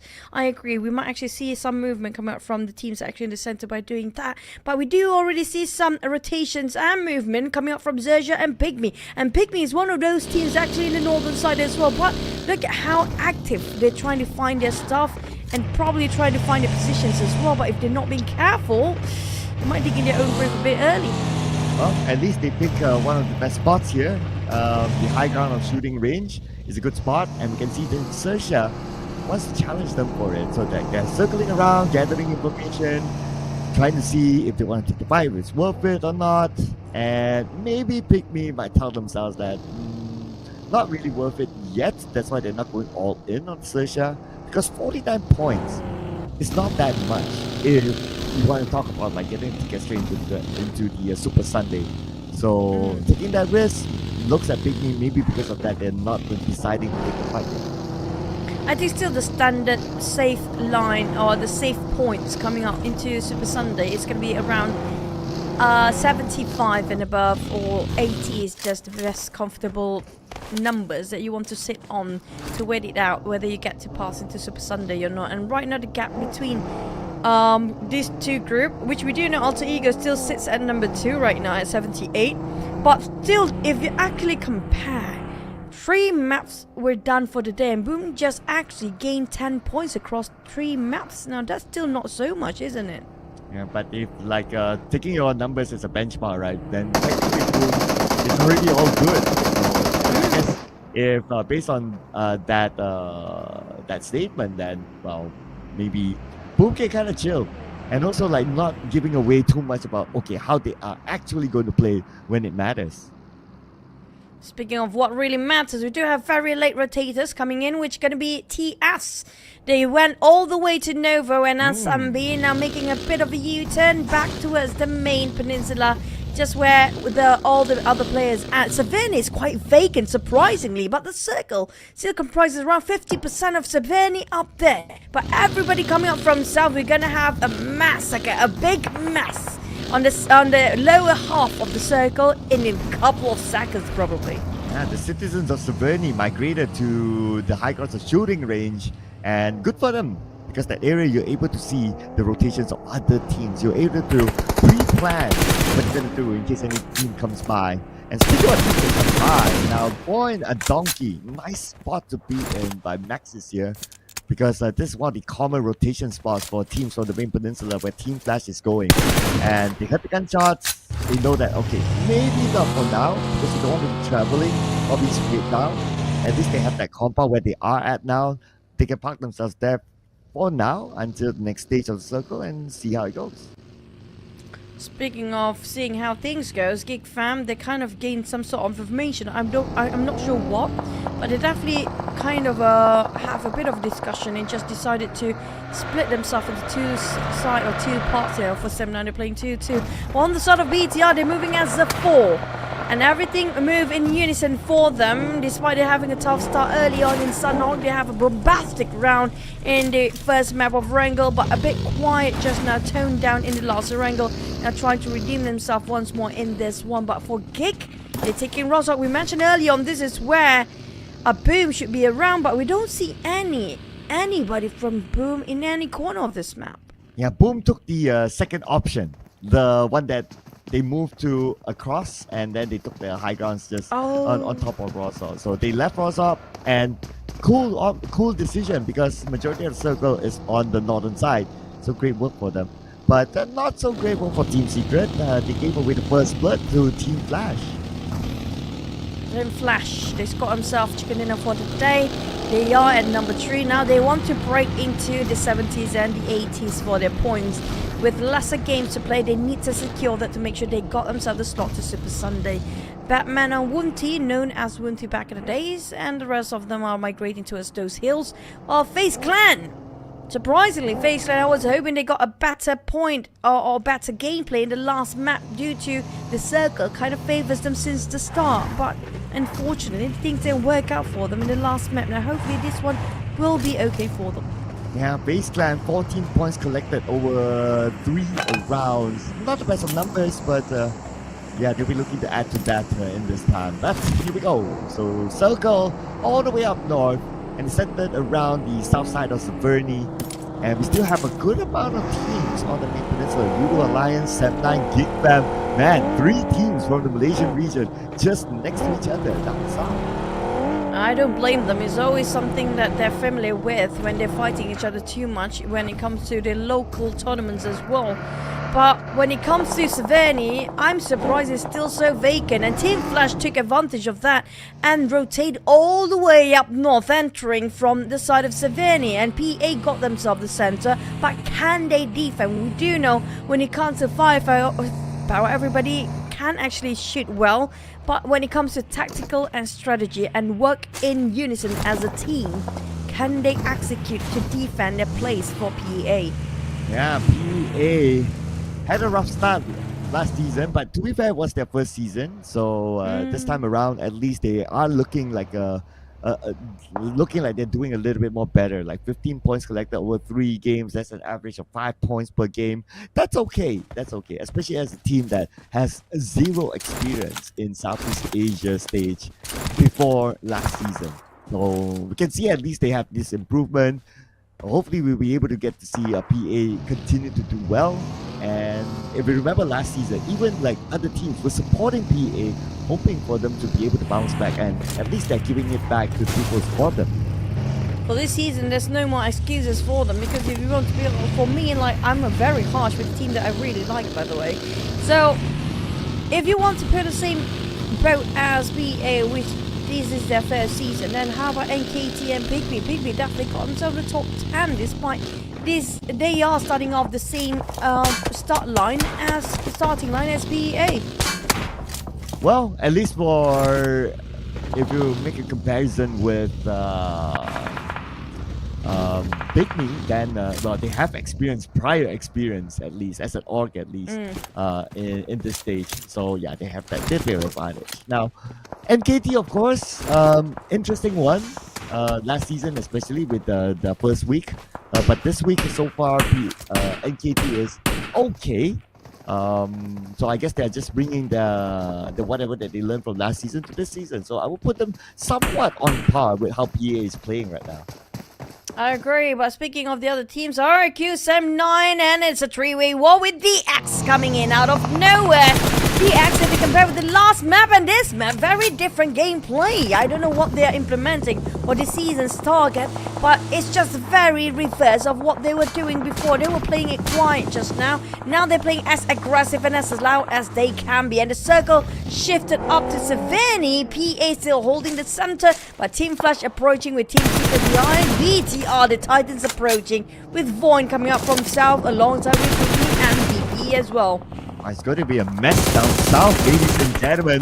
All the big boys down there. Nice long range from Goldsuit to knock down GEEK from Team Secret. And Team Secret becomes the first team to be eliminated, not taking any points at all this round. A try is a bit too reckless and a bit too harsh for the environment they want to sustain themselves, which was impossible case. But back to the side of PIGMY versus side of FaZe Clan. Now FaZe Clan, this is PIGMY. They are very good at offline tournaments, like you mentioned before, and they are well experienced in offline for PIGMY. But we're talking about FaZe, a legacy team as well. They struggle, but Unzus just had enough. Open the door, get out, and shoot them straight in the face. Well, they lost Mela, but at least the others are standing up. But we have Team Z here. TVS gameplay. Team Z. TVS eliminates FaZe Clan, but oh, here we go. Shadows with Sem9. Dap now has to be the hero. 1v1 against Shadows, who has the TVS, but Dap got him through the window. Sem9 wins the fight, but damn! At what cost? Oh, Brian! Why? Why? Why? Why? What is the fire just like that? There was an active volley. Why? It's like, wait for me, guys. I'm gonna go with you. You're not alone. team, let's go to the other world. But that's just happened. Sam 9, I think because of the smoke, he didn't spot out those mollies burning him alive just now. But it was such an unfortunate timing. It was him dying in vain. That was really a crucial mistake from the side of Sam 9, but we have to put that on hold because right now we have more teams fighting, including Boom, that we saw they had those circles early on, but right now they are nearby the blue zone. Oh man, I'm having a headache watching that, but yeah.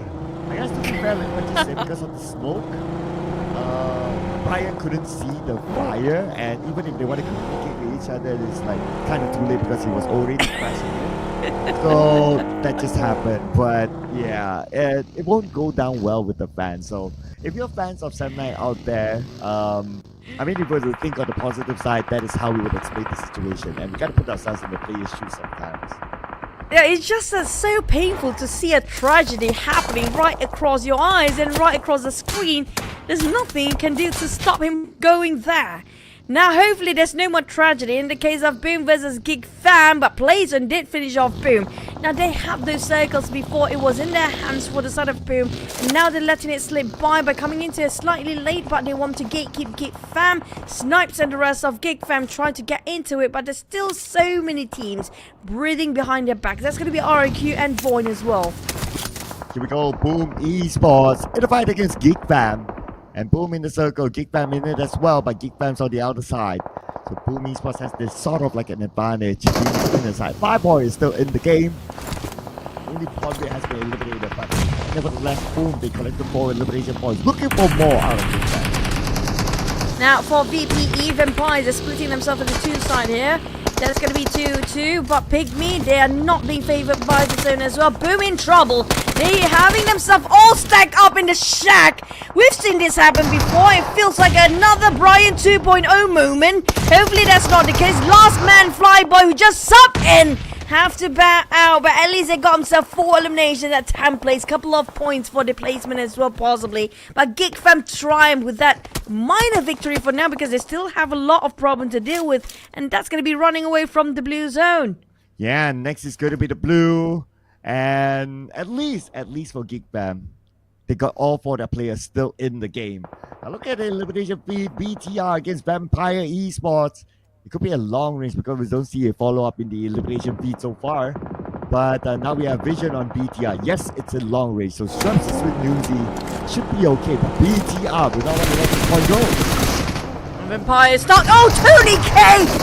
It was a straight in the face race just now, but Stone trying to do some damage control.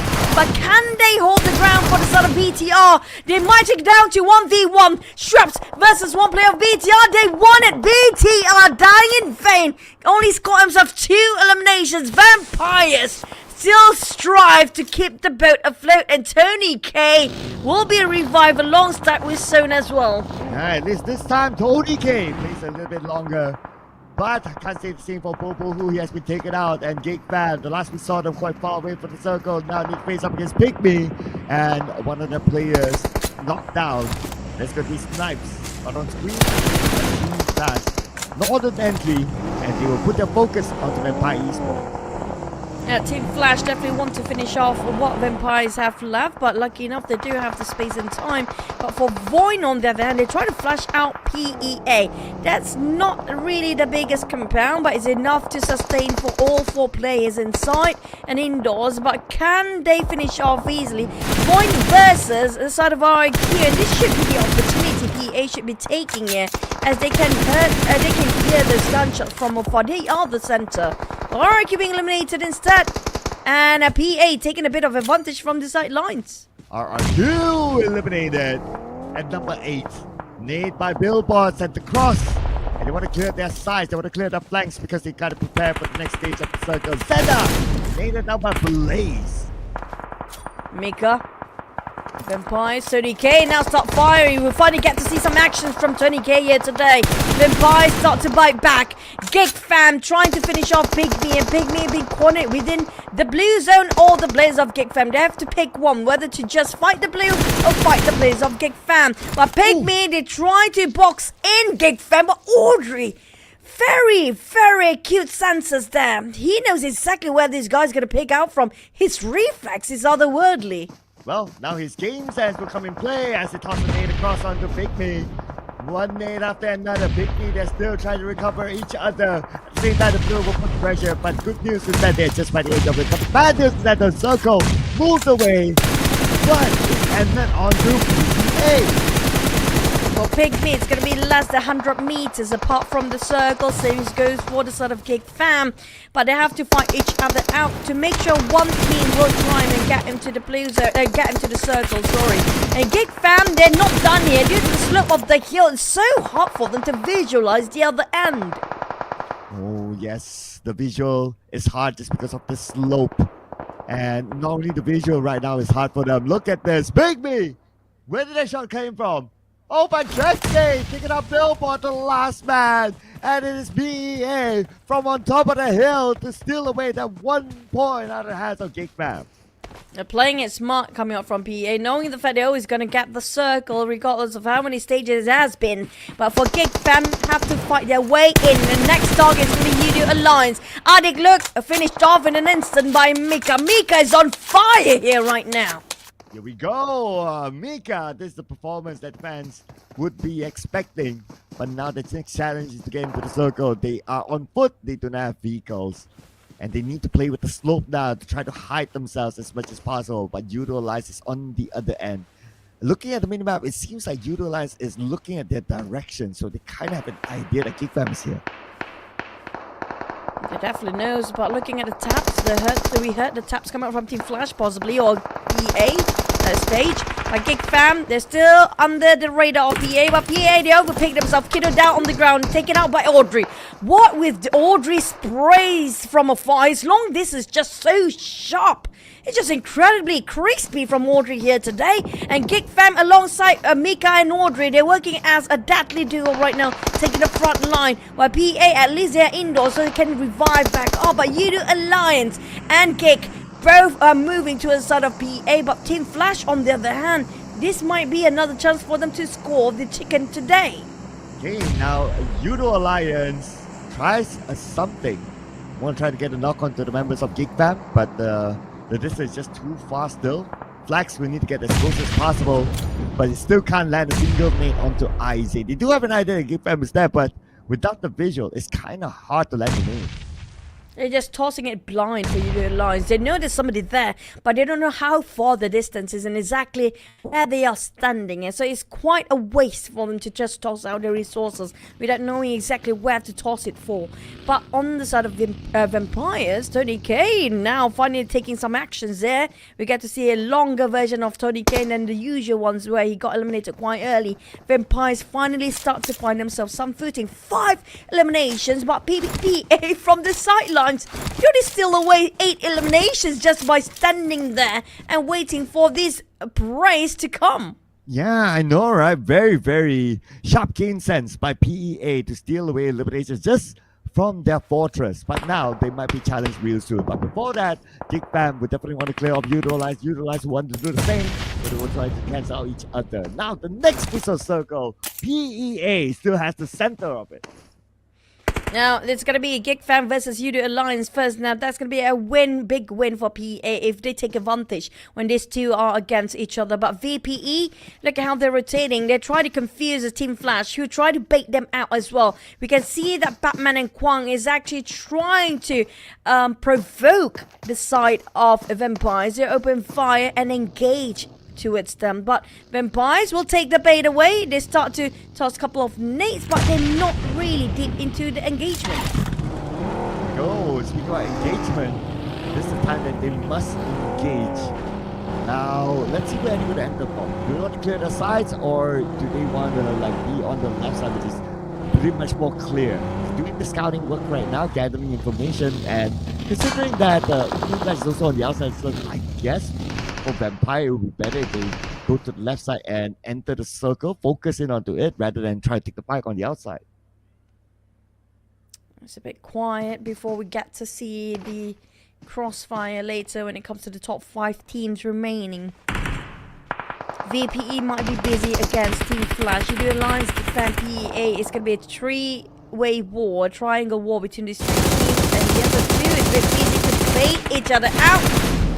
spraying over with the vehicles just trying to be driven across the map of Empires.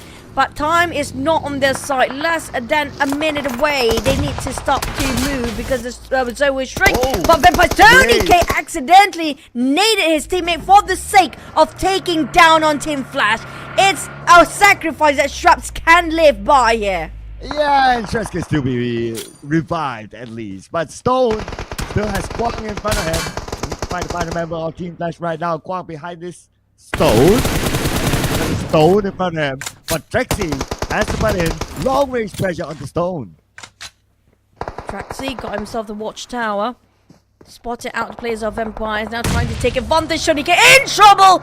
Down to 30% of HP. Tony K have been doing so much work for the team. He needs to keep himself alive. While Trax and the rest of PEA, they got themselves the most comfortable warehouse and have been holding their fortress the longest time. It's all about karma, where all the other teams start to fire against them, but VPE are slowly taking out player of Team Flash one by one out of this map. Yeah, still leaving Kwang alone. The good news for Kwang is that he's circle, and he created this barricade. But Tony K putting focus back on the PEA, knocking down Trexie. Now this is again no time for VPE. Stone trying to find the silhouette of Kwang. Kwang just don't pick out Kwang. You know you got the circle. You don't need to pick out. They might be busy against PA. Kwang, hold your stance. But he needs to just respond to it. Now he's giving away his position while Tony K will try to flush out the rest of PA. PA in trouble now. Left, right, and center. They're being surrounded. YOODO Alliance are firing them as well. And GEEK Fam too. Now it's all focus on PA. You bit more than you can chew. Now all the unwanted focus is down to PEA. Oh, here we go. PEA with... Almost won the moment we stepped out from that rock, but it's been burned off by those mollies. Stone finish off Kwang with that burning point. But now we're down to only 4 teams left with a full score, still considering PA has the most high chance of getting those chicken due to the numbers. But can they, with their experience compared to all the big titans are fighting against them? Right. Johnny K this one out! No. Oh, what an ambush! Oh, YOODO was the bad, but Tony K to come in. And now YOODO will fire back on the crush. That's not really low. Jumping around the stage. We're talking on to Kiddo. Kiddo gotta be careful on the stage. Just behind him, Kiddo. Now Strider down to 30%. And Kiddo runs in on the board and Andre knocks him down. Audrey with a UMP, hoping to fight against those DBSs prepared by these guys. And Mika hoping to just blind spray inside, hoping it will connect somehow. PA have 2 men down, while the others have 2 men as well. It's 2v2v2v2. 4 teams, they're having the equal number of chicken dinner, but GEEK now taking on Shrubs. Shrubs finish off Mika, leaving GEEK from only 1 player left. Jimmy is going to be the IGL himself. YOODO Alliance trying to flush out the rest of the spotted out Audrey. PA, can they revive? If they revive themselves, they might have the advantage. Well, PA situation is currently like, your enemy or my enemy is my friend. And this is what's happening to PEA right now. All the other different teams now putting eye on the PEA while Audrey comes in. And now it looks like YOODO Alliance. Plays down on the Jimmy OP. Makes of the title. Audrey! And it is Jamie OP to eliminate GEEK Fam. Our PA don't have any health utilities now. At the point they're not healing themselves back or not even have enough time. But VPE, well, they finally scored themselves. Stone and Shrubs, can they actually do the work by themselves? Blaze needs to pick up Meezy, but the approach coming out from YOODO Alliance is just too fast for him. He heard those footsteps, but Meezy still screaming for help. But Jimmy OP, sorry, Jimmy already cooking up his nade, tossing about this angle. It will be not really, still a lot of coverage, still a lot of grace for them to take covers from for PA. On the play, and Jimmy OP got some help on the blue to eliminate the final 2 members of PEA. And now Jimmy OP with the Shrubs. Jimmy OP coming in together with flags 2v1. This is YOODO Alliance's chance, but Jimmy OP knocked down. Now it's time going up the sniper tower. Yes, to be already 100%. And now Shrubs taken down. YOODO Alliance will bring on the first chicken dinner for the Malaysian region. Frustration on Shrubs can be seen just now. Is where those shots coming from? YOODO Alliance not celebrating as well. They were like, that was close, man. Woo! But chicken dinner on YOODO Alliance's hand, but Vampires had let it slip through their fingers once more, and PA, they had 4 before, but due to the rain of the nades and no time to recuperate themselves, they ended up in the top 4, but still their best performance not just yet. Same goes for the YOODO Alliance. Now the Malaysian teams has a rise. YOODO Alliance came closer to chicken dinner yesterday, and this time they made it happen with the chicken dinner in the pocket, and it is the first for the Malaysian region. Now looking over at the stats, a lot of yellows for Flex that scored the chicken dinner for them. The most damage 751, the least damage received 192, and the most eliminations goes to Flex with 5, and they scored a total of 8 eliminations with the chicken dinner. 34 Jimmy used his throwables. How many pockets did this guy have? Because there's so much. 34 throwables. By himself, by the way. That's a lot. That's too much. And that's what you get if you play the support-ish role, I guess. Putting on the utilities. But for Flex, playing on fragile role, scoring 5 eliminations, 751 damage, 192 damage received, 52% team contribution. Did a lot of work for the team, and obviously maximum survival time since he brought the chicken dinner to YOODO Alliance. That's a huge heavy load carried by the side of Flex for YOODO Alliance, I agree. But when it comes to the match recap just now, out of the 4 teams, it's going to be the waking up for the Malaysian teams. The YOODO Alliance, PA and GEEK fam managed to squeeze in. But Vampires, they got second too many times here. But when can we see them finally get their chicken here today? Well, this is, I believe this is one of their best performances so far for Vampire. Well, let's check out the best moments in this round. Brought to you by YOODO Alliance.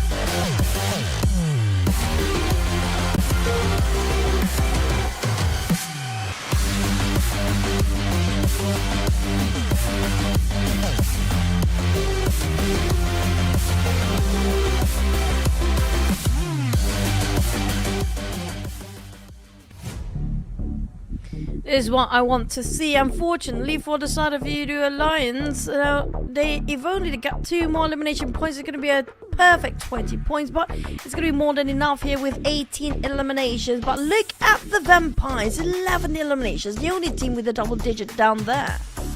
Yes, Vampire 11 eliminations, bringing them up to 17 points, 1 point behind YOODO Alliance. PEA, also their best performance so far with 14 points. So that's the double-digit department up there. GEEK doing not too bad as well this round with Mika and Audrey. They're doing pretty well, bringing them up to 9 points this time. And we have Team Flash as well. They were skirmishing with Vampire Esports, but they lost the skirmish with them, so they only managed to get 6 points this time, which is not too bad as well. And on page number 2, XERXIA and Team Secret, the two unfortunate teams not to collect any points.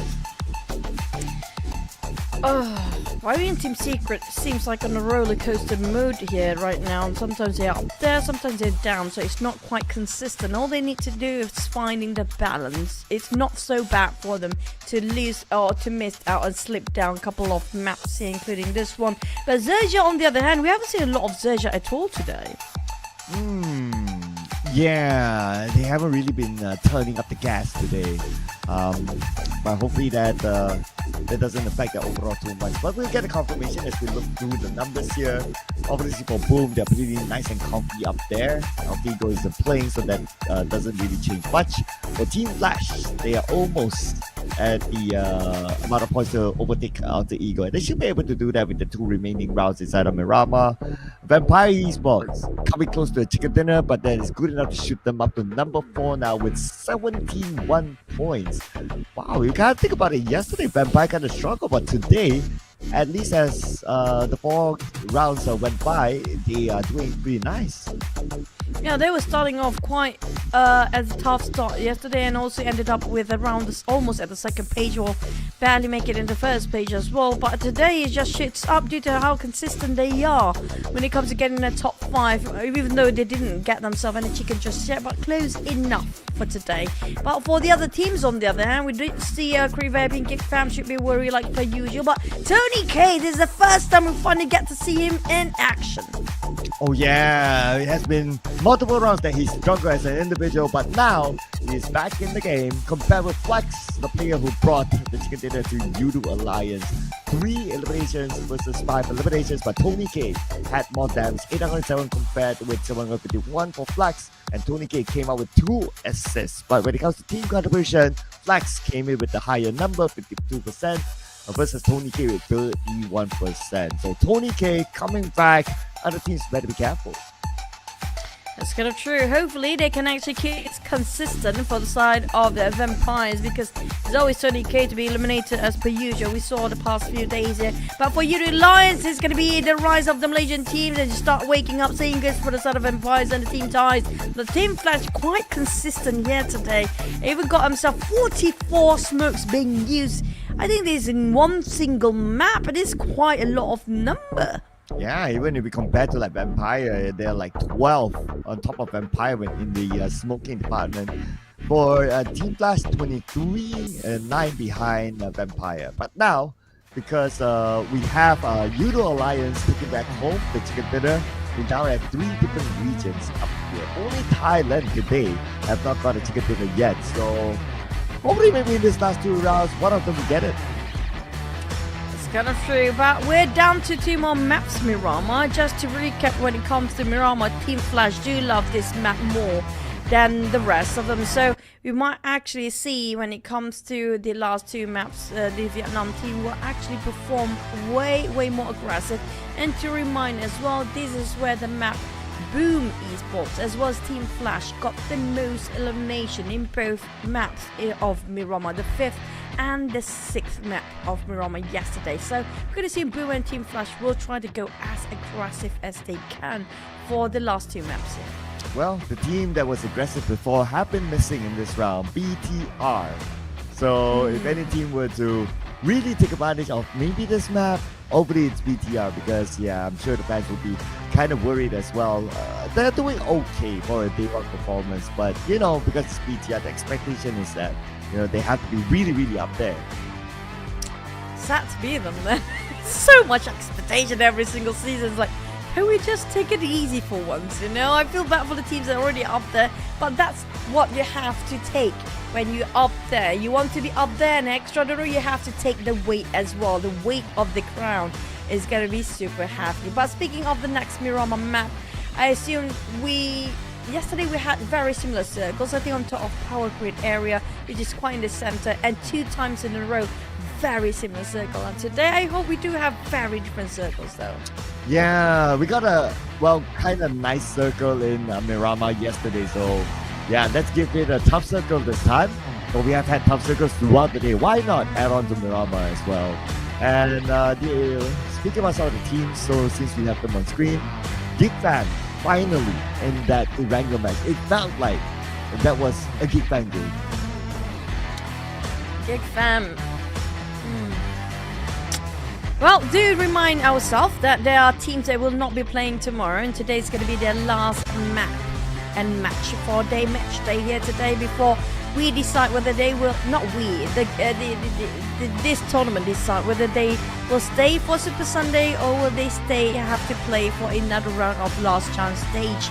Because right now the one in the very red zone we do know is going to be VIP and GEEK Fan. And Vampire is finally back in the fray as well. And with Tony K. Very important for them to keep Tony K alive. I know it sounds like they're very dependent on Tony K, but actually they're not. It's because of Tony K, it also elevates the team.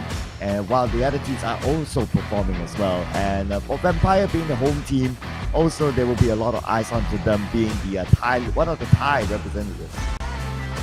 I agree. It feels like I don't feel like they're heavily dependent to the side of Tony K, but it's just if there is Tony K, there's more initiation, there's more, it's more daring when it comes to the gameplay. But when it comes to BTR, it's either all in or nothing. It's either all well and alive and get the chicken or all dead. So hopefully for BTR, they can come back stronger with a great momentum. Let's head over to Miramar.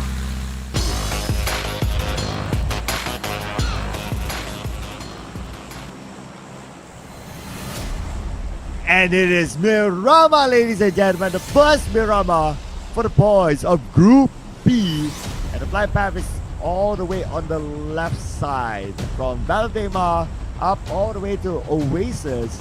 So teams like GEEK Fan would like to drop in Impala will need to find an alternative route or maybe drop somewhere in the middle to grab vehicles to go to their regular drop spot. I personally feel like I miss Los Eagles. I think Los Leones, they might actually rename this for Los Leones as Los Eagles. I wish. But it's called Patona. I don't know, it feels weird to call it Patona, but yeah, Patona it is. We have trucks. I love that as well. But speaking of this flight path, I think we might actually have a generous one, I guess, for the circle. I assume. But on the side of VOIN, they are dropping themselves quite early. I'm not sure about the others, whether they want to drop, because I feel like some teams purposely dropping a bit late just to see where the circle's at. Well, the other reason why they would drop late is because their regular drop spot could probably be somewhere up north. So you can see GEEK Fan is changing their regular drop spot from Impala to probably somewhere up north. They are dropping around the area of water treatment this time. Circle happened to be on the right side, kind of nice circle if you ask me.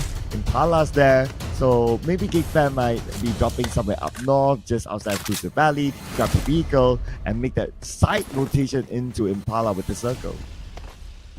Well, this sort of circle, all the players are running for, just aiming for those vehicles. And lucky for Maxis, he got straight one with the Dacia. Since not a lot of teams, I think, dropping themselves in the circle, a lot of them quite in the left side. But it shows that everybody will actually go into one direction. That's going to be on the right side of the map here. YOODO lines got fired quite early on and there's contact made. But I'm not sure who's shooting them just now. We didn't get a good visual, but at least they managed to get away from that. So, okay. So they got away. Okay, so that's cool. That's cool. For YOODO Alliance, they should be fine. They normally drop into Los Leones. So they should be heading there. And with this vehicle, at least fingers crossed they will arrive there A-okay. Yep. And hopefully they're going into the compound when there's nobody else there. We've seen that before, from the pan to the fire and to hell after that, trying to run away from everybody else without any loot. That happened totally before, but mostly in Erangel, not so much in Miramar due to how vast or how big, massive map it is. The Xaviers, on the other hand, well, nothing is happening, Cloud. I don't know what else to say. Well, it's Miramar, right? It's the biggest map, so there's a lot more space, and naturally that would allow teams to like navigate around a bit more, as long as there's no like vehicle tussle like what YOODO Lights went through for a little bit. Then naturally this is how the Miramar arrangements is at. If it's like Sanhok, then it's a totally different story because it's a small map.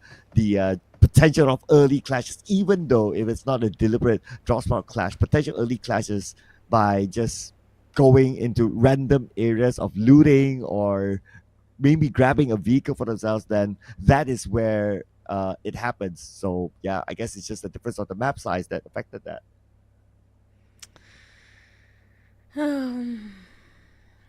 Now, what else? The trivia we actually did not mention about all the teams there, other than Boom. Well, just Boom is Boom. I feel like they really get themselves the best team lineup right now. They're just sticking to it. But I'm not sure, did they actually swap Flyboy? Is Flyboy back or not just now? There was no indication, so he should still be playing. Yeah, unless there was a swap, but it was not announced. But I think looking at the case of Flyboy, he came in for one match, swap him out right after when Boom Esports is kind of comfortable up there. I think it's unlikely for that swap to happen. So I think that they're giving him game time since they are also kind of comfortable with 92 points already. I think Boom, all they want to do right now is just closing the day at the 100 mark, and it feels very good to actually do that if they can execute their one out. But on the side of Team Flash and Vampires, if they can actually score around 80 points, I think that's more than enough for them to relax for the entirety of Saturday and just to focus on their Super Sunday, that is, because they get 2 days break. I mean, like, who wouldn't want 2 days break just to really relax your mind, to have a bit of a refreshment? Yeah, of course. Nobody wants to purposely put themselves in the situation of playing the last chance. And of course, the last chance, the pressure is even higher because you will be eliminated for the Super Sunday. At least for here, yes, there's pressure, sure, right? But you will have a second chance at the last chance. But if it's the ticket to Super Sunday, then the stakes are even higher there. And teams like 7-9 still looking for more points. They got 14 points. But I also want to point out that XERXIA now is the only single-digit team among them all. And that includes also teams from Group A, of course. Now, looking over at 7-9, another decent...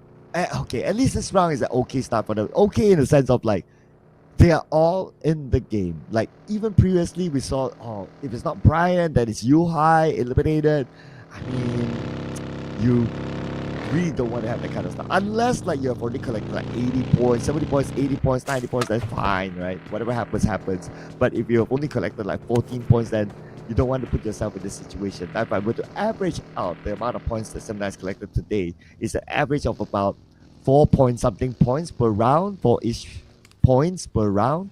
So it's not really on the high side. And if they were to carry the range of this amount of points onto the last chance, is going to be very difficult for them to be in the top 8 because competition will be super duper tight. If we look at like number 9 right now, Team Secret, they have 37 points, GeekFan 34 points, BTR 32 points, and they will continue to collect more points as well.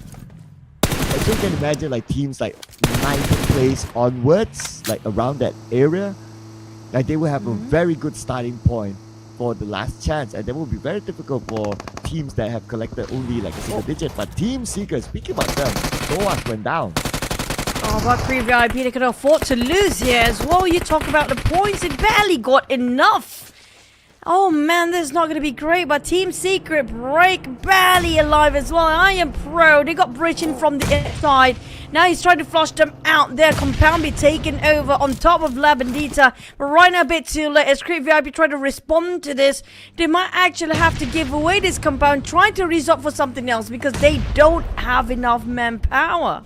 Yeah, it's still the recurring pattern for Crypt VIP. They are not fans of fighting teams that have organized themselves. They're better at fighting teams at the very start when teams are not as organized yet. And it's just showing still that Team Secret, defended the ground well against Crypt VIP, and they even managed to pick up SOAS. Now the rest of Crypt VIP still trying to fight back for their compound. I'm not sure about this position that they want to. They should go for the furthest flank. Bill will be the pivotal player to actually make the opening that they needed to. SOAS down on the ground. I am prone. The rest of them try to flush in and going straight, advancing towards their inside of the compound. With that UMP in hand, finish off SOAS in a glimpse. But GK will respond as well. He's going up for I am Pro, climbing all the way to the rooftop. On Namkyo dealing with the first floor menace. Oh, Crypt VIP. Yeah, Bill eliminated. Now Crypt VIP moving at I am Pro, and Putra left I am Pro, knocks down Break. GEEK fan monitoring the situation. They could come in as third party, but now we're going to put focus on the Crypt VIP with Putra coming in onto the compound. Team Secret has Break currently down and needs to be saved. Crypt VIP, you mentioned about the points. They're definitely not in the safe zone at all. They are definitely down in the red zone. GK taking out I am Pro with that shotgun. DBS Putra's his hand trying to do some damage control, but they're still forcing their way in at a cost. With only 1 point of elimination, they should have bowed out and just retreat. But here comes another. It's gonna be two teams hungry for Team Secret, but lucky it's 2 than 1, because right now the other 2 are fighting against each other. Well, lucky for Team Secret and lucky for GEEK Fam. BTR bought time for Team Secret by engaging with GEEK Fam. But not much happening elsewhere. Vampire Esports against PIGMY. And that's rough. Oh, that's going to be a good finish up. But no. Looks like two matches evaded, but finally goes down to Newsy. Jabranki, Puck himself got fired and sprayed by Schweppes. And Schweppes having a bit of a relay of vampires. They're trying to just take away whatever just happened and try to be the cleaning crew. But the problem is they're just trying to get the PIGMY team to bow out. Team Secret dominating over that side. Stone advancing. Their back and their forward is both on their knees. Tony K, how do he respond to this? Schweppes, on the other hand, managed to pick up one of the members. Well, they have to just sacrifice Stone in the front. It was actually RRQ in the break. They took out Stone with a minute 14 from a distance. So that point was taken away from the hands of PIGMY. But look at the elimination feed. BTR now in another fight against FaZe Clan. Team Secret is still alive. Just now there were GEEK fan players passing by as well, but BTL Sata still want to stay. FaZe having a 4 now right on top. Crypt VIP digging their grave here. We have more teams trying to fight over that side. PIGMY versus Vampires, now losing Tony K as well. Oh my, this is not what they hoped for after they got him. Whoa, wait! No way! Newsy! Navigated through the smoke to land the final blow on the billboard. Eliminated PIGMY at number 15. Now we come back onto BTR, FaZe Clan, and Team Secret with FaZe Clan having a full squad going to the compound where Satar is on the second floor. Boys leaving only Newsy left, while Satar also seems like in the same sort of scenario as where Newsy is right now. The last player that is for Satar of BTR. FaZe Clan trying to find the last player but couldn't spot him out. Now Newsy still hot-headed going in. I mean, like, he tried. He really wanted to find the full 3 players of Team Flash. Well, I guess he had to do it, just like how Satar had to do it against FaZe Clan, and he also got eliminated at number 13. Now FaZe Clan and Team Secret sharing the same compound still. 7-9, however, look at the elimination from Kenny, taken out by Razak from VOIN Donkey. Looks like 7-9 spotting apart. One of the players still knocked down. And that taken out as well. FaZe Clan now putting focus back onto Team Secret, and they're going to come in from the other side. Mela will secure that elimination point out of break. Oh, GK barely got enough space here. Everywhere he goes, as you can see the bullets flying, but he fought back. Close enough, but unfortunately, Mormon overrun the rest of Team Secret. Down to back to FaZe Clan with 3 players, but VOIN, what a long shot. Oh, Brian, after that last scenario, now he has to go down early as 7-9 down to only 1 player as well. Oh man, what a struggle it is for 7-9. Now only Yuhai left. There's nothing much he can do but try to hide and try to play for placement points. But the bad news for Yuhai is that he's not in the circle. Still needs to track back into it. On the other side, RRQ, who stole away 1 point out of the hands of PIGMY. now has Batman below them. And look at the spread by RRQ. Batman, hopefully he knows that RRQ is up there so he does not overexpose himself. But on the side of Sergia, things has been super quiet here. There are a couple of bullets exchanged between them and the Xaviers. Quite a far greeting between these two teams. A bit shy. They're not as aggressive and not that outspoken as all the other teams we saw just now. They're taking their own sweet time. They are in the circle. But the one actually on top of La Benita, what has left for them? And we don't know because right now it's been a bit quiet. But there's a lot of teams that's losing so many members. The only team with solo player right now is going to be UI of 7-9. Ooh, passing by the members of Team Clash. And now the other members of GEEK Map. Where is Yuhai gonna go? And being sprayed down by Gosu. Yuhai, lucky enough for him, he does have this area, this very curvy area to hide. But oh man, where is Yuhai gonna go now? Where is Yuhai going to go? With a smoked up vehicle in this situation. Oh, if he got himself a shovel, I think he's already start digging right now. Oh man, yeah, if only he was an ostrich as well, he would plant his head in the ground. But there's nowhere to run. Look at that cloud. GEEK is just tapping it out. YOODO Alliance, PA, DX, even UI stuck down there. Heart stuck. Well, at least he got the circle, so any saving grace, that is it. But looks like he's on his vehicle traveling right now. And RNG got Yuhai. Man, that was honestly, that was one of the worst ways to go. That's like the worst place to go. There's no place for him at all. If only he can dig a cave in there, he would just happily just hide himself in a butt paragin. RNG, it's been a while we actually see RNG long shots and finally we get to see one with that Mini 14. Well, tapping it away, RNJ was one to eliminate Yuhai. Put focus on the other end instead. But look at the elimination feed, it's running back again. Mika gets a knockdown to Ventores. But it's YOODO Alliance that's there, so Ventores' point is still up for grabs. Ventores bleeding out slowly but surely. If only they have the self-resurrection already implemented in this tournament, it would be more fun to watch. But yep, you cannot be your own person. You have to have somebody else to revive for you in this state. Mela, how to save Ventores is quite far. Now he's trying to negate all the attention towards his side. Is trying to go for the revival, but Oli is not letting them easily revive. Look at that, Nate! And easily finish off on the a bit for the damage. YOODO Alliance in trouble. Look at how Mormon giving such fierce sprays over this side. Oh, YOODO Alliance. One vehicle blown up though. Okay, they have other vehicles underneath this bridge. So that's still options for them. But for FaZe Clan, obviously they lost Ventores. Onzen's healing up with the medkit. We'll be up back onto 100%. Everyone's keeping an eye onto each other. The unwanted neighbors. Just look at the minimap. They are that close. Not your friendly neighbor. This is not your friendly neighbor, Spider-Man, at all. Onzen's a Mormon. Only got a couple of haystacks and very small shack to take covers from the shades. Just to take a bit of a shade from the sun. And that's it. Nothing much for them to actually cover themselves. Got themselves the haystack barricades for now. But if there's somebody tossing the nade, that's going to be a problem for them. VOIN on the other hand, look at the spread. PA, they're broken information. Kido being left alone. I don't know what is the plan, but it seems like it's not going to be okay for Kido on that side. Boom Esports.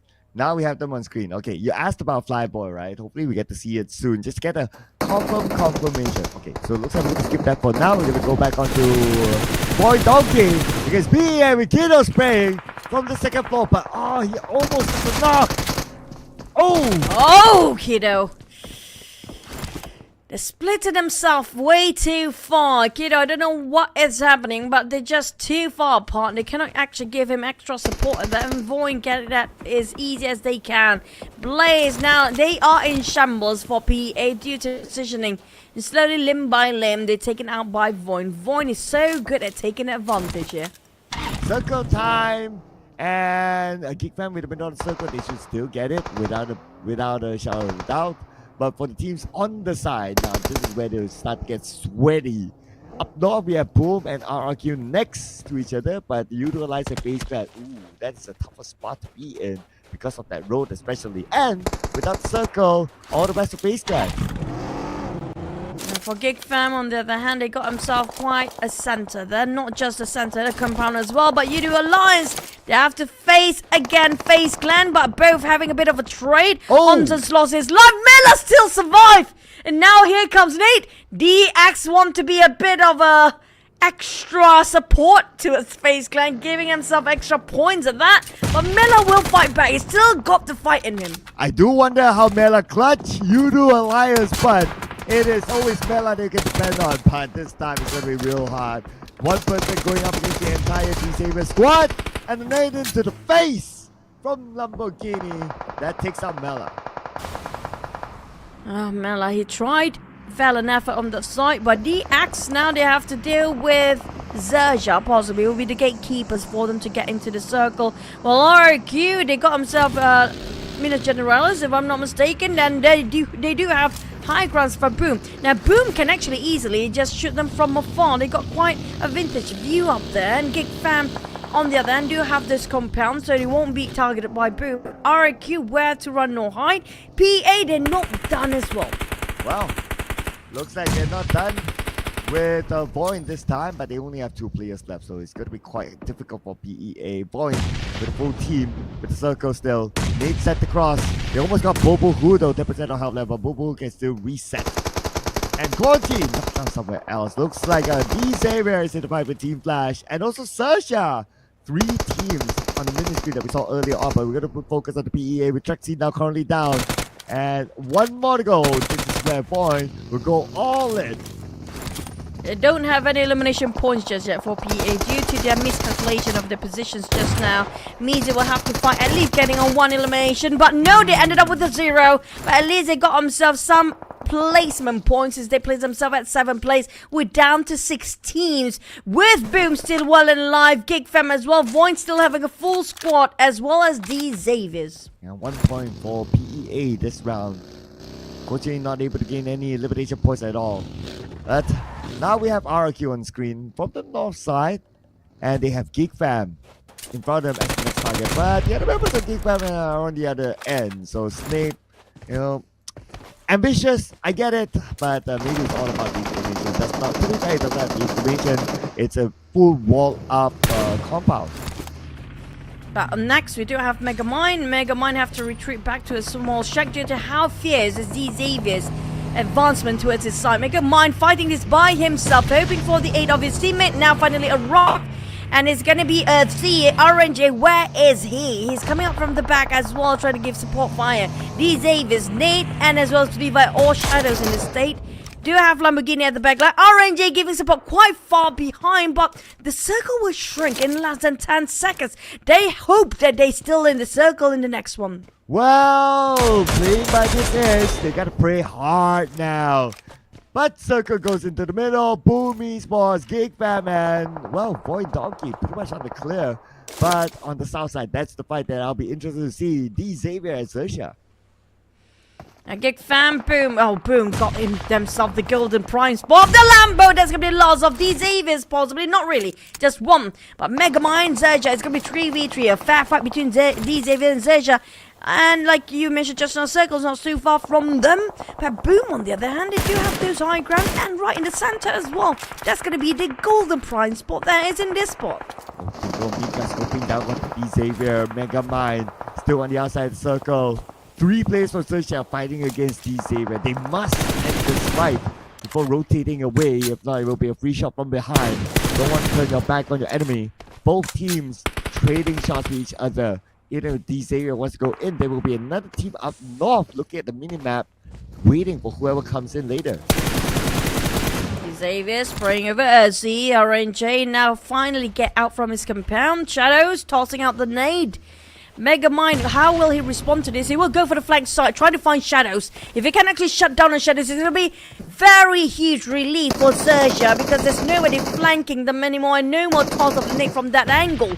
But Earthsea found it out Shadows, or on the case of Levi again, and finish off in an instant. XERXIA do have a bit of a winning part between them and D-Xaviers, but both departed ways. and just going for the zone, but boom! This is the time for them to take away the points. Oh, here we go, RNJ spraying onto the zero. We know that this fight is inevitable. But RNJ knocked down by Mika. Geek Fan landed the Xavier hand. Megamind comes in, Megamind sprays, Megamind gets a couple of eliminations. But one more to go, and Megamind loses the fight with Paragin. The bomb bit is there. To take the Paragin is dead, helping Surge at the process. But the play from Geek Fan, my goodness, what a mess that was. But at the end of the day, it was Geek Fan and Boom Esports who got the points. XERXIA, at least they ended up with 3 points of elimination and top 5, but the one that actually got the high grounds will actually win this, and also the one that actually got the compound, which is going to be Geek Fam and Boom having the most advantage. RIQ now knocking on the doors of Geek Fam. Now how do Boom react to this? Let's see that going in, but Aizen the only one standing in the front line cooking up the nade. Here comes. In hand, waiting at the stairs. Show up and goes up to the second floor now at the balcony. Aizen. He needs backup right now. Mika has to come in. Okay, Mika from the outside, Aizen from the inside. He's going to try to sandwich RRQ. Oh, we saw the smoke, or was it just a nade? Just bypass Snape just now. It was the smoke. Now Snape cooking up the nade, hoping to drop on Aizen. Didn't clip. Oh! It actually landed by Asar. Out of nowhere, the flying nades on the Aizen is just too much for him to handle. The rest of Geek Fam, they're split at about, but the circle just have to shift at this very moment. And we do have VOIN and Boom both having a full squad, and it's back to the Indonesia's dominations in this map. Well, if they can clear off Razak, then it's going to be a good position for them. But now VOIN, everyone wants to take the highest peak possible to get the best vantage point in this area. Both teams in this circle. The biggest question will be, how will the other teams on the outside, especially Geek Fam, to come in? Razak spotted out the vehicles. They try to puncture all the tires as much as they can to immobilize the players that do have the ownership over those vehicles. Back to Boo got himself Gillis. A bit hard for them to spot him out. I have a feeling it's going to be VOIN versus Boom later, unless Boom decided to just take advantage of this situation and just shut down on VOIN first. This is going to be Geek Fam trying to run across the desert, very wide exposed place where VOIN and Boom can see them as clear as day. But the others, will they be favored by the circle or no, including Geek Fam last player as well? Man, those without the circle right now will need to head to this high ground or this mountain area. Can you imagine how difficult it is to come in later when all these teams have already locked themselves in and we still stage 8 circle and we still goes there? Oh, it's going to be either Boom or VOIN for the chicken dinner. That's true. Unless they decided to open fire first. Boom tried to shut down whoever shares this mountain within them, but the mountain is just too tall, too high. So no, there's no way for Boom and VOIN meeting at this point. But they all focus on RIQ. It's right across a small apartment across them, and the one that actually can hold on is going to be Geek Fam. He just needs to march slowly, touching the rim, and let RIQ be taken out by these two titans across the mountain. But without being unspotted, it's going to be difficult. But back to a Snape and the rest of RIQ. Yummy taking on Snipe. Still see them through. Yeah, Geek Fam eliminated, but they got 5 elimination points. Not too bad for Geek Fam this time. Another pressure onto RRQ. Trying to survive the stage, and let's not forget there's still stage 8 coming up soon. Everyone from RRQ clumped up in that building, and VOIN has a good clear shot onto them when they come out. RRQ, how to climb up. This is just a perfect circle for VOIN. From Boom, now shifted away towards VOIN. Now definitely Boom will try to snatch away this position of VOIN here. They will be forced to go down. VOIN, on the other hand, they will not have to let this go. They have to shut down the RRQ first if they want to fight against Boom. Same goes for Boom. So it's going to be a win-win for VOIN. They don't even need to do anything.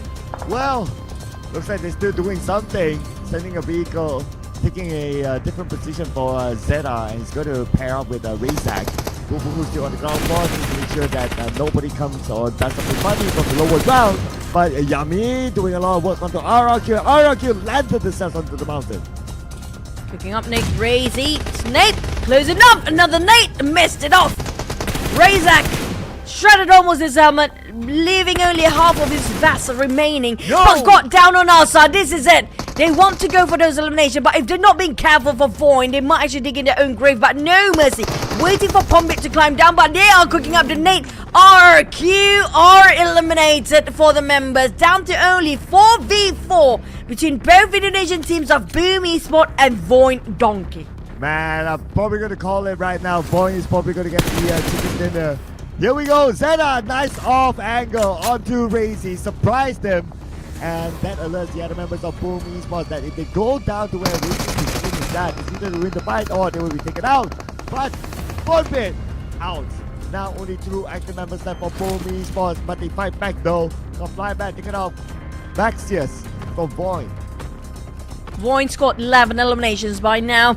They can get themselves the maximum 14 eliminations. Another big numbers to start off on Miramar here. Pombit, Yami May and the rest of Boom figuring how to get across the other side. It's just impossible to hike this mountain while Boo Boo Hoo sneakily, very sly, being at the back, making sure nobody spot him out, trying to finish off as fast as he can because stage 9 is approaching and it's approaching fast. Boom has the blue behind them and VOIN has different angles, so now the pressure's on the Boom to make this happen. And I would say it's pretty hard. They really need to take down at least one angle and then they focus onto the other angle. So if there was an option, take down the one on the lower ground and then focus onto the high ground. And now Pombit, no time on his side. Blue will arrive really, so he's forceful. Okay, he sees one right in front of him, but doesn't get a good angle to shoot him down. For Boom, definitely they already closed up the 100 marks by now, I assume. But for VOIN, they want to secure the maximum elimination number.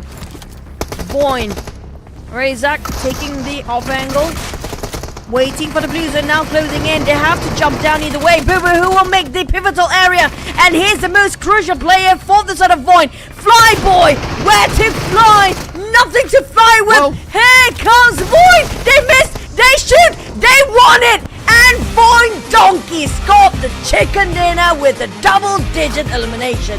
VOIN Donkey scored in against the Boom Esports. Flyboy, he got a 1 knock towards the end, but he did not secure the elimination point. So the point was not given to Boom Esports. VOIN Donkey, winner, chicken dinner. And this is the team from Group B, ladies and gentlemen, scoring it on their debut day. VOIN scored a big one, not as big as BTR, but close enough. Just, you know, I think they managed, I think they did secure the 14 eliminations, or did they not? We have to wait for the numbers to tally up later on. But on the side of Boom, this is quite a consistent day. And since yesterday, so there's no doubt they still stand at number 1. But look at the damage. Zeta and Razak, these 2 players are incredible. Right, so it's 13 eliminations scored by VOIN this round, not breaking the record yet. But look at the damage, like what you said, right? Razak, 1,149 damage this round, and Zeta, 1,107, 2,000 between the 2 of them. Wow, that's a lot of damage sent out there. Of course, it comes together with their eliminations, 6 and 5 respectively. And if we were to look at the MVP, of course, it's Razak for this round. 1,000 over damage with 6 elimination. He got himself quite tanky moment as well. 400 over damage being received. 44% contribution. While his headshots is one of the high end of headshots as well at 21% at that. But that was really tough. I mean, that can go either way for Boom and VOIN as well. It's down to the last few circles. If the circle just go on Boom's side, it's going to be a different chicken. It's down to the last few circles. But Boom and VOIN, they are back here. And I'm loving this. Well, I'm loving the fact that GEEK fam is consistent as well from the previous round to this round, bringing them up as one of the top 4 teams. T-Savior also up here as well. So now we have one more game to go, and it is Thailand that needs to fill that flag slot towards the overall. But let's check out the best moment of VOIN Donkey in Miramar.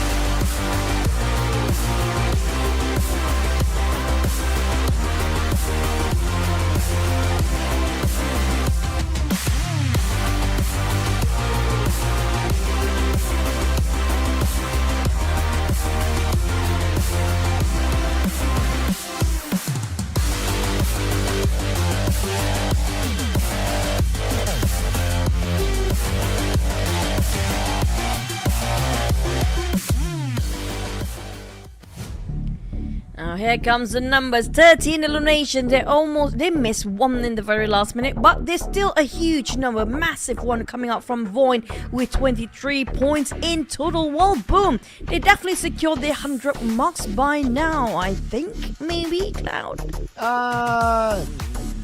Definitely, I would say. Okay. Other than that, let's see here. GEEK Fam and the Xavier 9 points. Interesting.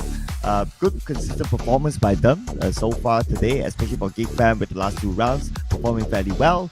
But for Sem9, can't say the same for them again. 0-point round this time. Another struggling round for Sem9. Quite concerning. I mean, like, at least Sem9 today is their first day, right? So they still have another shot for tomorrow's performance and tomorrow's game. But on the side of Create VIP, this is quite alarming. So I feel like things are getting very dim on the side of Create VIP. At least GEEK Fam slowly pushing up.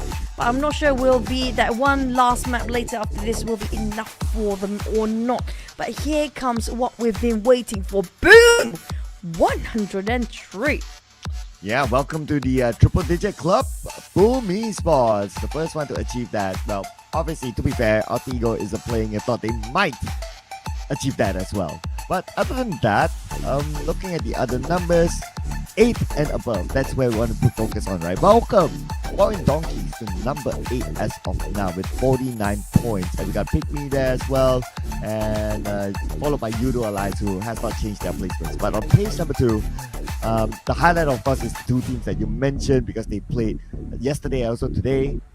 Create VIP is still here, but the other team, GEEK Fam, because GEEK Fam, they had a decent round, so they move on to page 1 at least.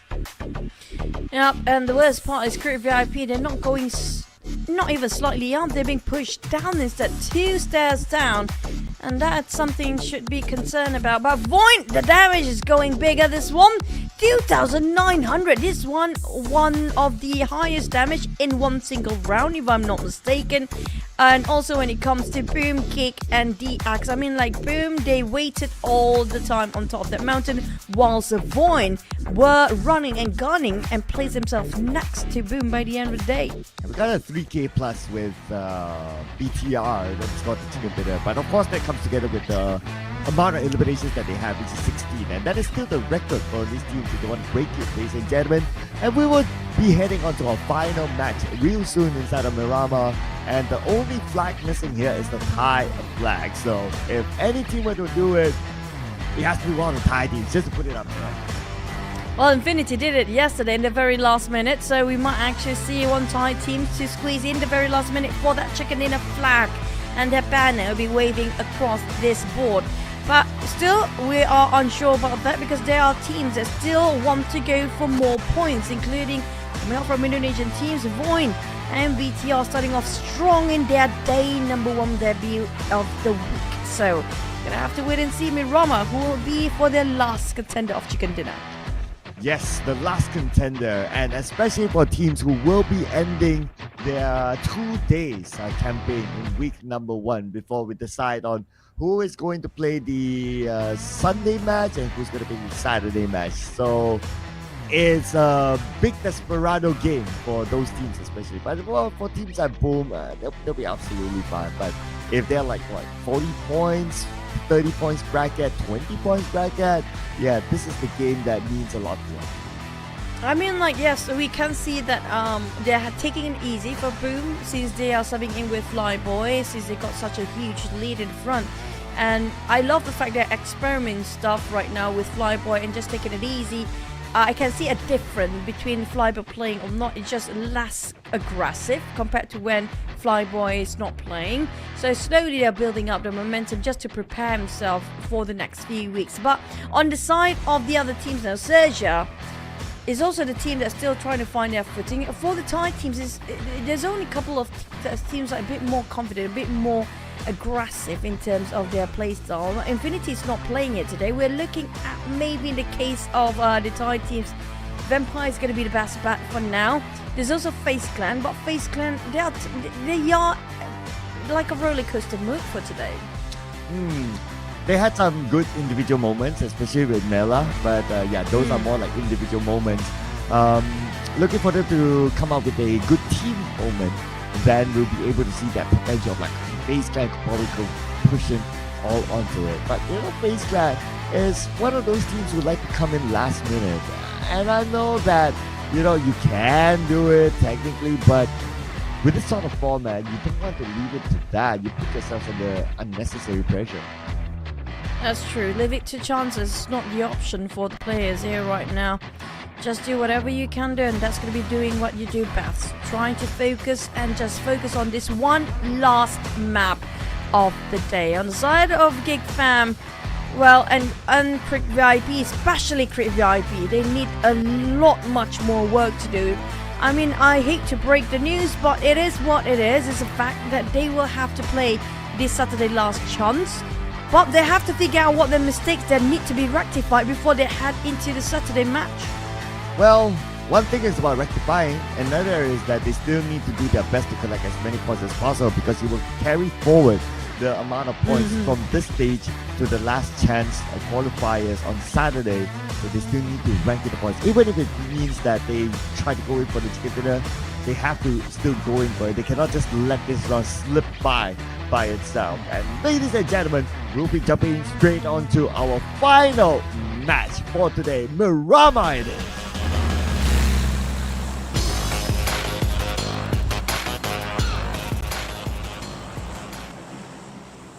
I never know Miramar got a chessboard these days, but interesting enough.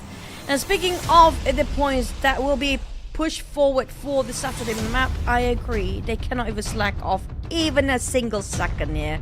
But this time we do have a bit of a northern flight path for the players, with VOIN now getting the average point at 23 points right now across the board. One of the highest up there. Boom, quite consistent here. You have to give it to Boom. I don't know how they managed to pull it off, but they look so strong right now. Well, I think we kind of dissected it, right? Like yesterday, we did mention about like, okay, before this it was like Boom equals Yummy Esports, but they found the balance within the team to not be over-reliant on only one player to perform, and because of the balance, and the balance was struck last season, and in which they won the PMSL, and they managed to carry forward that sort of balance to at least the week 1 so far, and great work for Boom. And they fixed something that has been long being the bane for the longest time. Oh my, quite early. We want to go in depth about regarding Boom, and also I want to mention about Vampire's performance as well. But back to XERXIA. GEEK Fam, they're both having whatever they can have, with some of them taking micro Uzi, pistols, whatever that is they can loot up from. Nothing, no gears on lobby. Saying this for the side of GEEK Fam, they are quite low in terms of gears, but they will be forced to fight due to how close they drop themselves from each other. Well, let's see. Early fight between them and XERXIA. And both teams locked in still, 50-50. GEEK Fam Mika, though, is kind of low. And the fact that he's not recovering yet, he probably doesn't have any recovery items. But Snipes is together with him, will probably pass him something. A first aid perhaps, and he should be able to reset back. Aizen is there as well as an extra backup. Now XERXIA on the other end, and if I were to look at the weapons that they have, micro Uzi, sort of shotgun, helped by Lobby X, not that well stocked up yet. Well, I'm looking at Audrey right now. He got a bit more space to loot up compared to the others. Same goes for the side of RZ, but RZ, he spotted out Audrey, so Audrey cannot even pick out. Now this, I have to say that GEEK Fam really have to rely on Audrey's position here to make an opening for the side of GEEK Fam. And same goes for the side of XERXIA. Have to depend on RZ. RZ, the problem is he doesn't have himself any helmet. So if somebody happened to be passing by and just one tap him away straight, he will be knocked down on his knees. Yeah, especially those who have a good percentage when it comes to headshots. And also to also consider like what weapons that they might have. Okay, Mika, Scar L, AK, great headshot weapons, and those are the plays that you want to avoid for now. But you cannot avoid the zone, and it's going to be a slightly towards the northern side zone this time, so it's going to be a different ending for sure. FaZe Clan, on the other hand, eyes onto the Thai teams for now. It seems a bit more peaceful. Now, we did want to mention about, you mentioned just now regarding Boom, we dissected regarding their formulation of this tournament. Now, how about Vampires, right? They're so great at globals. Why is it so difficult for them for Southeast Asia? It's the reverse for Boom. They actually got better performance for Vampire than Boom when it comes to the PMGO stage. So that's quite surprising, really, because of how consistent Boom is right now at the current state of the stage of the tournament. Well, Vampire, when it comes to the globals, they're so good at it. Is it just really... What is the main struggle for Vampires when it comes to Southeast Asia League? Well, if I were to split it out, right? So for the case of PMGO, Boom, they travel without two key people. Ken, the coach, and Yummy. So they had to play without them. So naturally they kind of affected, and you don't have Yummy, which is one of the key players. So yeah, that would kind of affect Boom's performance. Now Vampire, on the other hand, that is a mystery that I don't know who's able to answer at this point, because even Sir Tanny is not able to come up with an answer. But what we do know for now is that we're back to the fact that Tony K became the first player from Vampire to be eliminated. Feels like Vampires do have different mindset. Each of the players, individuals of Vampires, have different gameplay of their own that's not syncing up with the rest of the roster. Everybody have their own objective, that whatever they're trying to aim for is quite different for each one of them. It feels like very separated, but when it comes to globals, everything works out so well, gel well between Vampires. It's just the Southeast Asia, they have different kind of pages they're going through.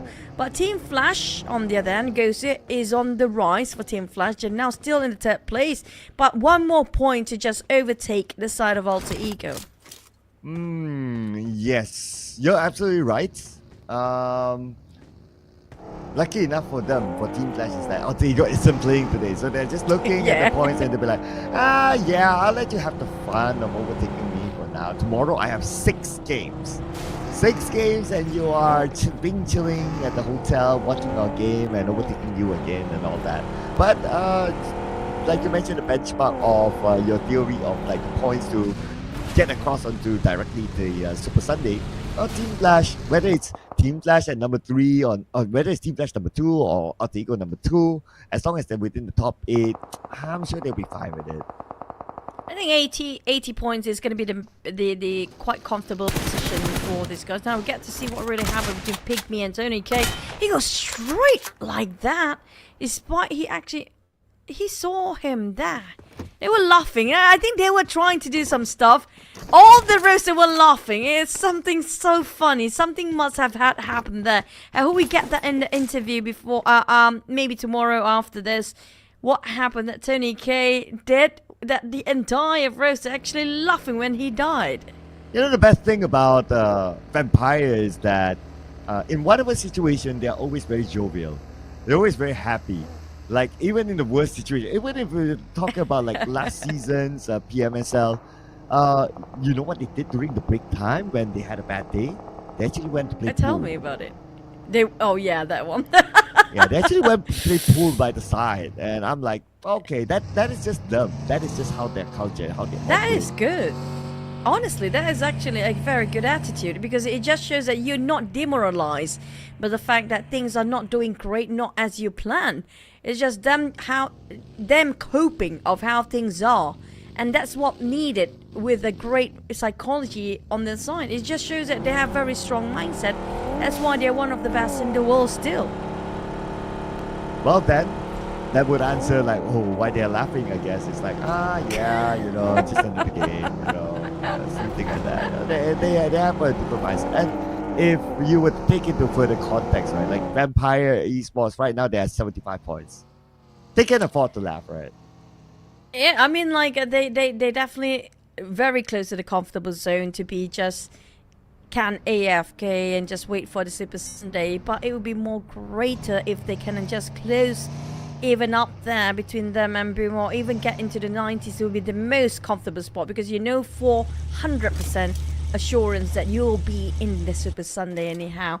But the rest of the teams, though, look at the gap between YOODO Alliance and VPE right now. While the circle shifted and shrink even further, we're gonna have very similar to as yesterday's circle. Water treatment it is. Ooh, water treatment. Here we go. And a lot of teams already in the circle. I guess what would interest me with this circle now is probably what's going to happen down south.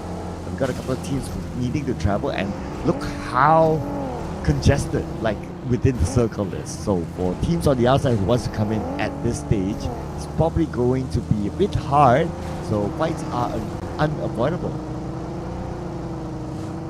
Everybody trying to fight for those high grounds. 7-9, Brian, don't do things that you should not be doing. But here comes VOIN. They all hike up, but a bit later for 7-9. They want the same compound as VOIN, but due to their vehicles got stuck to hike up, now they are parting ways. Knowing the fact, okay, we're late, we cannot get into the compound on time because somebody else just beat us to it. There's only a couple of seconds later, so they decided we need to retreat, find a different place because it's not going to be worth it. 7-9 having a rough start today. They only gained themselves 14 points for the entire day. Yeah, I would approve the move of 7-9 to avoid the fight and to focus on to getting into the inner side of the circle. But for GEEK Fam, ooh, Mika down. They have to say Mika icing down as well. Snipes, Mika smoking up. Audrey all the way behind. Snipes, he has pulled off a big clutch, but not against XERXIA. He's taken out and leaving only Audrey alone. Tough start again for GEEK Fam. We did mention about how much they need the points. They're one of the very few teams that's desperate for it. At least Crave VIP is still having a full squad, while Lobby and the rest of XERXIA will take advantage of the loot laying around. A bit of an upgrade for their looting here, getting themselves a lot of ammunition and throwables. Not sure about Audrey how to play across this map by himself. Hopefully he can hide himself well for the next couple of stages. Yeah, I mean, we're still at 16 teams. So for him to gain the placement points, he really needs to have that invisible cloak onto him. And Us the last, from Snake then. oh yeah. Okay. He does have an invisible cloak. Okay, I'm not a Hogwarts true follower. I only know baseline, to be fair. I'm a fanatic, by the way. Okay, there you go. Then that's you got the facts there. Yeah. Oh man. It's just like if a friend starts talking to me about anime, I'll be like, yeah. It's almost the same thing. But of course anime even more, but yeah. What is your biggest, passion when it comes to being a fan about? Well, if you talk to me about football, I can go all night. Oh, you love football that much? Yeah. Holy It's written in my new book though, so ladies and gentlemen, stay tuned for that. Somewhere end of The this book month. is about esports or football, by the way. There's a story behind it. There's a story. I'll just leave it like that. No spoilers.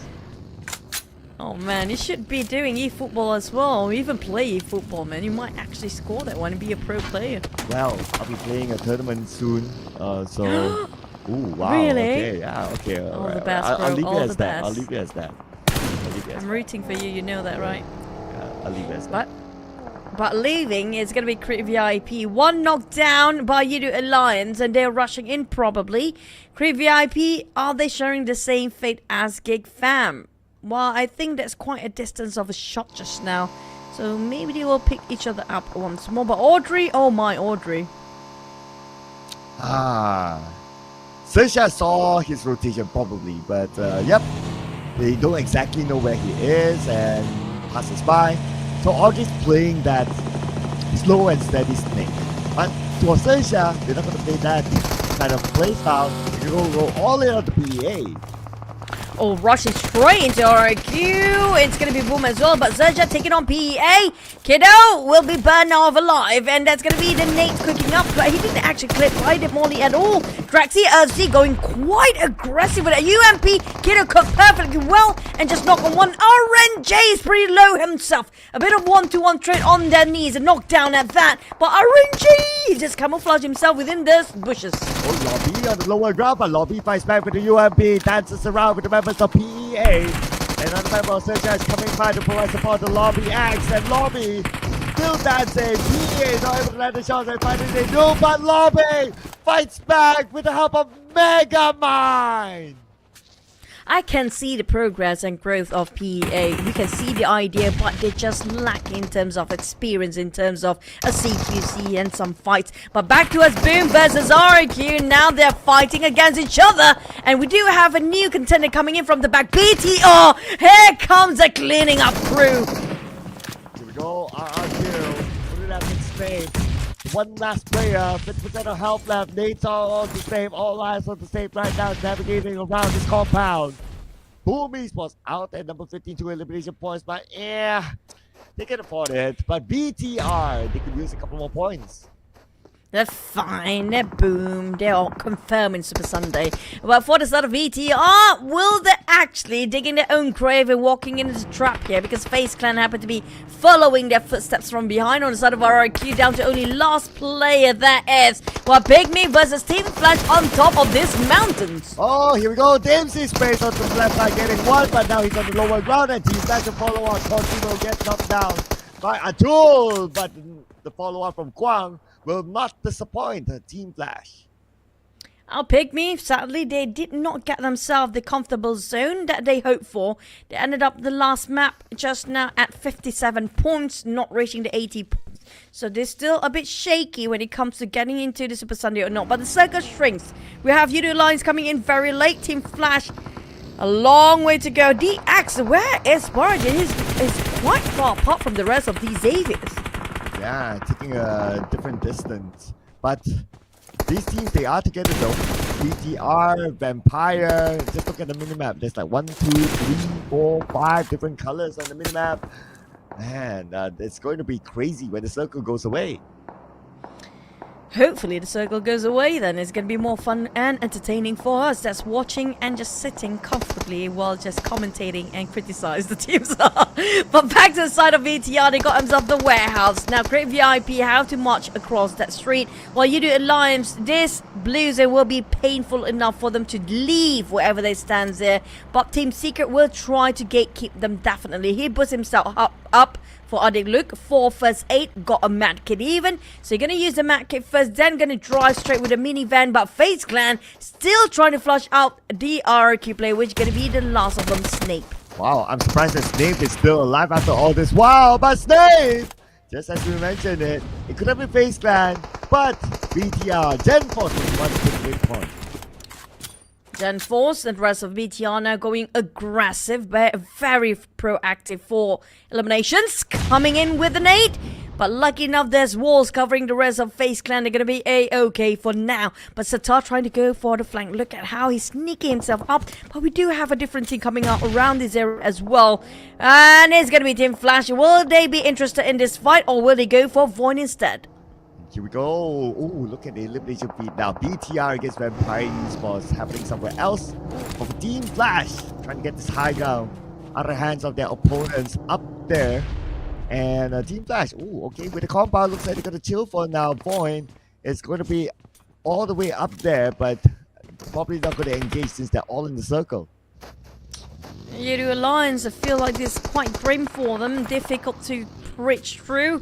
I don't think he got enough time to heal himself back up by Adik Luke, and that's the last of YOODO Alliance. At least they scored himself 2 eliminations. Tough start for them, but they're still in the top 5 for now. They still have themselves. Do they still play tomorrow for YOODO Alliance? I think they do, right? For YOODO Alliance, they... No. Oh man, you're asking me the question that I need to refer offhand, but yes, they will not be playing tomorrow. Okay, today for Group C is going to be the last day for them playing. Yes, depending on, yeah, so they are in Group C, so that's not going to be a good sign since they ended up around 50-ish, so it's still a bit shaky. But Gosu, the moment he picks out, wow, FaZe really aggressive with those taps. Well, the Team Flash is stuck in between a couple of teams, but at least they have the circle, so they'll be pretty okay for now. But let's see how far will the circle go. Circle time, and it will still be where Team Flash and VOIN is at. Don't need to move much.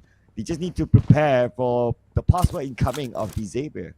Now, VOIN do have the potential of getting themselves a back-to-back chicken dinner here. We do have double chicken in a day, but never a back-to-back yet. Will VOIN be the first team to do so?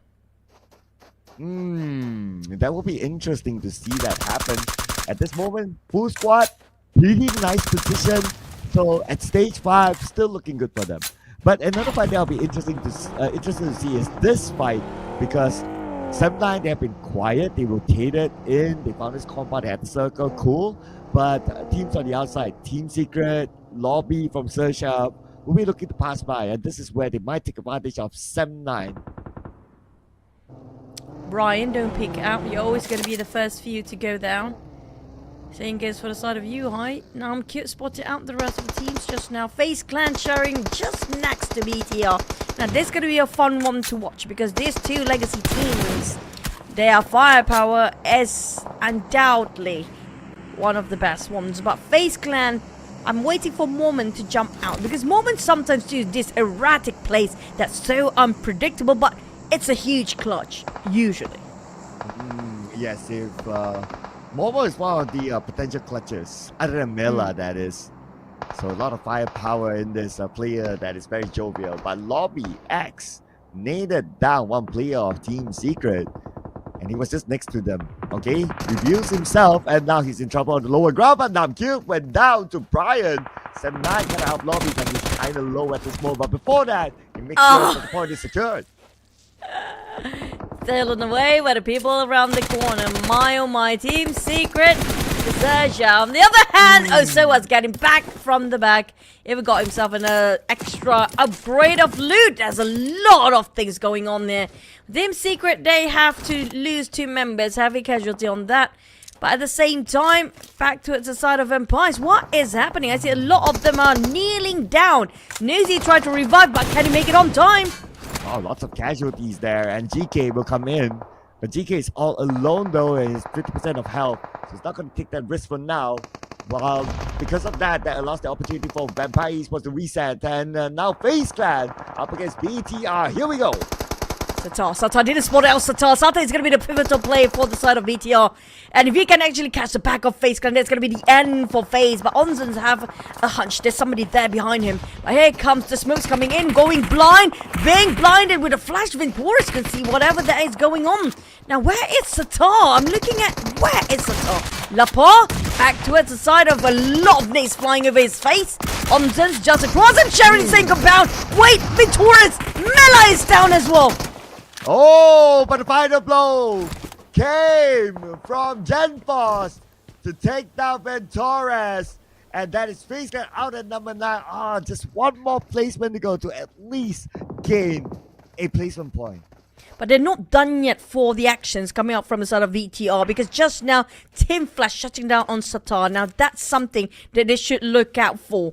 Now on the side of VTR, they're not quite in the circle just yet, while Crit VIP just behind Vampires. Newsy, can he actually hear them crawling around the corners here? Oh, definitely can't hear anyone who crawls, but they probably heard the pin, or maybe it's just too far. That's why they're not really moving, but they definitely heard that nade there. But oh, Shrubs shot by someone else, pretty low right now. If only Putra has the information. He wants to toss something, but nothing else to be tossed. Newbies on the other hand, he got 2 nades, but will he save it and reserve for something better later? Just toss it around now. I think that's going to be Sam 9 shooting over to a side of Shrubs. He's down to 1 HP there. All they need is just 1 nade to assist those knocks, but Shrubs already reset himself. Newbies impatient now. He wants to go in. He wants to just randomly toss, but Newsy already left that shot. Well, unfortunate for him, the opportunity was not taken. Shrubs gracefully moved to the back, and now he is okay there. Newsy now is the one at the front line against the newbies. Now, smokes popped up. Really hazy right now. Hard to get a good vision with this kind of smoke. It's kind of true. It's all about blind sprays for these guys. Newbie slowly approaching. He's just next to it! It is pulled out! Wait, what? How? Oh, no! Wait, how? Oh, wow! The newbies by Schwartz had to burst the bubble of newbies. Now Putra is going in for the pickup. No, maybe not. Maybe he wants to focus on the shots first. Let's see what Putra is going to go with. And Schwartz will spray. Straps landed the shots on the Putra. Putra is kind of low at this moment. Straps reloads his weapon, going for the Russian. He knows he can a lot of damage on Putra. Champion comes in onto the left, onto the right, but Shrubs is still not able to finish up the job yet.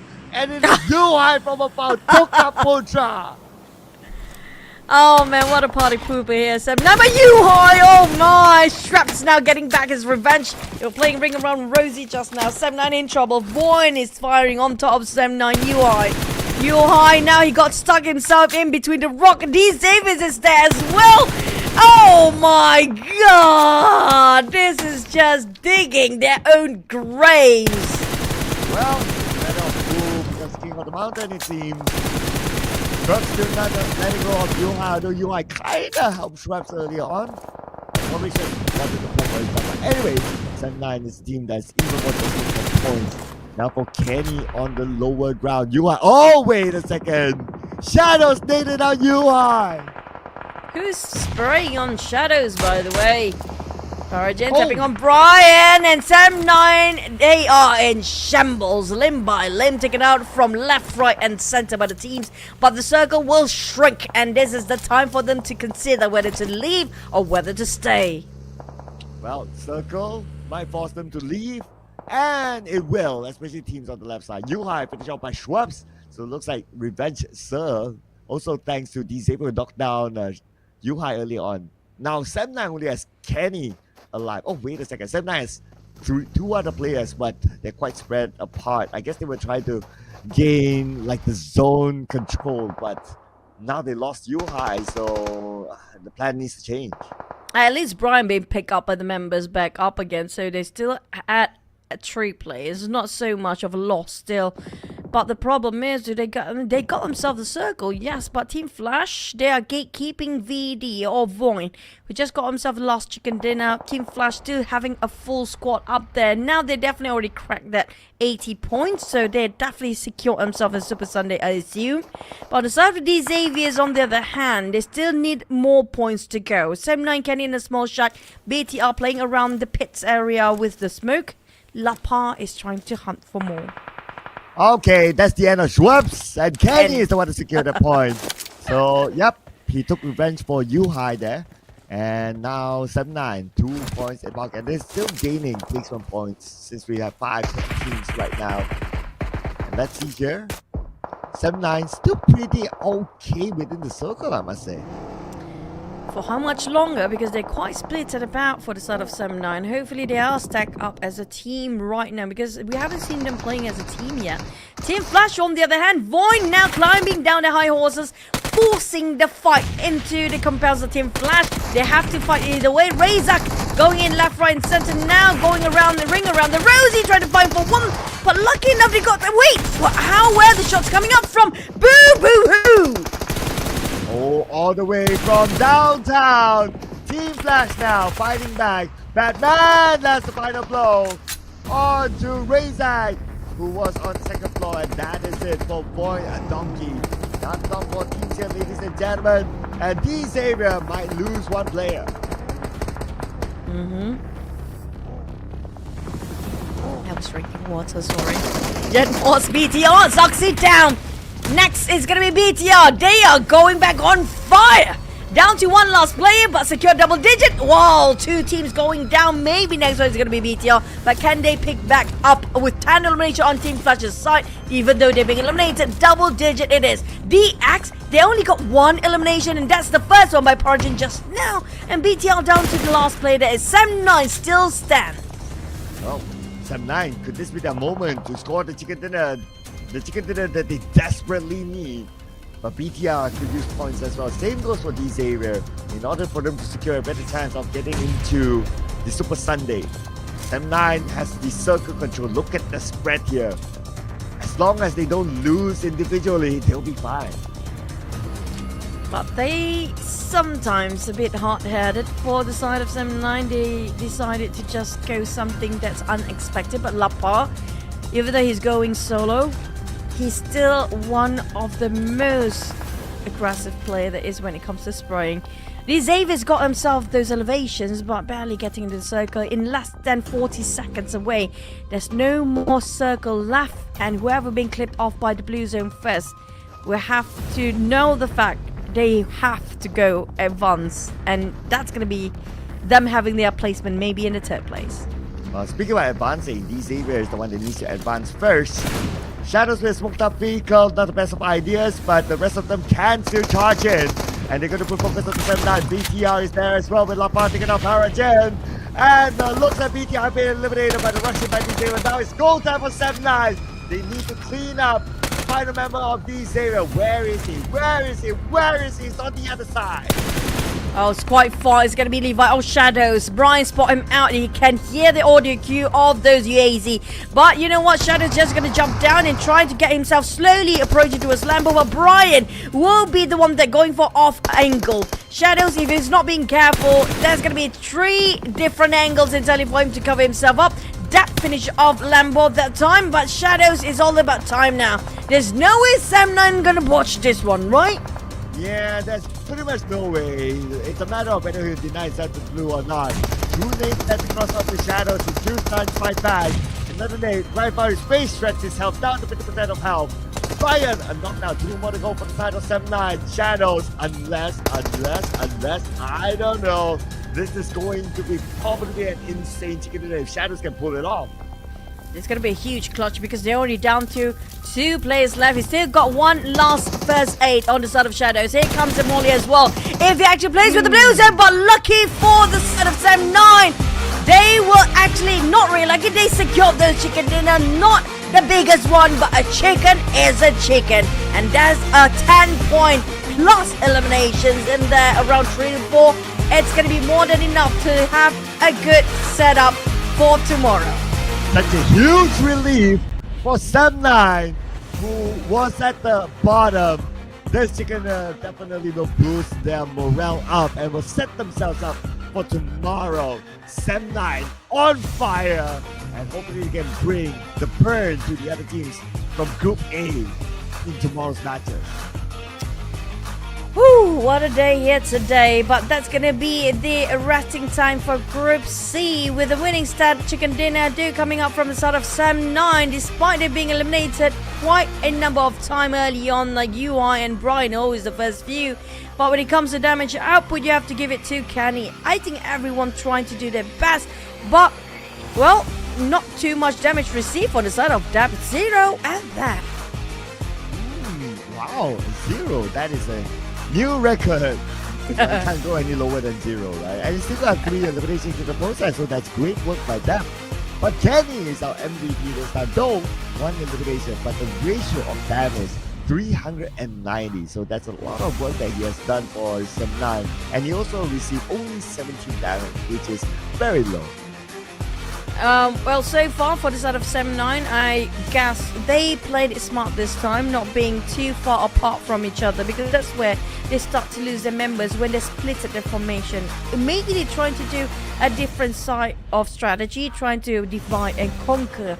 But at the same time, it didn't work so well when it comes to their first day. But before we get more into in-depth and overall rankings, here comes the match recap between the 4 teams, different flags. Nice to see form of diversity here, but still we don't end the day with different flags and as the chicken dinner winners. But yep, I guess it's what it is. We'll need to wait for the following matches then. But other than that, we're gonna enjoy the best moments of this round. Have a nice chicken dinner.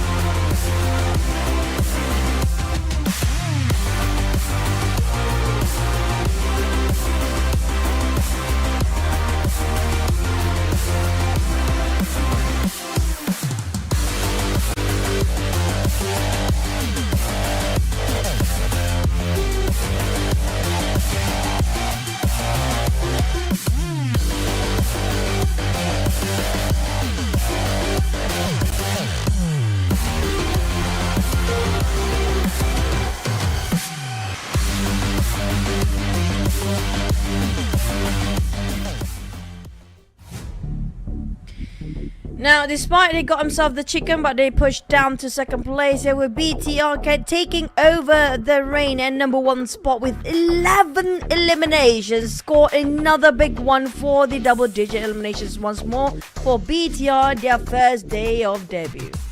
And we got Team Flash behind 7-9 just by a difference of 1 point. There with 14 points. So that's the double-digit club, ladies and gentlemen. As for XERXIA, coolest based on points if you got 9 eliminations. XERXIA turned up this round and it's the only team on page 1 without the based on points, but they still managed to get themselves up there. Other than that, Xavier is there as well with 8 points, Team Secret 7, Vampire with 5. But on page 2, FaZe Clan, oh what a rough day has been for them, 0 points this time. And PEA, this round is a 0 for them, so we'll be seeing what happens tomorrow. That's kind of true for PEA. They only got one particular good run, and then after that they dropped the ball. For the side of GEEK Fam and Crave VIP, this is more concerning for them because the overall ranking, we do have 105. Team Flash, I think, is more than secure. Saying as for Vampires, already cracked the 80s as well.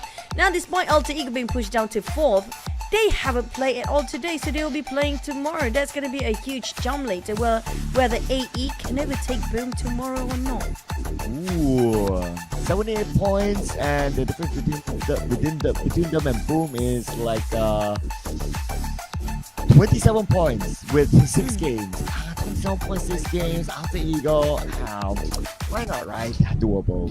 But we'll see the return of some teams on page 2, especially YOODO 02, who is currently at last place because, to be fair, they didn't play today. So they'll be joining in the mix with FaZe Clan, Roy, MORPH, and the other teams. But it is for sure now that Grid VIP will not be able to do anything about it. We will see them again on Saturday.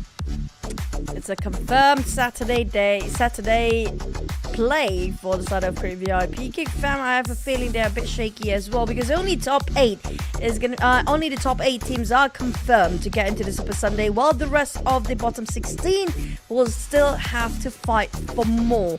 Now, the teams that still have more games to go is actually going to be Group A tomorrow and also Group B here today, where we do have Team NKT, MORPH, Team YOODO 02, Roy Esports, TALON Esports, Alter Ego, Ares, TODAK, and the Infinity joining us back tomorrow. But before we get into that, this is going to be the top 4 gunslinger. Team Flash, not the highest. We've seen 2,900 before, never 3,000 yet.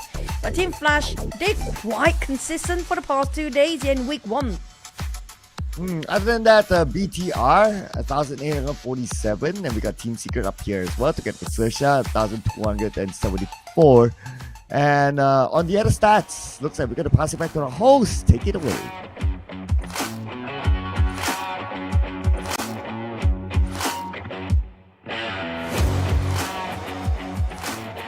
Welcome back, everyone, and now I'm here with Batman from Team Flash.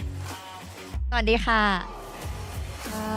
Okay, so for our first question, your team performance has improved a lot compared from the last season.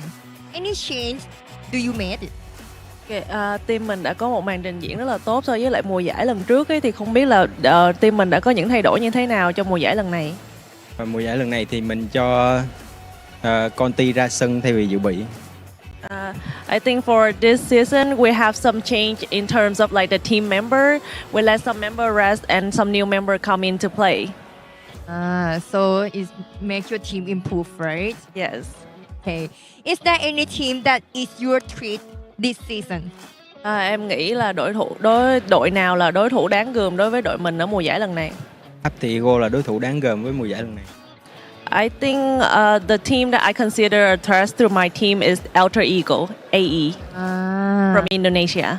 AE is a top of league now, right? Okay, since you guys are not playing tomorrow, are you confident that your team will be able to maintain the top 8 and direct advance to Super Sunday? Any team that you are looking forward to meet in the Super Sunday? Vì là ngày mai team mình sẽ không thi đấu, mà nên là em không biết là em có tự tin là đội mình sẽ nằm ở trong top 8 để vào thẳng vòng Super Sunday hay không, và có team nào mà em mong muốn là sẽ được gặp ở trong vòng Super Sunday hay không? Em nghĩ là team mình sẽ có suất vào Super Sunday, và team em mong gặp ở Super Sunday nhất là Roy Esports. I think I'm confident that we're gonna make it to the top 8 and be there in the Super Sunday. And also the team that I want to meet the most at Super Sunday is Roy Esports. Wow. So you can meet me on Sunday. Okay, last thing. Any words to your fans? Em có lời gì muốn gửi đến người hâm mộ của mình không?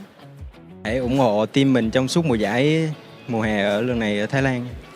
Okay, please support us throughout the PMSL Summer in Thailand. Okay, and the last thing. Can you give a mini heart to them, please? Làm trái tim mini cho khán giả. Because he speaks really less, so Yeah. give me a mini heart again. Okay, làm trái tim. Okay, thank you for today, and see you tomorrow for more game. Now let's go back to the caster for the last final though.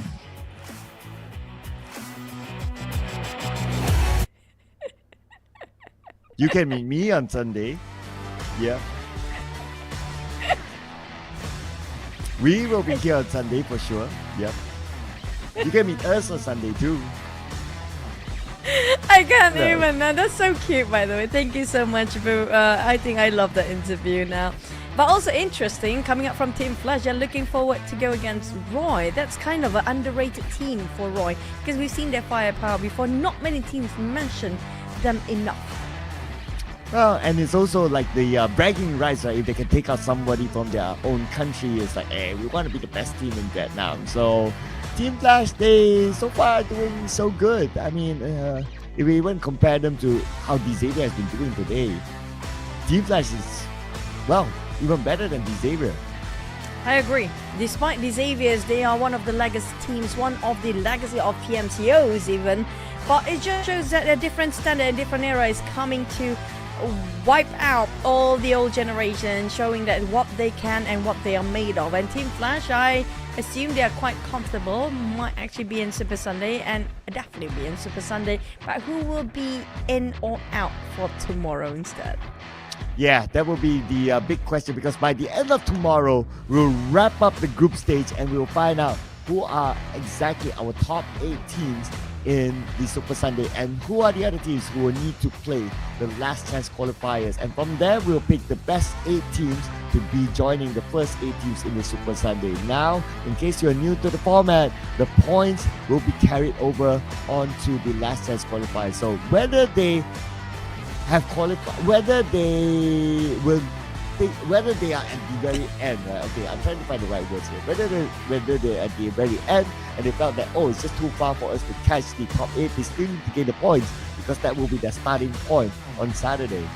We're just waiting for a cue to wrap things up, honestly, from my side, because we're really hungry. Right now, we need to grab our dinner. But I think that's it for today, guys. We can't brain anymore. But today has been interesting. Tomorrow will be more. And this is going to be XERXIA and Chichi signing off. See you guys tomorrow, same time, same place, for our final day of the league run before we're heading over to last stage and also the Super Sunday. See you guys around. Bye and good night.